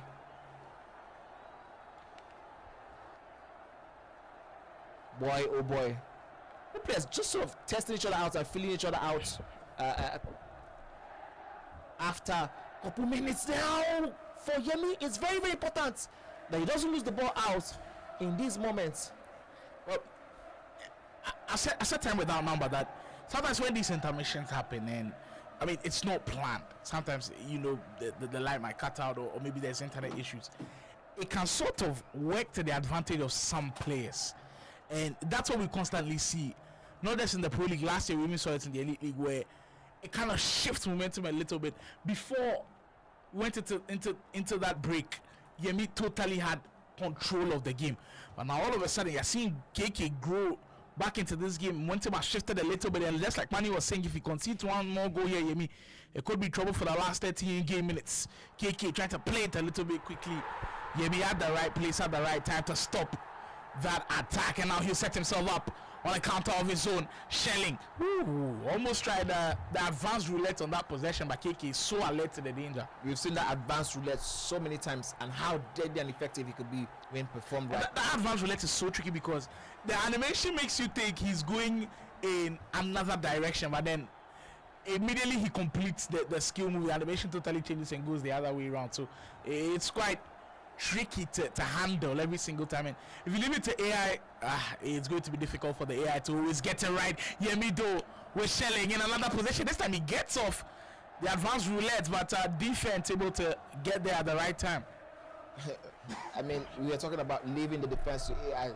I'm very, very sure some of the guys who have left the defenses to AI have seen tears enter in their eye, because sometimes we did have that conversation about the AI defending, whether it's better to allow AI defend for you, or you have to mix and chop it up. As we can see, KK this time around, the referee calls it back. Luckily enough for Yemi, that one is tagged as an offside. There's 4 more goals left in this action. That is the difference. For Yemi, this will be a better time for him. Another knockdown that doesn't work out for him. I mean, after that whole event from last week, Yemi has to be very careful going over the top. Maybe some of his players are not built for that lob throughs over the top. As you can see, just that wrong pass has put him under a whole lot of pressure in this moment, and I like the compactness from Yemi right there. He didn't budge at all. Look, sometimes when somebody's dribbling right in front of your goal, he's not necessarily doing that to penetrate your defense. He's testing you to see, okay, do you like taking out your defenders? Do you like committing a little bit? But Yemi didn't budge at all. Every single time you saw the Keza on one of his DMs closing down on that position, I think that's excellent defending, a massive discipline, because discipline in this game is not easy, especially when you're seeing runs go all over. Right. You're tempted to take out somebody at any point in time, and that defensive discipline right there from Yemi is part of the reasons why he might go on to win this game. Yes, sir. As it is now, right now, he's definitely poised properly. The 4-goal defense is still on, it's still active. 15 in-game minutes. I don't know if we're able to see a miracle that would involve KK scoring 4 goals in 15 in-game minutes. Talking about scoring 4 goals, KK quickly trying to get himself just 1 goal at least to start something out. Yemi refusing, possibly has learned from all the mistakes of the previous weeks, and he's refusing to let this lead go. Yes, Yemi. I mean, we're just about 13 minutes to go. This one, surely. I mean, it's still on for KK. The past 5-10 minutes has seen Yemi have an answer for every single question asked by that man, KK. Has he shown the blueprint though for maybe finding a way to stifle KK? Because almost every single game that KK has won, in the first 10 minutes he's dominated heavily, but Yemi has kind of turned it around, put KK under the cosh. When he was up 3-1 early, you could tell that KK was certainly not himself with the way he was playing. And all of a sudden, he scores them problem after problem. And as we head into these final minutes of the game, Yemi certainly deserves all of the type of points that has come his way, and he keeps his hopes of qualifying for the top 8 alive. I mean, Yemi also has another game today, this time around against Blaze 99. You do look at that game as one of the other games that should definitely count as maybe a 3-pointer for Yemi, an easy win based on the quality of opposition. If he's able to get that one, we might be ending match day 1, week 6, with Yemi really making a whole lot of inroads into that top 8 conversation, where he'll be looking at himself that he definitely belongs here. Elevation has to be looking and wondering if that draw against Anife was the best option as Yemi turning on the star, jogger body toe. That one, if he had gone in, would have had all of us on the edge of our seats. With 5 more minutes left and the offside called, Yemi is having the time of his life, having so much fun. He has done the job. A miracle of sorts to happen, but he has done the job, and it does look like he's. You look closely at the table with Yemi playing Blaze later on. He secures these 3 points. It takes him up to 23. If he secures the 3 points against Blaze as well, that gets him to 26. That gets him into top 8, above Game with Josh, I believe. Well, the thing is, that could make for a tricky scene right there. I think Game with Josh got a walkover against Fleek earlier on in the day, so you're seeing him on 27, taking 27 points. So now the question would be, Elevation with just 1 point against Anife, where would he be after having that 1 point? He looks like he's the one who is going to be under a whole lot of pressure if Yemi does get the second win against Blaze 99 later in the day. But I don't think he's thinking about that right now. He's thinking about scoring more goals, and he does get this one. Very animated right there. Yemi, all smiles from the man. It's a complete contrast to what happened yesterday. Was it incredibly emotional after giving a goal away in the final minutes against Rhymes? This is a different story altogether, and Yemi will put this game to bed with 3 solid points. Going into this game, KK had just lost a single game, and we kind of expected that this game would be tight. It hasn't been the case at all. Yemi has certainly taken this game by the scruff of the neck as KK gets one more back, and you can tell a little bit of the disappointment on his face. Knew that it's just a little bit too late to kind of salvage this type of situation, and I believe the final whistle will go down. Yemi with another humongous performance, keeping the dream alive. That is 3 massive wins, Manny. 3 wins from players who are around the top 8 who are fighting for their chance. Yeah, Rhymes has won, Yemi, Dada Boy. All 3 of these guys are fighting strongly, which means 3 guys from the top 8 currently could drop down into the bottom half of the table. Yes, I mean, for Game with Josh, I believe he's the one who is currently at risk. I mean, even with that walkover, he will be on 27 points. Elevation had 1 point earlier on. Guys like Guru might be under yeah, a little bit of pressure. Elevation has 1 point. He'll take him to 28 points. While with Yemi, if he gets 6 points over the line today, he has made a whole lot of inroads. That boy will be looking at himself saying, you know what, if I get another point, I did a huge madness against Mr. Oga. I mean, I was like the underdog going into that one, that I was able to find a very, very huge win. If I can get 2-3 more on the bounce to take me to 15 matches played, on par with the other players in and around me, I might be seeing myself in that top 8 conversation. It just look like right now, you need to just take a screenshot right now and remind yourself, because at the end of the league, it's going to be a total different top 8. The permutations and combination continue here on the KD Sports YouTube channel. The National Esoccer League continue to produce some madness when it comes to these results after Yemi putting on an absolute masterclass against KK. He secures all 3 points and solidifies his position as a potential top 8 player. There's still more to come from us, and we'll be back right after this quick intermission. We'll be back.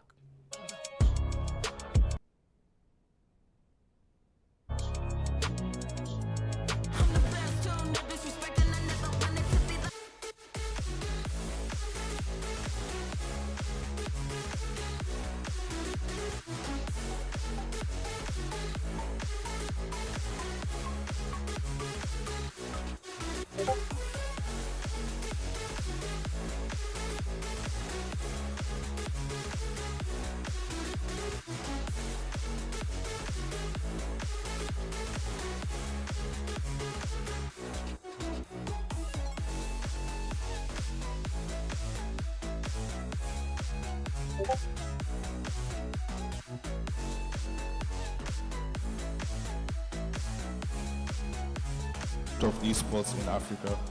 Let's keep the spirit of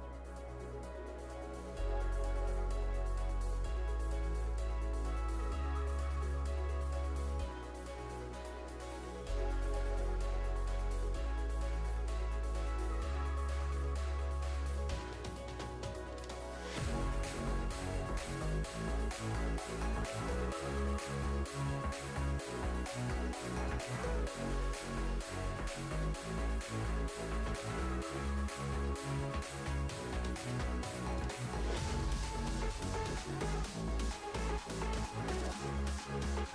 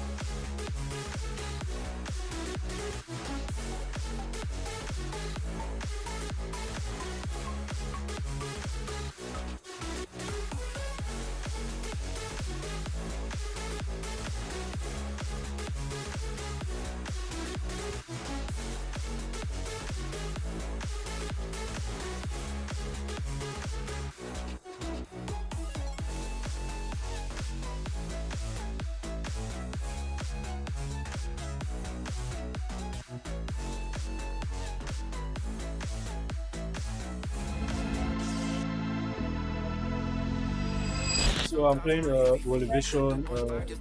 That much going to be a nice one because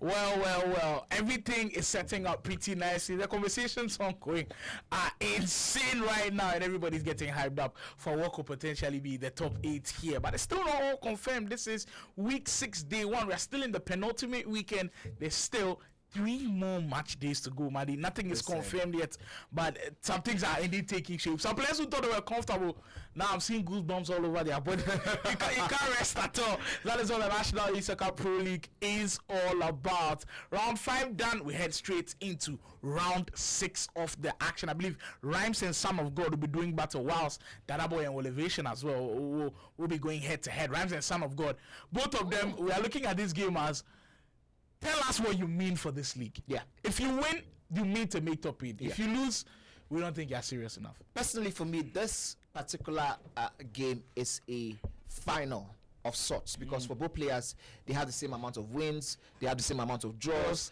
the same amount of basically losses. The same thing, right? And they are both on. I think the difference is in goal difference. Now, for me, whoever wins this game will be definitely staking a claim, while the other person will possibly have seen his season over. Rhymes will be looking at this one with all the backing from the OAS Esports team. We'll be looking at this one as an opportunity to feast. This has not been the very best of tournaments for him, but we did see earlier in the day the game he had against Zakaris, where he absolutely decimated his opponent in that one. The man has the quality. He's just not found a way to get it over the line. I wanted to use the word lucky, but I just realized that possibly doesn't, encapsulates the whole color or the whole conversation, the storyline for Rhymes throughout this competition. As you can see, some of the teams for the players are in the team for the players. I'm beginning to believe in this Mayulu card. Not in the starting 11, but he is on the bench. That PSG item, I've seen a couple of videos on social media speaking about that. He's got like all the passing play styles needed. So you know what? If you've not completed the item, head on to your SVCs now and see if you can finish it off. And these days, people are using Del Piero as the striker. And you know what? I'm kind of seeing it because these days you don't need a striker that has 95 pace. If he's got 85 pace, decent, but his passing and finishing has got to be elite. And the player has got that 85 pace, 91 passing, 91 shooting, 88 passing as well. And he's got finesse play style plus and technical dribbling. He's got passing play styles as well.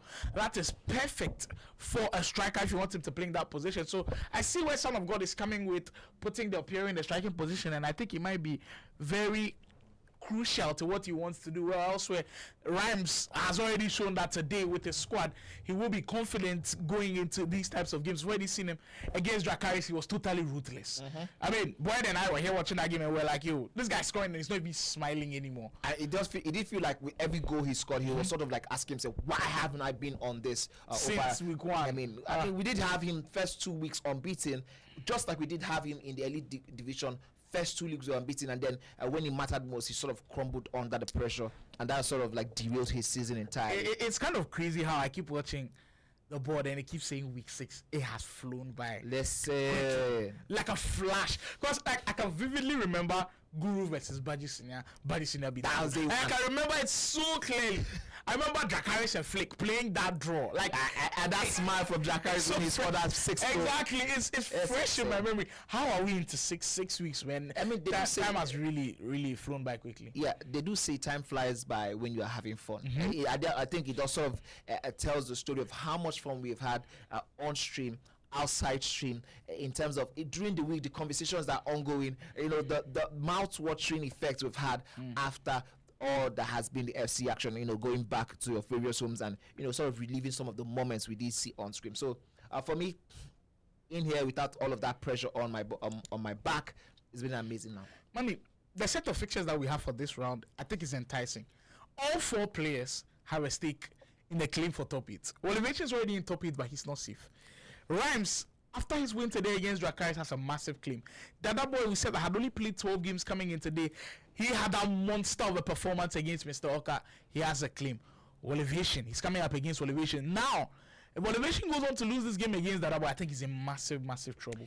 You know, earlier on, the conversations for Olivation had always been that he had not played as much games as the other players. But going up against a Dada boy will mean that he has played 15 games so far this season. That being said, that puts him right in the zone in terms of number of games played with every other person, except maybe 1 or 2 players who have played 16. You know when we started the National Soccer League, first week, second week, Son of God came here with the coach in Mitchell. Yeah. Seems like he's really the business and Mitchell is in the mix once more. It seems like the guys do indeed mean business. They've realized that, you know what, we can't be playing with this anymore, because he was quite comfortable at the start.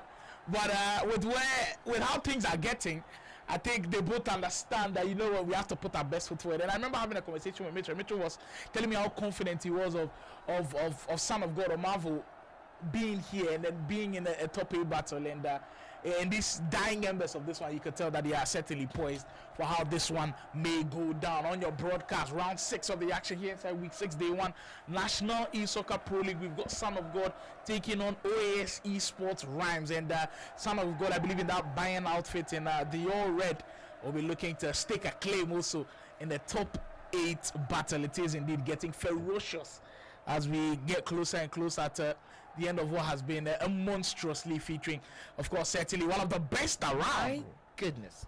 I like what I'm seeing with the movement of the ball already from Son of God. Rhymes has to be very, very careful, especially as this man knows how to get himself those corner goals.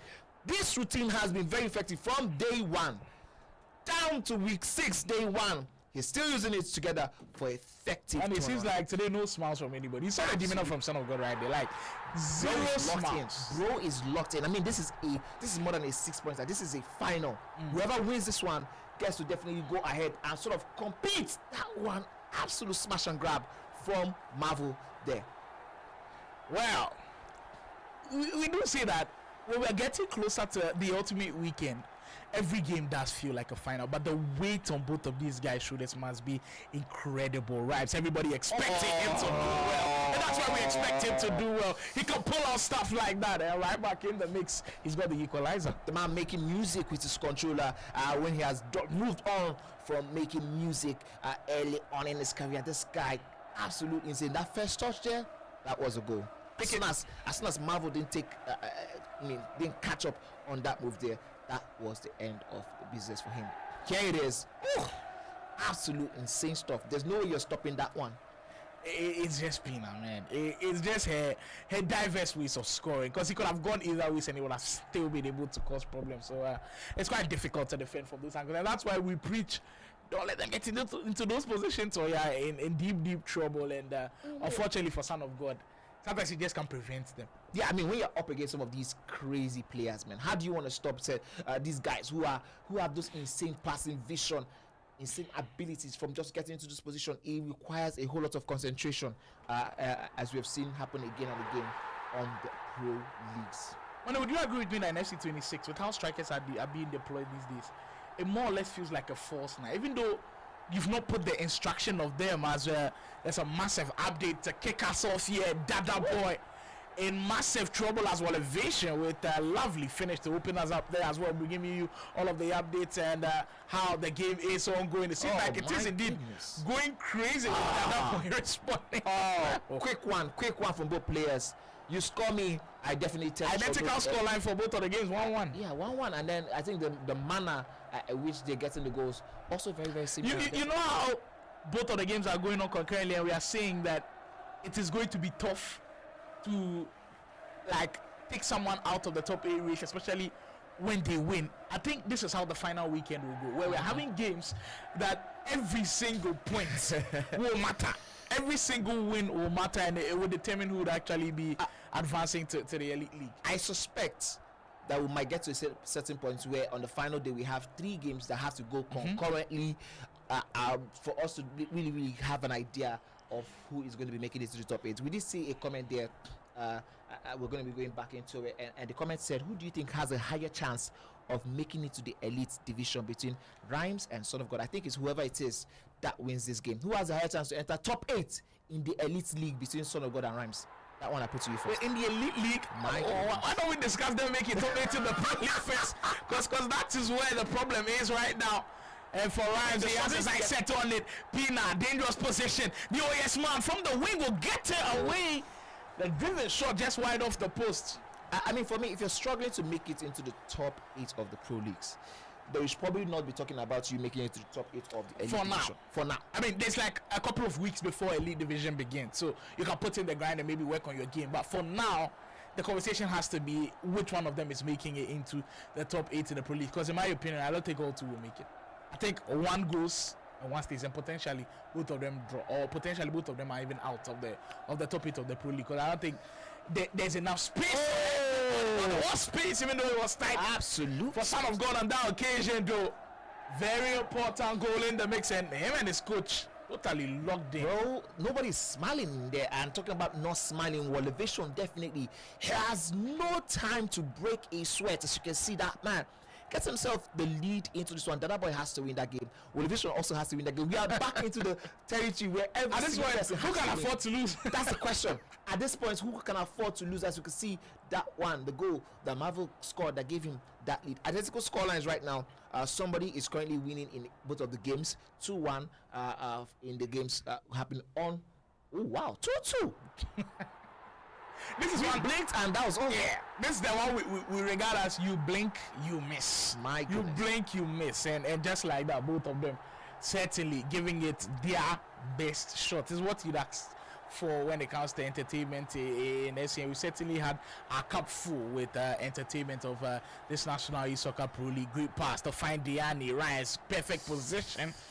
Great recovery from the fullback in that position to cause some problems for Diani. Also, very, very lucky that one wasn't called as a penalty. Rhymes not the best in terms of those corner routines. These days with the penalties, you don't even know what is called and what is not called. Listen, I think we have to write a petition to EFC to kindly explain. Possibly we didn't talk about that one earlier, as Son of God decides to go for that drag back pass, not needed absolutely in that angle. So on that possession right there, They are going in that direction. As this time he will try his attempt. Vicario coming in again, but back to that possession. The interesting thing was when you're going in that direction where you know everybody in the world knows there's an extra pass to give.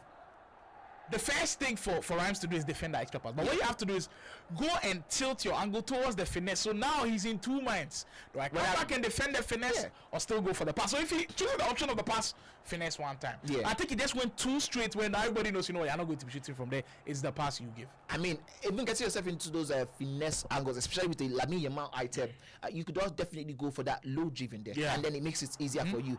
Whether or not he has committed into that trying to stop the finesse from going in.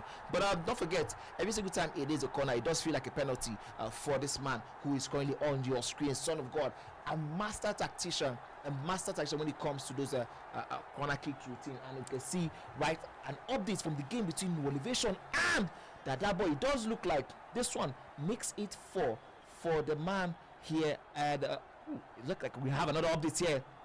Might be that the boy gets himself back into the game. 4? He can't afford to let that one slip. Is that 4-3 or 4-2? 4-2, I believe. 4-2 in favor of Elevation as we speak. It's going off everywhere. And if you do indeed blink, you've got to keep tabs on everything that is happening here. And I mean, if you want to be a part of the family, you can follow across our social media platforms. Kid Esports. You can download the app as well. Kid Esports app on Play Store and on Apple Store. And I'm telling you, if you're a massive gaming enthusiast like myself, Manny, everybody that's involved with this league, you certainly do not regret that at all. Even if you're not a gaming enthusiast, you're looking to buy gaming accessories, you're looking to sell gaming accessories, that is the place for you as we resume this one in what has been a heavy battle so far. Goalkeeper missing out, and it's quite fortunate that one will be ruled out for offside, but Son of God has got to be careful. Rhymes is making little subtle details with those types of runs, and he is causing problems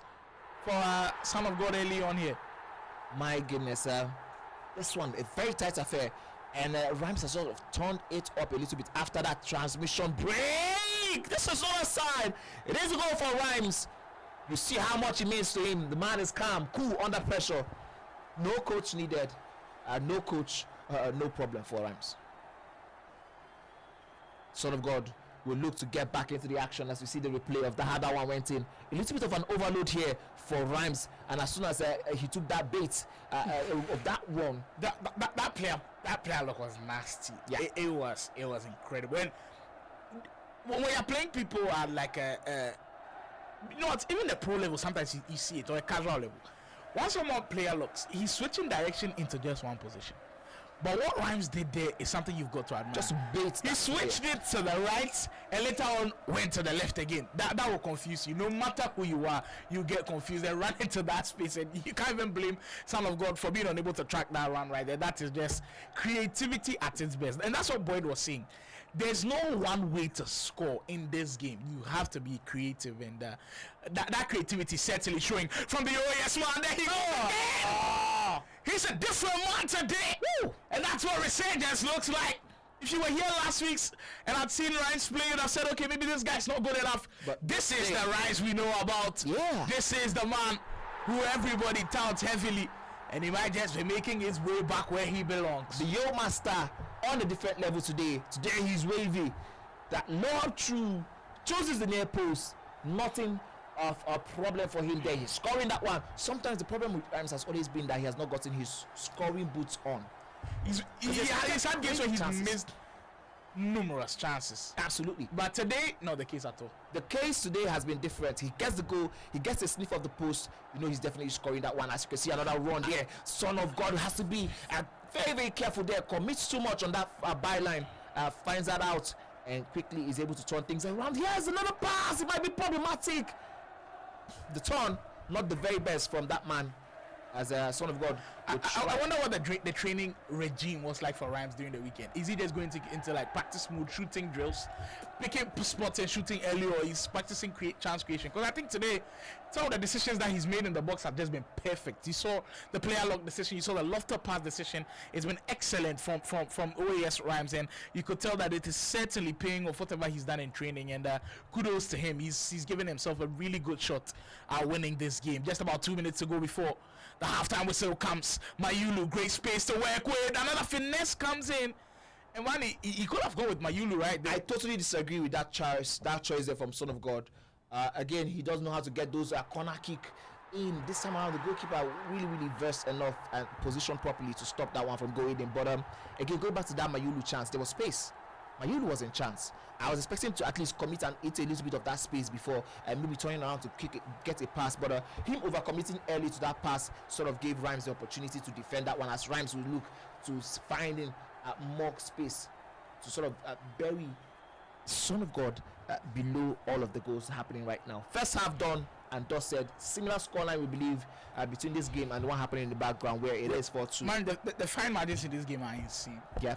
I don't think anybody watching this game would instantly say Son of God has played badly in this first half. That's the crazy thing. It's been extremely it's been a case of Rhymes finding those spaces early and taking those shots, taking those chances. It does go in sometimes for you, sometimes it doesn't go in. Today he's going in for Rhymes, and that's why he's up the top. You can see a quick chat between Mitchell and I mean, from the body language, I think it's Mitchell just really breaking down some of those movements there by Rhymes, telling Son of God the difference in what both players are currently doing and how you need to get yourself into those spaces so you can take some of those chances.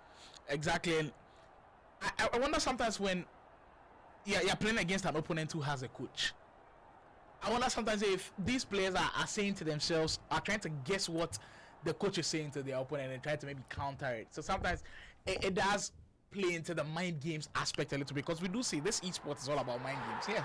Whether in your attacking, your defending, penalty shootouts, almost everything is mind games. So I wonder if that plays into the mind games a little bit, where when Rhymes knows, okay, you know what, I've played Mitchell before, I know how Mitchell would think in this situation. Is he convincing Son of God to play like Mitchell? So do I now think like I'm playing Mitchell? Like those types of mind games in these types of scenarios, is it something that goes on in their mind? And maybe we can have a chat with some of these guys to see what has certainly been happening. Well, we said we had a goal mode trailer here. We didn't know it was popping off this way. And speaking of popping off, Dada Boy makes that one 5 goals to 4. And I believe that's not the end of the scoring, because into the 60th minute, the Outlaws man must find a way to equalize. My goodness, this man, 5 goals apiece. Listen, the way he is turning up in style with those low driven is insane stuff. As you can see, Ryan's trying to get himself the 3rd goal lead from 5-3 down to 5-5. Incredible. I think it was even 4-1 down at the point. I think at the point it was 4-1, there was 4-2, and then somehow I think we got a 5-2, 5-3. My goodness. It's creative. Today, I think we've seen a complete opposite from what we saw from some players yesterday. Yeah. Rhymes, different player, different aura around him today. Dada Boy, different player, different aura around him today. Mr. Oga, different player last week, very good, but this week not at his best. And he's got a tough game coming up against Kinonix. That's slated for the main event to end us here today on the broadcast. That's another interesting game to look at. KK last week, different player. This week, another different player. Like it just speaks volumes about what a league demands of you. And if you were here earlier on in the broadcast, Boyd was telling us some of the things that he was doing to keep him logged in, keep him focused week after week, and you can clearly tell that it applies here to you. Cannot afford to rest at all, even if you have a great week. Absolutely, I agree with you on that one. As you can see, a quick, I mean, Son of God has really tried to turn things around for himself. He has played very well. It's not been the best of showings, of course, but I think it's just that difference in quality between Rhymes. As you can see, this one might be offside. Rhymes not committed to that one. That's I think that was slightly offside too. I mean, I would definitely go with that one and allow it. You're taking a gamble. I'm taking a gamble. There's absolutely no reason why. Because if Son of God scores from this quick restart immediately, then you'll be asking yourself, why did I not allow that offside call to sort of slow down Son of God and take off that pressure? Son of God will commit a little bit too much. I think that has been a little bit of the challenge with Son of God. He has not found those spaces. Unlike Rhymes, who has been able to find spaces in and around the area for himself. Lamine Yamal. The pressure does increase on both of the players. Rhymes found himself in positions where he wasn't happy with last week. And you can see the clear expressions. That is a good goal. That's the perfect way to express yourself. From the right to the middle in a flash. Rhymes couldn't deal with that one. And Son of God works his way back in the game. Well. Look, if you were not familiar with some of these Nigerian FC athletes, I think that what the National Soccer Pro League has done has shown the spotlight on some of the players that you didn't know about. I've got to raise my hand up and say I didn't know who Son of God was. I've been impressed with the way he's played. I've got to raise my hand and say I didn't know who Tactical was. I think he's been impressive. KK, I think he's now one of the favorites. Exactly, like he's now one of the guys that I like to watch a lot, and it seems like this one is still popping off. Elevation getting back the lead. The touches into space from Elevation today is at a different level. And I think that's one thing that is currently helping him in this particular game against the man that is Dada Boy. The touch into space is where he's currently, enjoying so much right now for him. Well, 6-5. I think there's still so much more action to happen in that one. Even in this one, Son of God nearly gets himself over the line. When you see how crazy the shift is. When you're up by 4 goals to 2, you think it's comfortable. When the opponent scores 1, everything seems to change. Now all of a sudden, Rams scrambling for it's like it's crazy sometimes with this game. Yeah, I mean we've said it so many times. It does make us sound like a broken record at this point. Goals change games. Goals change the outlook of a game. It might be a broken record, but it still wins the Grammys because it's indeed important. Because it keeps happening. It keeps happening every single time. You concede 1 goal and now it feels like all hell is breaking loose on you. Like right now, Rams was comfortable. All of a sudden, Son of God, pressure upon pressure. I mean, we did see that one also. Don't forget in that past game where there was a bottling in the dying embers of the game with elevation there. As soon as 1 goal goes in, you're under a lot of pressure. And usually this is what we do say. The way you manage pressure tells us a little bit about who you are as a player, who you are mentally. You have the mental capacity to sort of thrive under this pressure. As you can see, Rhymes, now the man, he has survived all of that pressure from Son of God. Might want to turn this around. If he can get himself another one into this, you can see he gets himself a goal. Rhymes, the man from the Yo team, the all esports athletes, turning things around as quickly as he can. Soaked up a lot of pressure in that past 5 in-game minutes, and when that chance presented itself, he took it. We did say he has a scoring boots on today. Exactly, he's been clinical in front of goal. He's been big in such situations, and this time made no mistake at all in transition. He's been perfect, and it's been a joy to watch right there with Douglas Luiz. There was no saving that from that position. That touch into space again coming up as one of that most important skill sets amongst. I mean, with how crazy the other game, the double versus elevation was going, it's my plea to production. Please let us know what the final update from that game is, because I believe elevation was leading by like 6 goals. I think it was 6-5. I just saw a comment from the Outlaws manager Hauser in the chat as well, of course, backing the double to win that game. So let us know what the final update is, production, and we want to see who gets all of those points. Elevation was leading at a point, but that one you could tell was going right down to the wires. This one also looking like something that will be intriguing to see how this game finishes, but the mentality from Rhymes today has just looked different. He's attacked this game way differently, composed, no rushing things at all. He's been decisive in front of when. That's the key word for me, decisive. Sometimes you know what to do, but if you're indecisive, it will cause you problems. And when I said there was chaos elsewhere, I could feel it in the air, and it is Outlaws Dada Boy, 12 goal turn right there. And down 1 in the final minutes, about to go crazy. They're sharing the spoils at 6-6 money. I think there might be a winner in that game for a final goal. For me, Elevation right now is in a whole lot of hot water. Out of a possible 6, taking only 2 points if the game ends like this, of course, or even most likely if you have a Dada Boy go on to pick the win, he'll be looking at his sports really under a whole lot of pressure. This would have been a perfect day to have his coach by his side, sort of calming the pressure and calming him down. This is not the best of times to drop that kind of points. Exactly. It's crunch time situation here at the penultimate weekend of the KD Sports National Esoccer Pro League. Oh, certainly not out of this one yet. We're entering those nervy moments. Would it be the same story for Wentz where he leads and gives it up in the final moment? He come out forth to do it again.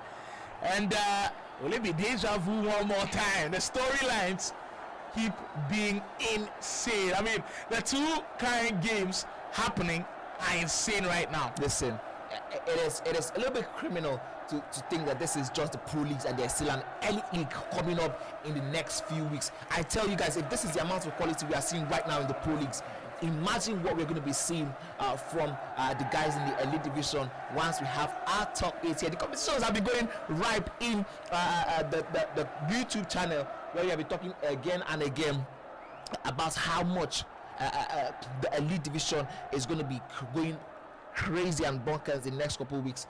We do expect that one to happen either in April or May, as we see Rhymes attempts now a corner routine, not something that has worked for him so much throughout this competition, but it doesn't matter. He has an opportunity for there to sort of die down the time and figure out what he wants to do, if he's going to be able to get this one over that line. With 10 minutes to go, Rhymes come where he'd want to be. There's in opposition territory, and they'll certainly be looking to run down the clock. But as you see, time without number, running down the clock in 9-minute house is a dangerous thing to do, as he loses possession of the ball. And here comes Son of God, as he have one more in the entering those stages where you've got to have massive composure to be able to pull it off. Wow. And there he goes on the mix, tries the player lock, and I believe it confuses the moment, but fortunately for him, wins the ball back, and just like that loses possession once more. Rhymes now quickly trying to turn this one into another moment for him to perform some magic, and if he's able to get this one over the line, that would most likely signify that he has been able to obtain these 3 points from this game. Very, very huge points it would be for Rhymes. He's able to get this one over the line. This man, incredible action. I remember the first time I saw Rhymes, it was in the I think integral competitions when we went to Ibadan, and he beat Mitchell in the qualifying rounds, and he had everyone going crazy saying, who is this guy? But ever since that time, we've always known that this guy has that quality, and whenever you see him, he does show that quality and that consistency to make things happen. The question has always been about how he is able to maintain the mental stability, and he just loses that one out in a very, very problematic area for him now. Can sort of make him pay as that selling card goes down the byline. Leguli with a bully of a finish. We've seen some of these things cause problems today, right? It's got to be careful. We're 2 minutes plus at that time today. The number of times it has been given out away easily at the back, and there is some cause for concern. The OAS man now minutes away from securing this massive victory, which will put him where he wants to be right out today. Today he set out for 6 points out of a possible 6, and I believe that goal, it's a big goal, and Rhymes will take that all day, every day.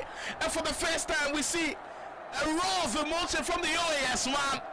It's quite unlucky on Son of God's part, and that picture sees it all. The picture says a lot of words, and you feel certainly unlucky about that own goal in that situation. Yeah, looking at that point, yeah, he'll be feeling a whole lot unlucky, but Rhymes has made his luck. He made his bed early on, and I think he's going to be happy. From this position, others would like to go back, run down the clock a little bit. It's a risk to take, but him try to go for a goal. A little bit of an unnecessary risk, if you ask me, because 92 minutes, yes. I mean, if it was 91 minutes, I understand, because by the time you get all the way down to that part of the pitch, and before your opponent turns back, it probably is the end of the action. But as it stands, he'll be happy that risk did pay off today. And Son of God might get something out of this one. The goalkeeper still saying no. Vicario refusing to let anything go. Listen, interestingly, what has happened today? After 16 games played now, Rhymes has definitely climbed up to 26 points. And it's a massive 26 points, and it's all courtesy of this wondrous performance today. It's 2 wins out of 2 wins from the OAS man. If you counted him out last week, well, you have to eat your words. This man doesn't know how to lie down easily. It's a massive 6 points for him, and he's putting pressure on everybody in that top 8 right now. 6 points definitely counting him in that conversations. Is it crazy the amount of emotions this man elicits every time he's on screen? You see, he's won this game, but you can see how it means so much to him in terms of the fact that I think it stems from a belief that he can do way better than this. It's like there has been incredible flashes of brilliance across board. It's just the consistency to maintain it mentally, to have these performances every day, every time. Even when we are saying this on the broadcast also, you're not playing so good, find a way to win. It's been like every single time he's playing good, he's almost untouchable. Now the question is, can you find a way to win even when you're not playing so good? Well, Vision, no matter what the score updates will be like today, if he doesn't get a win, he is in trouble. Well said. Because Rhymes and of course Dada Boy really doing the business today. Well, it was indeed interesting. It seems like the final match update ended in a draw. Both of them sharing the spoils for elevation at that point. That makes for a really interesting case. It is going crazy here at the studios, Lagos, Nigeria, from Game Evolution Studios. We've enjoyed every single bit of 6 rounds of action. Manny and I, we've got 2 more in us. We've got 2 more blockbuster games. We are still counting down to that big game. Kenonic versus Mr. Oga could be huge and could determine who would actually finish this week top of the table. So there's still more to come from us. Don't go anywhere. We're lining it up for you.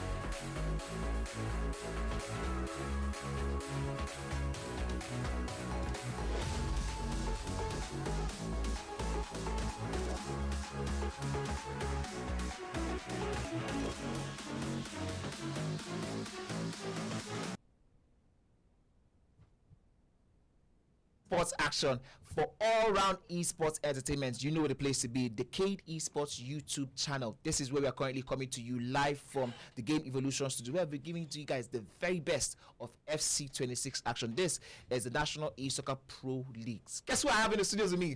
The one and only Yo Master. Yo, guys. Talk closer to your. Yo, guys. Yo. What's good, guys? What's good? How are you feeling, first of all, especially after that game, where it did feel like Son of God at some points in time took you down the wire, but you were able to get that one over the line. How do you feel?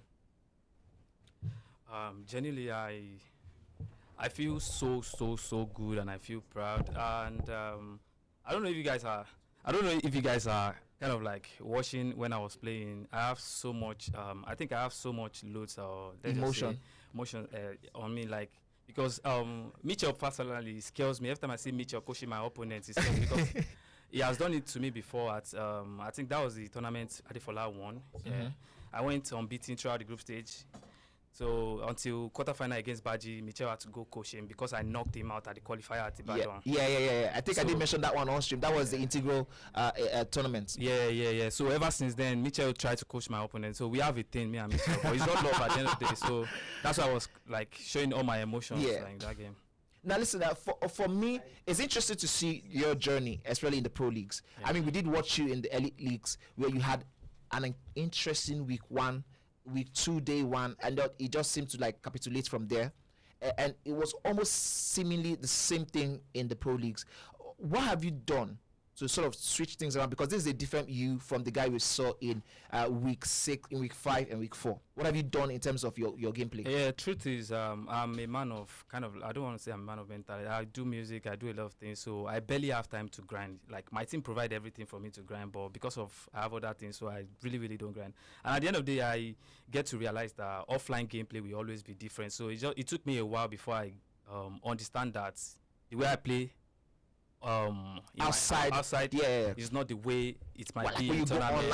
So it dawned on me, and that's when I realized, because almost all these players that beat me in this tournament, when they play me outside the tournament, they know that, but so I have to now come to come to reality. How will I say it? Like, accept reality that, okay, whenever I get to the tournament now, I have to play according to the game. If it's slow, I play slow. If it's fast, I play. I think that's what I'm doing better now, and that's what I've not been doing before. So I'll take this as a lesson. As an encouragement to do a little bit more of those grinding online.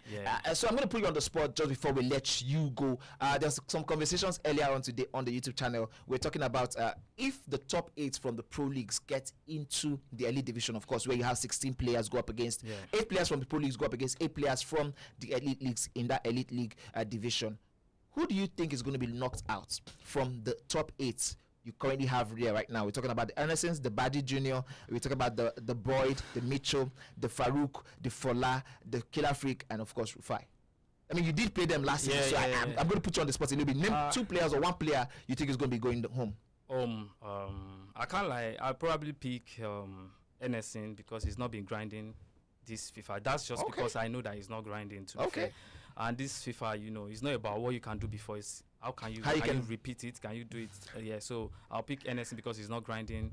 And then again, I think from the elite league, I think who else? Yeah, I'll pick Michel because we have it's not long. I'll just I'll train him. You want to train him down? Yeah, even though I know he's Those are interesting words from the Yo Master, the OAS Esports man himself. He's showing you guys again and again that he has all of the ability to do it time and time again. Hopefully we get to see more of you. You have about 2 games left, so we expect to see some craziness from you, correct? Yeah. I think I have 3 games left. Okay, so we're going to be going straight into the next round of action as it currently is. Guys, this one we have Blaze versus Yemi going up next on the broadcast. Don't forget, the main event for today is happening last. That one.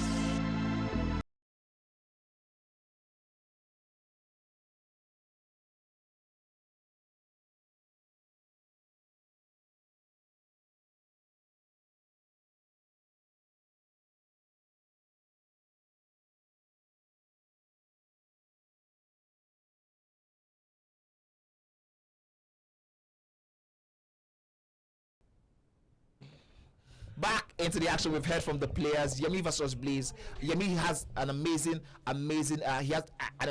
first game earlier on today. Now he has another opportunity to sort of take his lead to 6 points today. He's going up against a Blaze who doesn't have anything he's fighting for mathematically, but maybe for pride. And sometimes it's such a dangerous venture to go against some of these players who have nothing to lose. Sly, do you believe we're going to be seeing an upset in the game between Blaze and Yemi today?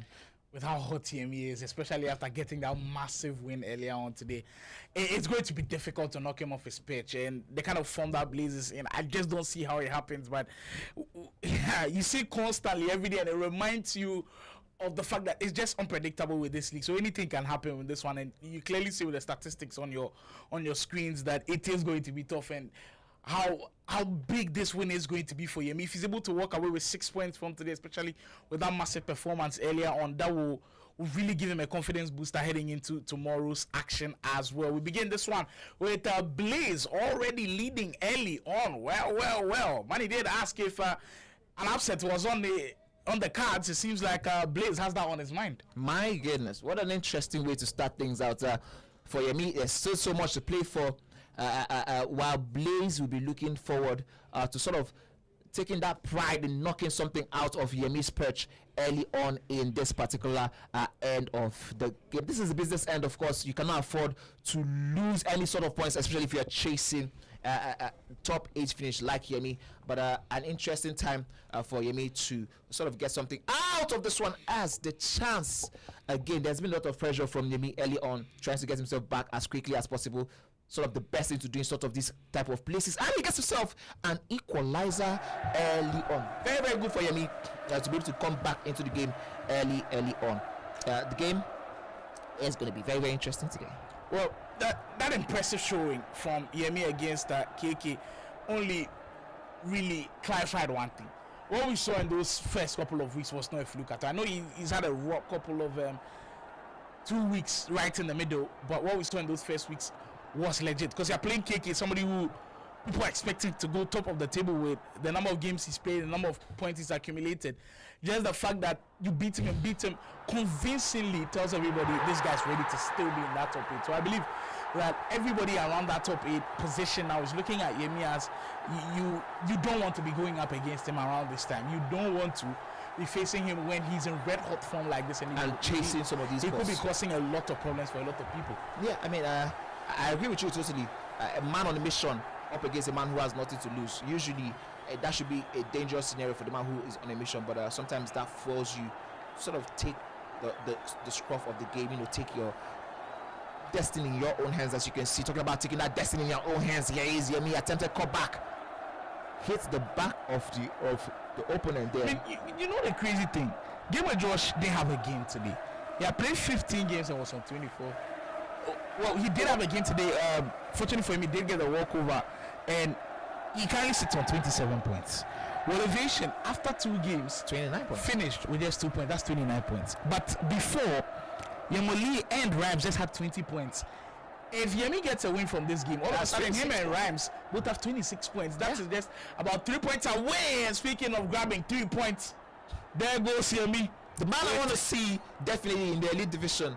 Definitely, I want to see that man in the elite division. At this point, Money wants to see everybody in the elite division. No, I don't want to see everybody. I want to see the people who are going to definitely take a lot of chunk of the points off that man, Farouk and Mamzud, and Killer Freak rather, in that elite division. I want a division where we're going to be having a whole lot of problematic debates. I don't want an elite division that will have unbeaten records from first week down to the 5th week. No, I want one that is going to be keenly contested. Almost as keenly contested as what we currently have here. Yes, it does look like there's a blowout in terms of the guys who are between the positions of 15, 16 down to the bottom 20. But I think from the very first guy on the list down to the one who is 15th, there is a whole lot. As you see, another go in. Yemi taking advantage of this one early. I think our best bet with the elite division is going to be in the position where even the guy that is last on the table, no matter who he faces, we want him to be able to have a chance to win. So I think there will be a separation. I mean, clearly at some point where the best players to separate themselves from maybe the guys who are not up to par. But one thing that we have to hope is the fact that even the guy who's last on the table, let's say, and I'm not saying this will happen, let's say Yemi qualifies to the elite league, and let's say he's languishing at the bottom of the elite league. We want it to be a scenario where maybe if Farouk Mountain is at the top of the table, and Yemi versus Farouk could still be a big game, no matter where Yemi is on the position of the table. So that is what we can hope for. That's the best thing that we can hope for. And with these sets of players, I think we might be able to get our wish. Yep. Also, the fact that we're looking at a scenario where we can have absolute 6-pointers every day in the elite divisions. That's why it's going to be called the elite division. Especially with the fact that you have players like days like I would say Rhymes, who has been there before but not qualified, had to come down to this level. I did have Rhymes on the broadcast early on before he walked in, talking about how he hasn't really paid so much attention to grinding this game, and that's sort of reflected in his performances across board, and how he understands that he really needs to take this one to the next level. You can see that's what I'm expecting to see for the elite division. I want people who are grinding. Don't forget also we have the Nigeria versus Ghana version 2 coming up later this year. I definitely want to have the very best of players go up against Ghana. I cannot afford to lose Ghana 2 times. We want you bring your best too, because you know you have. What do you mean by you know? You know what Ghana is bringing. What are you bringing? We bring our best, and our best usually performs. So we are just wanting you guys. Just bring your best. Guys in the chat, this is one of the reasons why I want people like I want people like King Nonex, the KK. The Yemis. Top, Very good goal. top corner finish there from Blaze, not letting this one run away from him too much. Early on, this is 4-2, a decent run out from both players. Does look like this is one of those games that's going to be ending in an 8-4 type of scoreline if it does go on. You know somebody who I'm really impressed with as well? Tell me. Two games from today, he's been able to take 4 points. 4 points off Mistelga and Elevation. Two guys who have been top of the table before. Massive salute to the Outlaws Esports man. And you know the thing, he also is one game behind because he's just played 12 games, and in addition to those 2 games, that makes 14. So even though I've played 16, exactly, already, even though the likes of Rhymes has played 16 games, he's on 26 points. Yemi, if he finishes this one, he's played 15 games. If he wins this one, he goes to 26 points as well. If the other boy can win that one game behind them, he goes to 27, which goes at the top of both of these guys. So that's another tricky one to look at. With a game with Josh, after playing 15 games, which still leaves him room for one more. As you can see, Yemi attempt a long range finesse shot. Yemi definitely not resting on his laurels. He's looking for how much he can score past. Don't forget, I'm already salivating over what tomorrow looks like. Well, I think some of those games might be huge. I think tomorrow we might have a clear-cut view of the 4 guys who will be battling it out for the bottom of the top 8. The guys who have a chance, because tomorrow some of these guys losing. We're gonna see. I'm sorry, but we'll have to shut the door on some of these guys. Yeah, I think we're going to be seeing the mouth-watching fixtures I'm looking forward to tomorrow. We're going to be seeing a Yemi versus game with Josh happen tomorrow. That one will definitely tell us who, is definitely going to be going into it, because if Yemi loses, that's going to be a problem for him. Although that would mean he has one game still behind a game with Josh, so he still has an option to go back in. But the Guru is also going to be in action tomorrow. We're going to see tactical in action tomorrow. I think Anifia and also Mr. Oka are going to also be in action. I think I got a glimpse a little bit tactical. I was actually playing that boy tomorrow, so that should be another factor. With the way that boy has been playing lately, it's not going to be easy at all for tactical. Speaking of Guru's also got a big game. I think he plays Kiki potentially tomorrow. So like tomorrow's games, it's mad. I see like Blaze not got a lot of fans in the mix. Stricto, maybe not looking for Blaze's wins anymore, but it's just part of the league, and sometimes you win some, you lose some. It's just not been the best of showing for Blaze, but it's still in this game it's still early stages here. I've liked some of the attacking patterns that I've seen from him this time through Wilson, and that pass just for the little bit, and the defense will come to the free. You did say you win some, you lose some, but I mean, in the case of Blaze, it's been really win one and lose all. That has been the consistent conversations around his game. This has been a little bit of a disappointment. I'm disappointed in myself and my Octopus predicting ability that I had this man anywhere near the top 8 to finish top 8. That was Blaze. I had him in that conversation. But the question is, where did they all go wrong for him? Because man, you remember we're hyped for him in week 1 when he picked up those important points. We're like, yo, is this what we're going to be seeing from Blaze? Then we might have some crazy things in store. But since week 1, it's been going downhill, and it's been a shocker so far. I mean, an absolute shocker of a game between these men. Yemi and Blaze. From the very get-go, after week 1, we didn't expect to see some of these guys at the very, very top. Actually, we're expecting to see them somewhere in that top 4 conversation. You're asking me where it got wrong. I think it went wrong after that game 1. He didn't really turn things around. He didn't step up. We did see that consistently. It isn't always about the first round of action. It's about consistently doing this. A marathon, not a sprint, is something we have been speaking about and speaking on consistently across the pro leagues. And I think it's obvious now the people who have taken that into account a whole lot more is the men like KK, it's the men like King Onyx, it's the men like Tactical, the men like Guru, who stumbled and fell at some points in time but found his way back into the action. Gabriel just at some points was languishing in 13-12. Now he's bottom 8. These are the men who took that one or that advice by the scruff on the neck, and that's why they are where they're currently placed on the leaderboard. Well, certainly the work he puts in has kind of shown, the reflection has shown in what the leaderboard looks like going into week 6, day 1 here inside the National Esoccer Pro League. Just a quick reminder, National Esoccer Pro League, of course, brought to you by Kid Esports, and the main guys behind this one, being supported by Game Evolution Esports. We couldn't do this without them as well. Massive production team who've been here every step of the way, of course, bringing you a lovely production live on YouTube. We hope you've been enjoying the action as well. We've got Esports Federation of Nigeria as Blaze not lying down easily at all. See how the rest of that game goes down. Esports Federation of Nigeria giving us their backing, also very important to the community, and as one of the community's governing bodies, it is a key role that they do indeed play in these parts of our esports world. Ooh. Another one from Yemi right there, and clearly knows what this business is all about. Game Pride IO, they've also been a massive help to pulling off the National Esoccer League. A massive appreciation to them as well. And finally, our media broadcast partners, Esports Africa News, telling the whole world about the goodness that KD Sports has to offer with the National Esoccer Pro League. This goal right here took a lot of patience and a lot of baiting as well. That first start from Wilson took it out into some very good space, and unfortunately for Blaze, he fell for it too early. Listen, first touch into space is one underrated skill. I think I've spoken about that one earlier on today. We saw Elevation do it. Yes, he did it again and again and again. Yemi now, maybe not necessarily the whole touch into yards of space, but just the ability to get it right. Sometimes it is the difference between scoring a goal and not taking that one beyond the goalkeeper. Here it is again. 53 minutes in, 6-3. It does look like there's a whole lot more goals to go into this one. Blaze.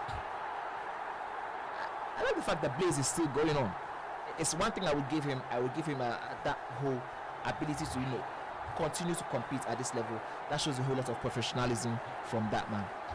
Well, certainly, it's important to stay in moments like this and not just crash out at some point, because you will be back here again potentially next year, and you've got to take some lessons from these things. I always say try to take the positives, even if there's a massive negative situation. There will always be positives, and I think some of the positives of Blaze, the fact that he went toe-to-toe with some of these guys, he created chances against some of these guys. He's just got to find a way of doing it a lot more, find a way of using his spells of possession to his advantage a lot more, and then come back stronger in these parts. But I like the fact that he's shown massive professionalism, showing out every single day, being here on time as well, and kind of just being there in the mix. And I believe his time will come as well.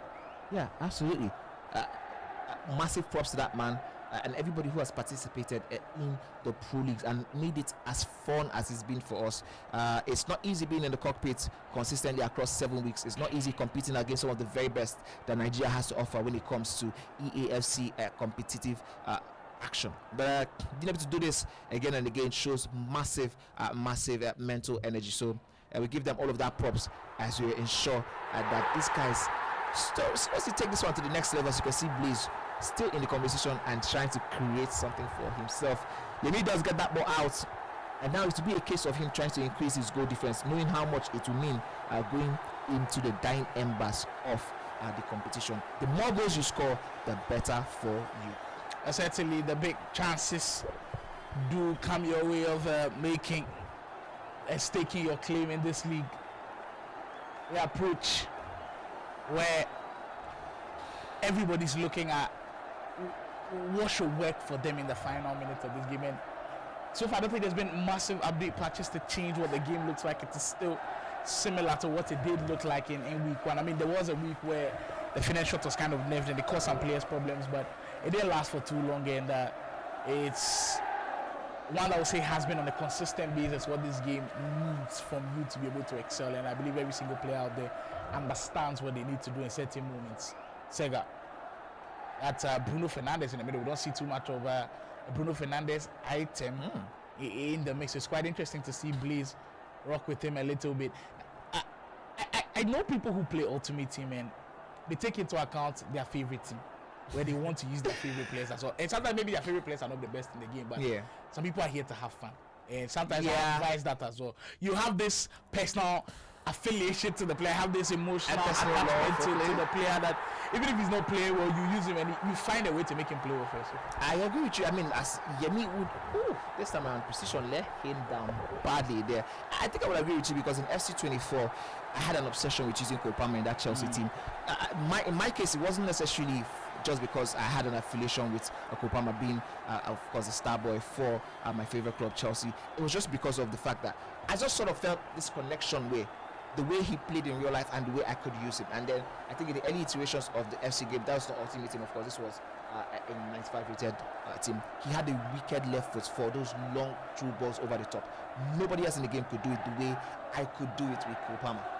So even though he wasn't the best in the game, he didn't have that pace, he didn't have that strength, he didn't have all of that, I would say, ability to sort of cause ruckus in and around the 18-yard box.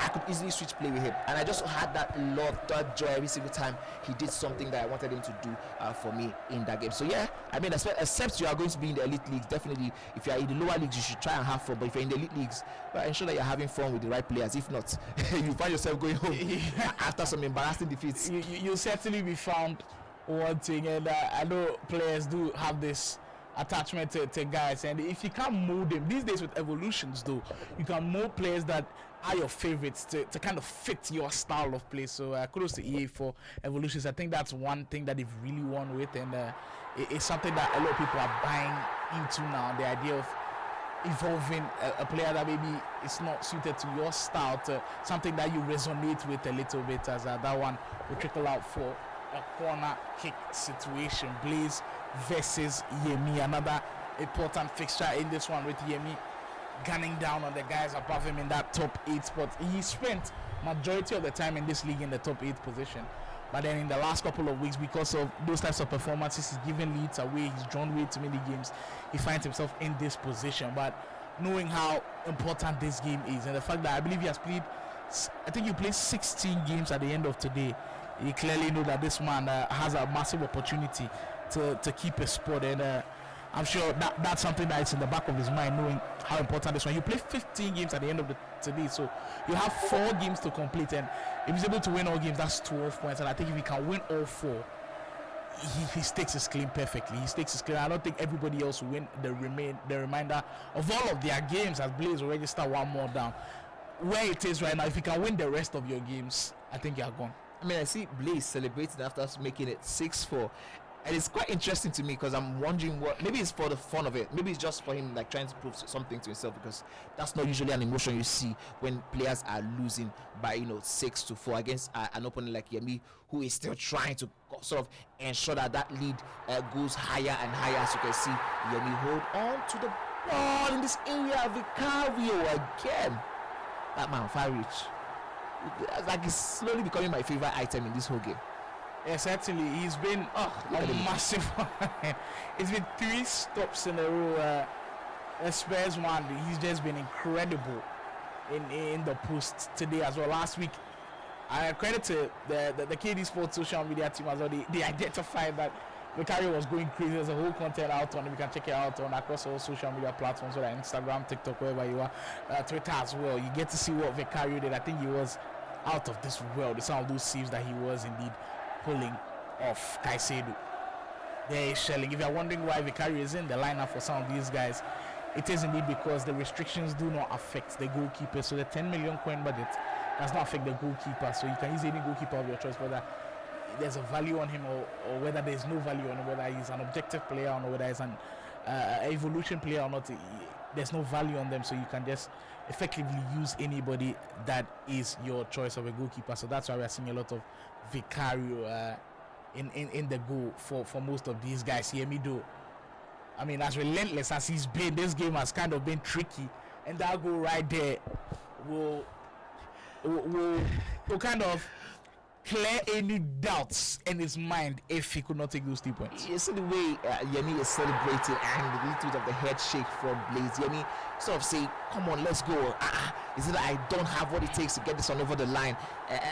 That's what happens usually when you're up against someone who, I told you earlier on, when a man on the mission is up against a man who has nothing to lose, it is always a vendetta type of matchup. Somebody has to lose something, and usually you do see again and again that the people who have nothing to lose always throw everything they have at the kitchen sink. As you see that replay of the goal with Yemi, sort of, oh my goodness, find that space after space after space, first to dribble and way beyond the goalkeeper. When I see those near post load when finishes, I'm always intrigued because when I'm in the near post, the only thing that can surround me just shoots normal. Low driven, I'm always thinking like far post. But these guys have shown that it's something that they've practiced, they've worked on, and it kind of pays off every single time. I mean, to be able to find out that the right place to squeeze in, because of course, don't also forget the angle is so tight from those near posts where they have. Again, look at. Listen, if I was in here, I would absolutely never doing this again. I mean, if you don't understand what happened, Yemi did bottle again in the final. I think against Rhymes. Yeah, against Rhymes. Last match week 2, match day 2, week 5. He bottled that game in the 89th minute or in 90th. I think it was 90 plus. 90 plus. Exactly the same. It was all done. There's absolutely no reason why you should be trying this ever again. But it's Blaze and he has a 3-goal lead. So I think it's for him. It's fair to say he has a lot of room to play with, as Yemi will probably be looking for just one extra goal to make it a 4-goal difference. That one will come, and there it is.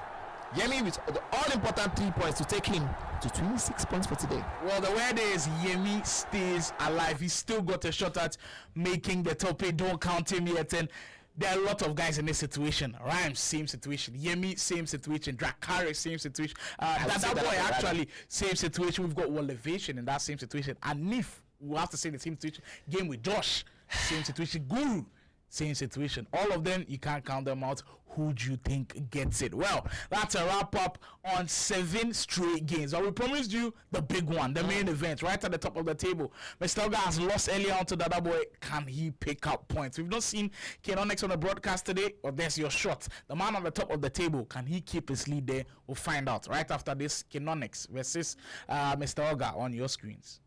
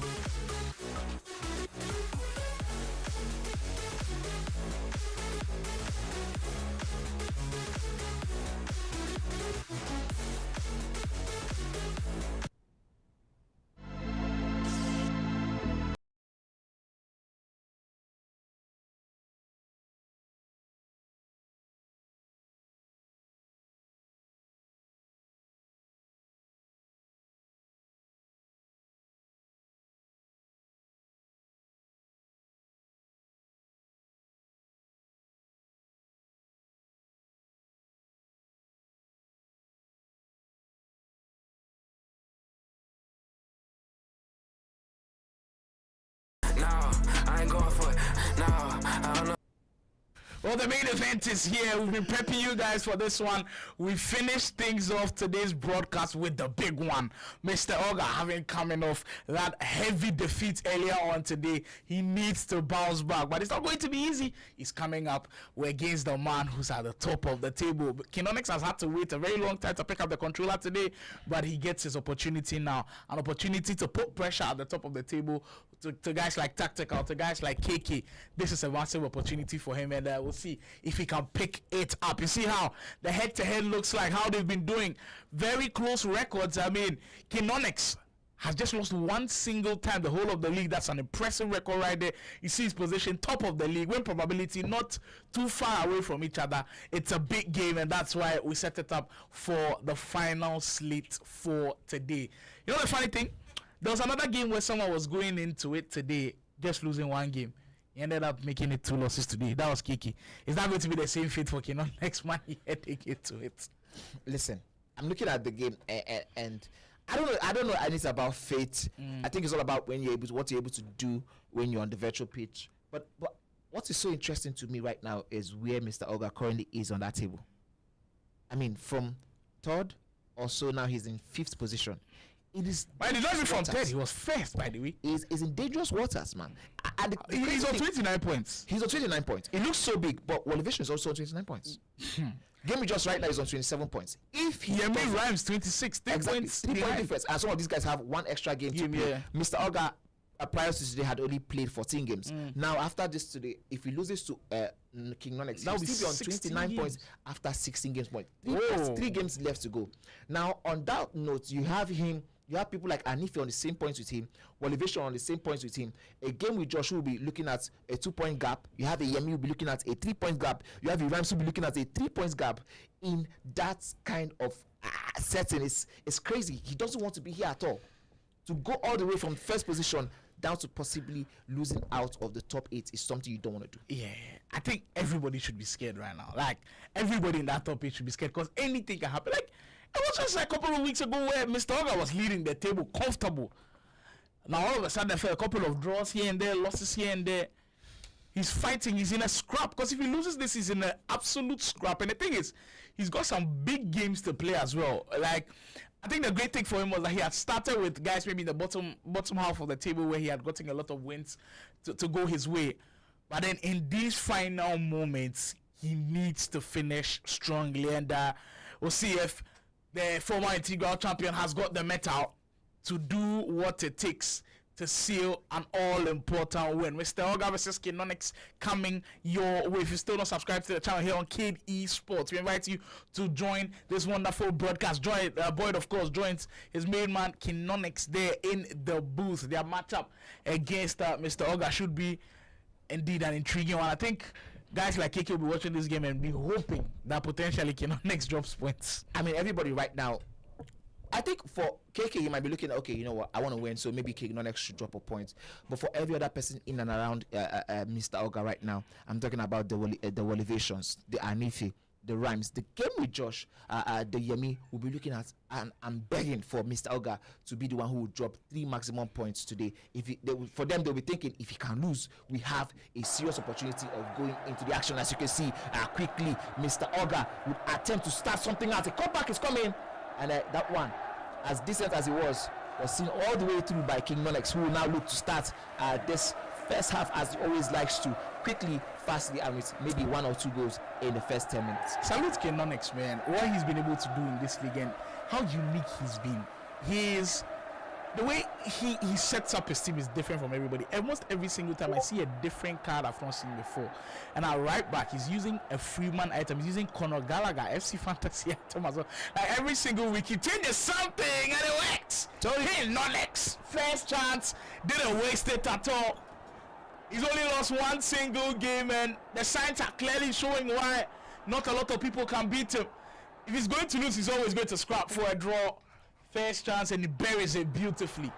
I told you that's how he loves to start things out early on. If he can get himself a goal or 2 in the first 10 minutes, that's how he loves to do it. And you can see this one early on, he's got himself 1 goal in about 5 minutes. He has another 5 to see if he can sort of dominate. That's the way he just loves to really start things out. But Mr. Oga really started this one out a little bit quickly out of the blocks also. So we do expect that something will definitely be coming out of Mr. Oga for this one.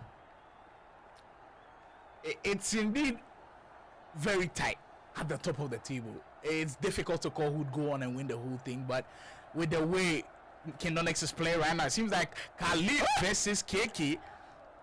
I mean, the start has been electric. From 2-1 to 4-2, which is crazy. I mean, you did mention earlier on that it could be an upset in the game between Khalid and KK, and I almost I hate that because I was we kept saying KK had games to play.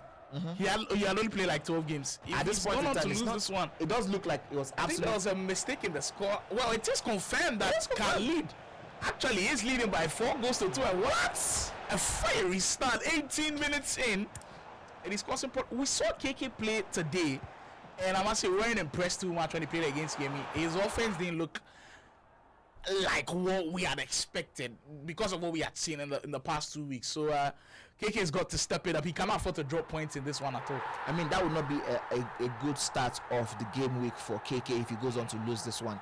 4-2. My goodness, that is insane stuff we're seeing from the man Khalid. I mean, I didn't believe in him at all any point in time. It doesn't seem like he's chasing anything at this point. He's not chasing top 8, but the ability to have some of that conversation, saying, you know what, I did my best. I took points off some very, very important players in the league. I think that would do him a whole lot of good going forward. Well, certainly. But if we are saying a player like Mr. Oga has played 15 games and is on 29 points, it's not safe. what does it say about a Kenonex that's also played like 14, 15 games that's just on 31 points? I mean, can we say he's not safe as well?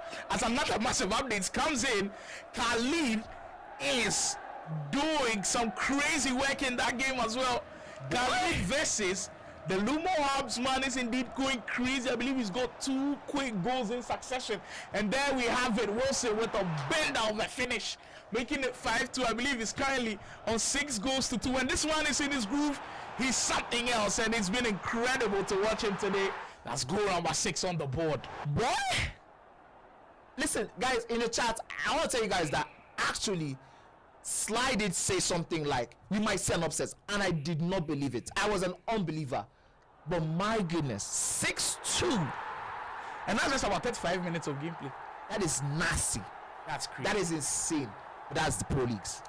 The fact that KK was coming into today just had lost 1 game and is about to lose 2 in succession is an absolute madness. Some of the sequence of events we've had in the Pro League doesn't even make sense. When Ovation goes on a 6-game winning streak, all of a sudden he loses like 3 in a row. And he's currently finding himself in like 7. KK winning, all of a sudden He was losing 2-0. It's insane stuff. Rhymes was comfortable all of a sudden. Not comfortable anymore. Mr. Oga chance. Goal 1-1 in that game between Mr. Oga and the man King Nonex. You did mention about the fact that King Nonex had 31 points and not considered safe. I think the difference is Nonex possibly has the least amount of games played amongst those guys with the highest number of points. He does have about this. I think this will be the 15th game he is playing in total, so that gives him a whole lot of room to maneuver. While for Mr. Oga, this is his 16th game, and I mean that extra game, if Nonex gets something out of this one, that extra game will possibly take his stock up a little bit. You know, basically, if Mr. Oga get 3 points in this game, he's going to the top of the table. Oh my word, Khalid is going crazy. We need to have some of the referees get in and help KK. This is a beating of a lifetime as Mr. Oga bears this one. Is it offside? It is offside. And oh, what a move that would have been there for Mr. Oga to turn things around quickly. My goodness. Wow. And the crazy thing is, Khalid, who we had kind of written off with 13 games played, was on, I believe, 15 points. If he wins this game, he's already beaten Baloke today. That makes 6 plus 6 points. That takes him to 21 points. He's not far off. I mean, it's not crazy to say this guy still has a shot at it, then goes. Nonex once more restoring the lead and making sure he sharpens things around. I mean, speaking about Khalid, it takes him to 21 points today, and that will take him to, I believe, 15 games played. 21 points, 15 games played. Listen, it's not so bad. Might be a chance. It's not so bad. Just the problem is the fact that we are not seeing him consistently do it. As we had a comment there from African Free Fire community saying, "Oh, more they want kill KK." My brother, this is not a small murder case. It is one that deserves international recognition, because how in the world has a man who has only seen one loss throughout 5 weeks of action now suffering this much at the hands of 2 players today? KK is in a whole lot of trouble as King Nonex will try to turn this one on his head. He can get himself more. I think that scoreline not a lot of people saw coming. I just kind of had a hunch that there might be a little bit of upset in there. August playing some very good. He's playing with that quick verve that we're expecting earlier on against Dada Boy earlier on, and I like what I'm seeing, and I think it might cause King Nonex a couple of problems. But on that Khalid front, I think it's impressive how he's been able to conduct himself against KK, and the kind of game that he's putting up is very, very impressive. So a massive shout out to him as well. Do you know what's interesting is some of these players have always had this feeling where you don't want to lose to a streamer, especially if you're a top player, if you're a top rated player in the community in such a tournament. You don't want to be losing to a streamer with that amount of goals, because he would definitely have your number any day, anytime. I mean, if for any reason you ever find yourself on his stream, you know, he's just always going to bring that up. I do think that sort of like will be playing in the mind of Kiki, because the way he's going at those goals, that is the man Khalid, is crazy. As you see, King Nonex bending this one beyond the goalkeeper. It is 3-1. Mr. Oga has a whole lot of work to do. That first pass was really slick. It kind of went through the back door. Mr. Oga didn't see it coming, and King Nonex fully capitalizes on that moment right there. For the first time, he's got a little bit of breathing room with that 3-1 cushion. Oh my word! It seems like maybe Khalid might be going crazy again as KK gives it away. That's goal number 8. Bro, that's insane stuff from all Khalid the right fire there. department. Somebody is on fire. Crazy. Khalid, my man, what a performance. This is what I want to be seeing consistently. I do think this sort of gives credence to the conversation that Boyd had earlier on today on stream, where he was talking about the fact that he doesn't expect anybody from the pro leagues to survive the craziness that is, because we didn't see that's happening in the elite divisions. There was nobody who was well ranked that lost this type of I mean that possibly is giving a whole lot of credence. Man, what a tackle! Wait, we have to have Mr. Oga on here. Did he manually press the slide tackle? Yeah. Or was that AI? No, that had to be. That gamble is insane. I mean, he had nothing to lose. And if he can turn this attack into a goal, that will be the perfect gamble to go away. Clip this one. That's the excellent sequence right there. What a risk to take, and it pays off 100%. A tackle that is the equivalent of a goal, just from end to the other end. You could see how quickly that man was able to turn that one around, and you can't even blame Nonex for that one, because that was perfect FC, but the way it was countered, incredibly done there by Mr. Oga. Sort of rolling back the years with that defensive display. As you can see, that tackle happen again. This one, I mean, this was the best thing to do. Try to get it into the fierce man, and as soon as that tackle happened, you knew. I don't know if you intended for the bar right there, but the guy who made the tackle is actually called Freeman. So I don't know if the fierce man is part of. Right, I see that man is dropping bars even without knowing what's happening, but that's insane stuff from man like Manny right there. But Mr. Oga, what a sequence that was. That's what we call high risk, high reward. Because he could have considered a penalty and it would have been 4-1. But it is indeed 3-2, and I believe he's got the reward for risking that one heavily, but has to be able to defend the situation or things might not go his way. Unfortunately, bounces for Knowledge. My goodness, what is this? What is this? Who thinks about that in such high stakes moments with so little time and the ball in a loose manner? Who thinks about that skill move? This is insane stuff from these players. Massive performance from Ronix. I mean, it would have been gutted the way he considered that goal, especially with the tackle from Mr. Oga going the other way around. But just the ability to operate in scenarios like this is incredible. You know, you did mention earlier on something when I was telling you about. Okay, let me just go straight into it. You know, I was telling you earlier about my prediction, and you said every single time you hear my prediction, it does look like it's going to happen. Do you want to hear what I did go for this one in this game? Who did you go for? I went for a 7-6 victory in favor of King Nonex. Wow. You expected it to be a bloodbath of goals. Yeah, I mean, seeing Olga with that loss earlier on in the day, it did look like he was not happy with that loss. So if there was any time to make a statement, it would be against King Nonex. But of course, I expected King Nonex to sort of have that final say. And I expected a little bit of goals at both ends, and I don't think it's disappointed me. So far, so good. Both players really doing well for themselves. And in case you're wondering how you can make predictions, you could go straight to the channel on Instagram. As you can see, another update is currently 9-4 in that game between Khalid and KK. KK just getting himself something more of a consolation at this point. It looks like that was all that will happen. Bar a miracle from KK. It does look like he has done the if he finds a way to come back, that will be insane. We will go home. If he finds a way to come back, that is the end of the broadcast for me. As you can see, Mr. Olga trying to fight back into this one. I expect to see more and more action like this from him. That man, he definitely knows how precarious his position is currently on the table. 29 points from the beginning of match day 1, week 6. And after 2 games, it does look like he might not be going home with any point at all. Possibly a little bit of an unacceptable margin from that man himself. Yeah, I think he will be disappointed with how things have gone this way. Oh, Yashin with another powerful hand to parry that one away. But look, I think he'll be disappointed that he didn't get any points. But with how this game is going, I don't think he should be disappointed too much, because I think he's played some very good FC, and there's still an opportunity for him to pick up points in this game. He's played some really interesting stuff. He's created chances, he's created problems for Kinonex, and with about 40 minutes to go, I don't see this game ending the way it's looking right now. But we all know Kinonex, even in the tight games, he finds a way to win.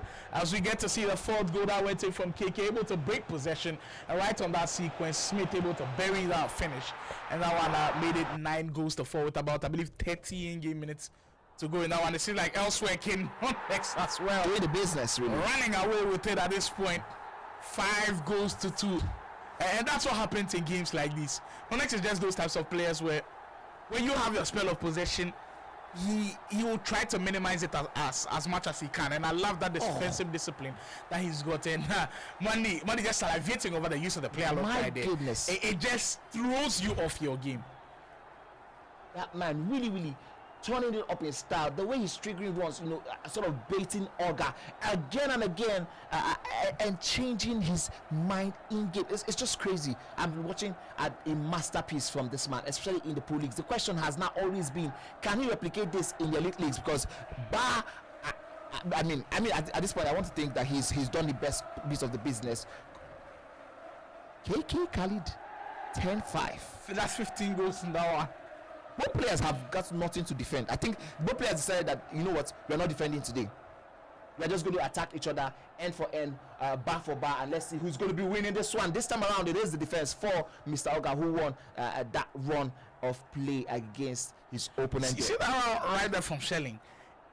It is a feature this year that last year, if someone triggers around, you can decide to ignore it and you say, you know, he won't play him the pass, especially when you track it for some time. But this year, track him for You how track long him as to you the can. village. He'll still play the pass because of all of these play styles that keep working. So it's difficult, much more difficult to defend. So beating your opponent is kind of tough these days. But credit to Mr. Hogger on that possession right there, tracked him all the way down and was able to get the ball back with his fullback. Hogger still pushing as King Nonex. His defensive discipline comes to the fore once more.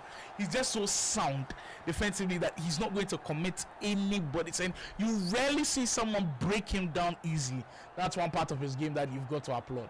Yep, I absolutely agree with you. As we see an offside position called for King Nonex in that game. Mr. Hogger has an opportunity now. It's not over yet. There is about 27 in-game minutes to go. Let's see what he can get out of this one. And African Free Fire community, we see you. Hey, he's calling Hogger Mrs. Hogger. A little bit of that banter going on in the comment section on YouTube. Don't forget, guys, we want to have your thoughts happen more as this one squeezes a little bit beyond the goalpost. Let's hear your thoughts in the comment section on YouTube. Well, there were a couple of changes at the top of the table, and for KK, everybody had in their mind that, you know what, if this guy wins the rest of his remaining games, then he can go to the top of the table. But today, 2 out of those remaining games have not gone his way. That means he's getting 0 points from today, so he'll be stuck on those 29 points, I believe. And for Kenonex, he just keeps adding on to the points. If he's able to secure 3 points today, that will do him so much good heading into tomorrow and the final weekend next week. Yeah, I mean, I think this brings me back to something that happened earlier in the day in, across the community group chats on, especially on for EFC 26. I think there was a conversation about how some of the players or the community members expected Farouk Mamzo to still run away with the win in the elite divisions this season, and there was a conversation about King Nonex saying, you know what, I have started this message, we'll come back to this after the elite leagues. Now, do you think with this type of display, he sort of has that at the back of his mind that, you know what, these guys don't actually rate me, even though they have seen me do it again and again and again on stream across board for the pro leagues. They don't rate that I possibly have what it takes to go all the way to the elite leagues. And you know what, stake a claim to somehow causing so many recourse and most possibly finding myself in that top 4 conversations at the end of the day. Certainly, it has to be a motivating factor for him, Kenonex. I think just what happened at the Challengers Cup, and I'm so proud of the progress he's been able to make, because if you remember the Challengers Cup, it didn't go well for him. He struggled with it, and we're all kind of surprised at how things had gone for him, and it's quite interesting to see how he's been able to change the narrative surrounding his name, and I just like that for him a lot. And if he can carry on in that same trajectory, I think there's bright things to come for that young man right there, Kenonex. So I certainly displayed a level of FC that deserves to be highlighted, deserves to be spotlighted, and I trust that KD Sports will make that happen. You're still watching National Esoccer Pro League. We're into our 8th round of action here today, like we do the bumper of games that we've got for you guys. We're able to deliver it live, and Khaled Nonex once more. Vicario trying to rescue that one, but there was no way he's saving that.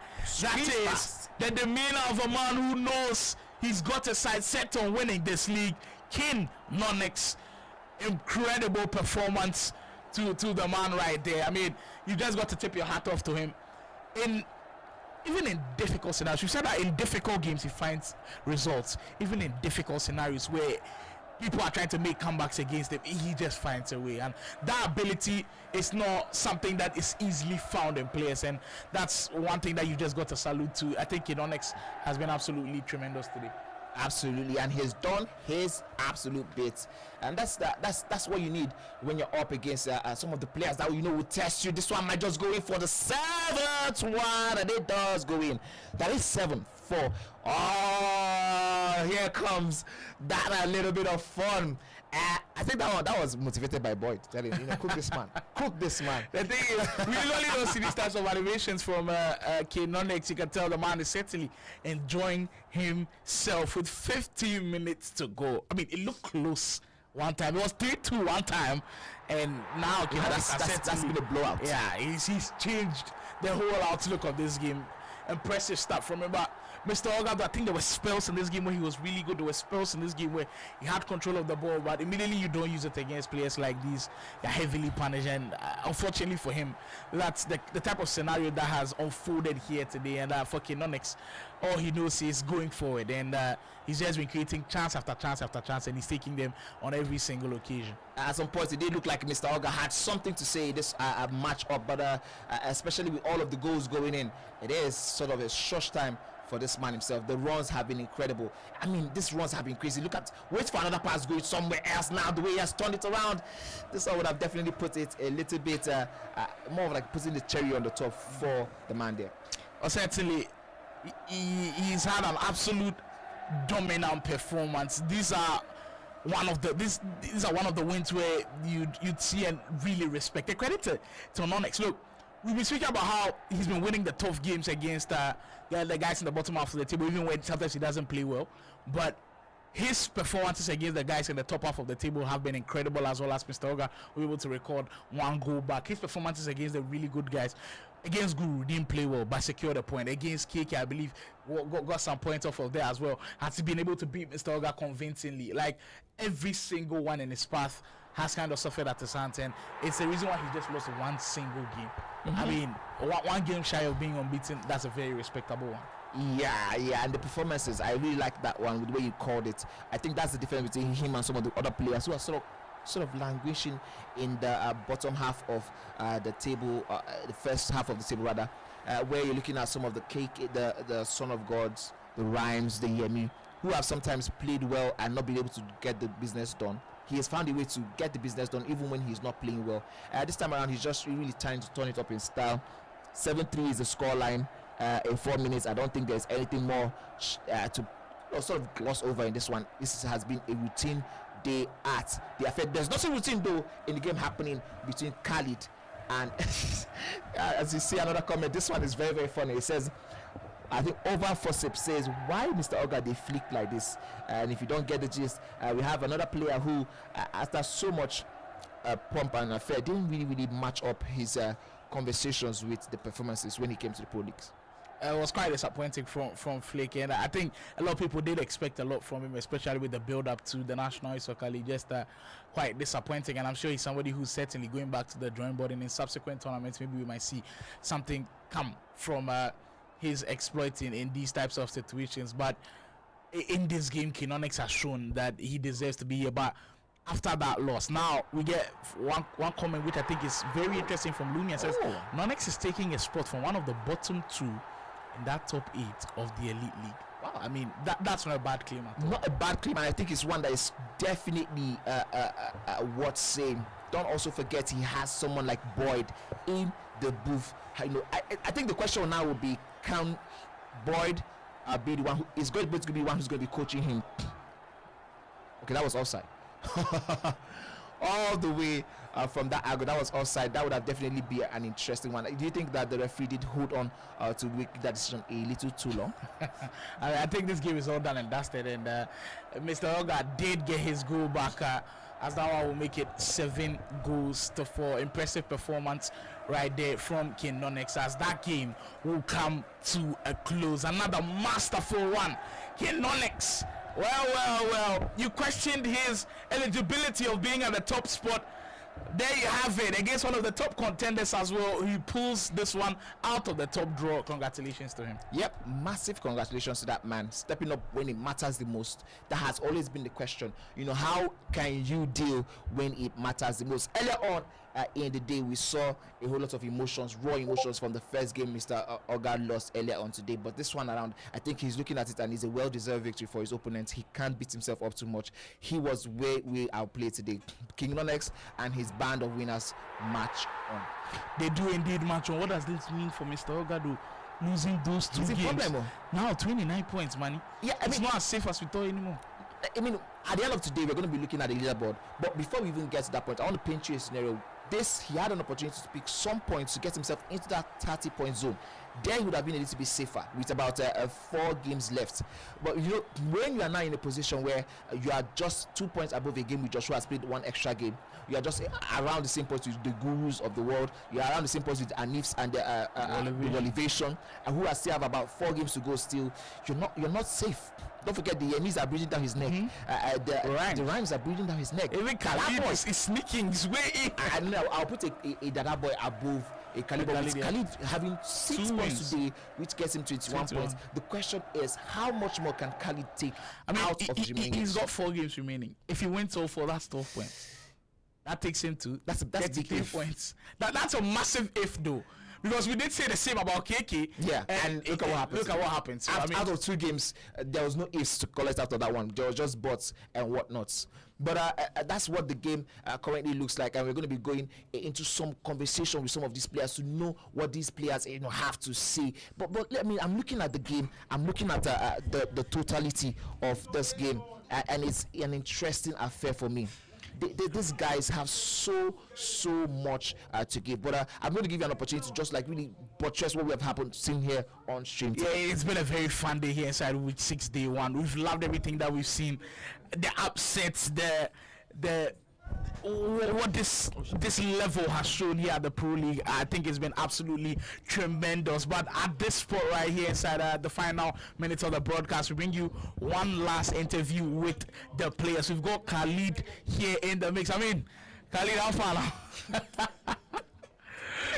Adio. How are you feeling after today's results? I feel great, bro.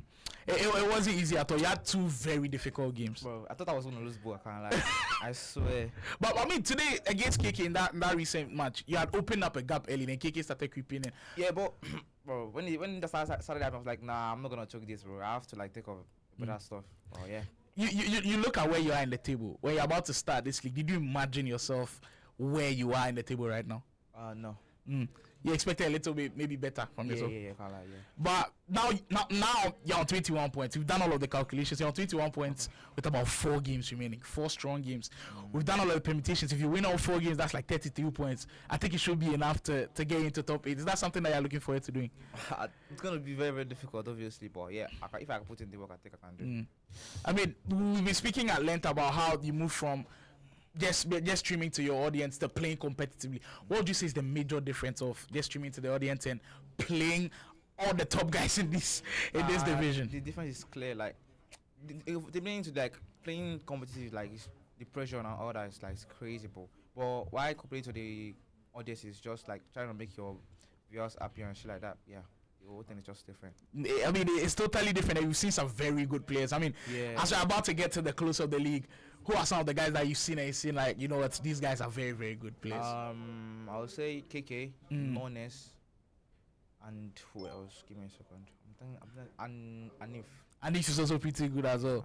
Yeah. I mean, Anif's good. Khalid just telling us some of the players that have really, really impressed him. I mean, I know there's still a little bit of hope. It's not as clear as others, but have you still got that hope that you can make it? I can't lie, I'm not sure, but yeah, if I put in the work, then why not? Why not? Well, it seems like fingers crossed for Khalid. Thank you so much for joining us. It's been a wonderful time here being able to speak to him. I mean, it was incredible to see how he was able to pull off that massive win against KK in that sense. That's the roundup for today. If you weren't here earlier, we'll run you through what went down right at the start of today. Bright versus Simply Uzo. Last time was going to be a sweep. That was not the case at all. Simply Uzo took Bright to the wire, but Bright taking up that all-important win, 6-5. Kenonex able to get the walkover over Blaze 99 with that 3 goals and 3 important points. That boy, massive game against Mr. Oga. Inflicted the first pain on Mr. Oga with that 7-3 win. And game with Josh also getting a 3-0 win over Flick. I mean, early on in the first round, we did see so many crazy score lines. And when we thought that one was, a match or something affair, we were introduced to the second round of the day where Rhymes saw that amazing dominant performance over Drakaris. 6-2, he ended in favor of Rhymes, while Son of God got that walkover over Baji Sunyo. Anif and Motivation played out a 4-all draw, while Khalid Boy, first of all, showed us what he had on for today with that 5-3 win over Baloke. And that was a very important win. It kind of propelled him into what the next round would look like. I think my most impressive performance has to be Yemi versus KK, especially where Yemi was coming from. He was right on the edge of it, knew he couldn't lose, and you were playing against somebody who was going top of the table, and you put on an 8-3 performance. I salute you, my friend. Dracarys also getting 3 important points against Simplues, or maybe keeping his hopes alive as well. Rhymes, that was a sweaty one.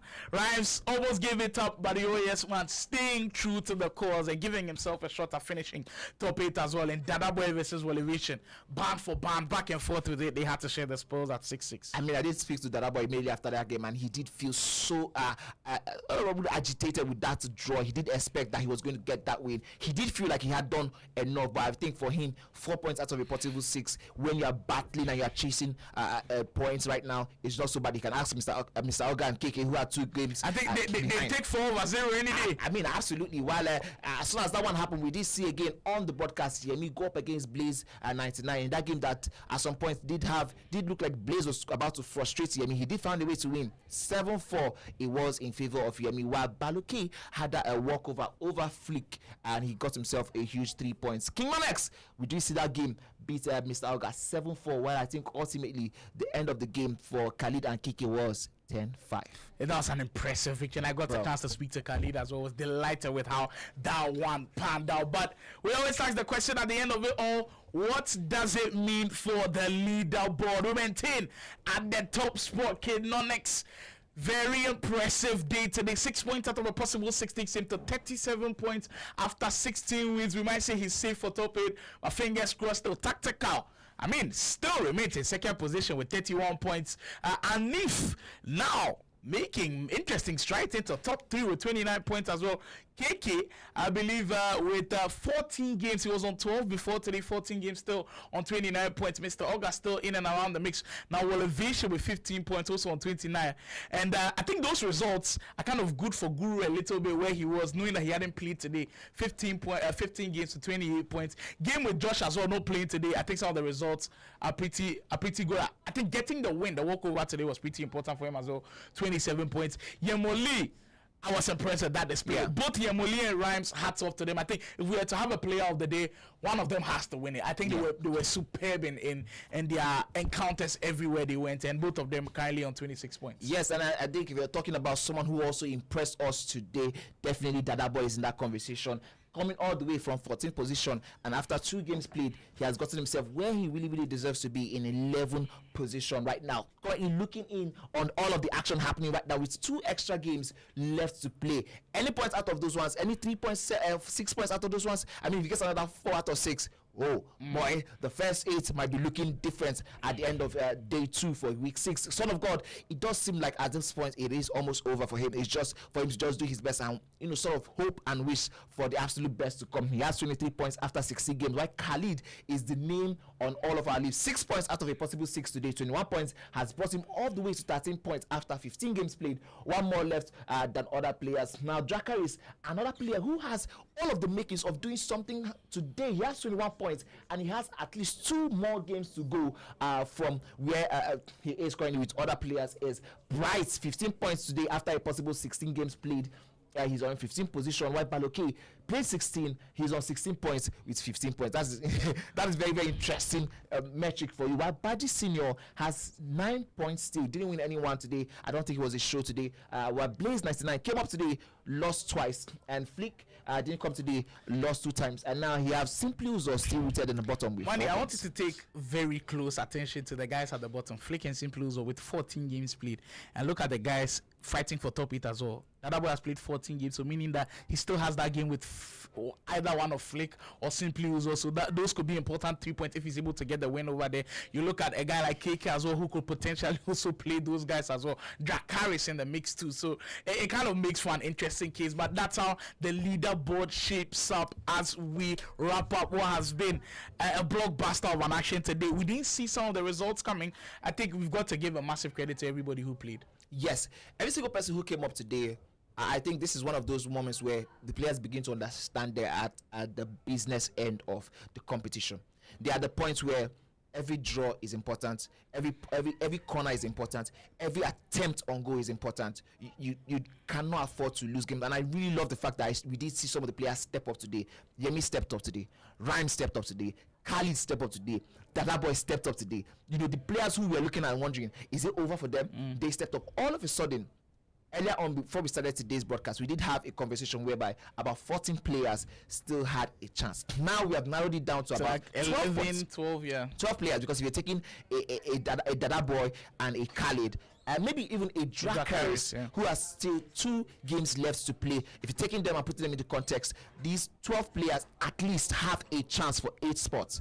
And it's looking like, you know what, some of the guys who have been a mainstay in the top 8 consistently, they look like they might be dropping off, while the guys who are coming with so much momentum. So for me, this has been a fantastic introduction to week 6. Well, indeed, it has been a wonderful introduction into week 6. This is just day 1. Tomorrow we bring you day 2 of the action. It's been an absolute pleasure being here. Myself and Manny, we've enjoyed every single minute of this one, and we appreciate you guys who stuck with us through and through. Maybe it was not the most seamless broadcast, but we hope all of the entertainment that we brought you got you where you needed to be. All we'll say is, if you blink, you miss. Don't miss out tomorrow. Day 2 comes your way. We'll see you.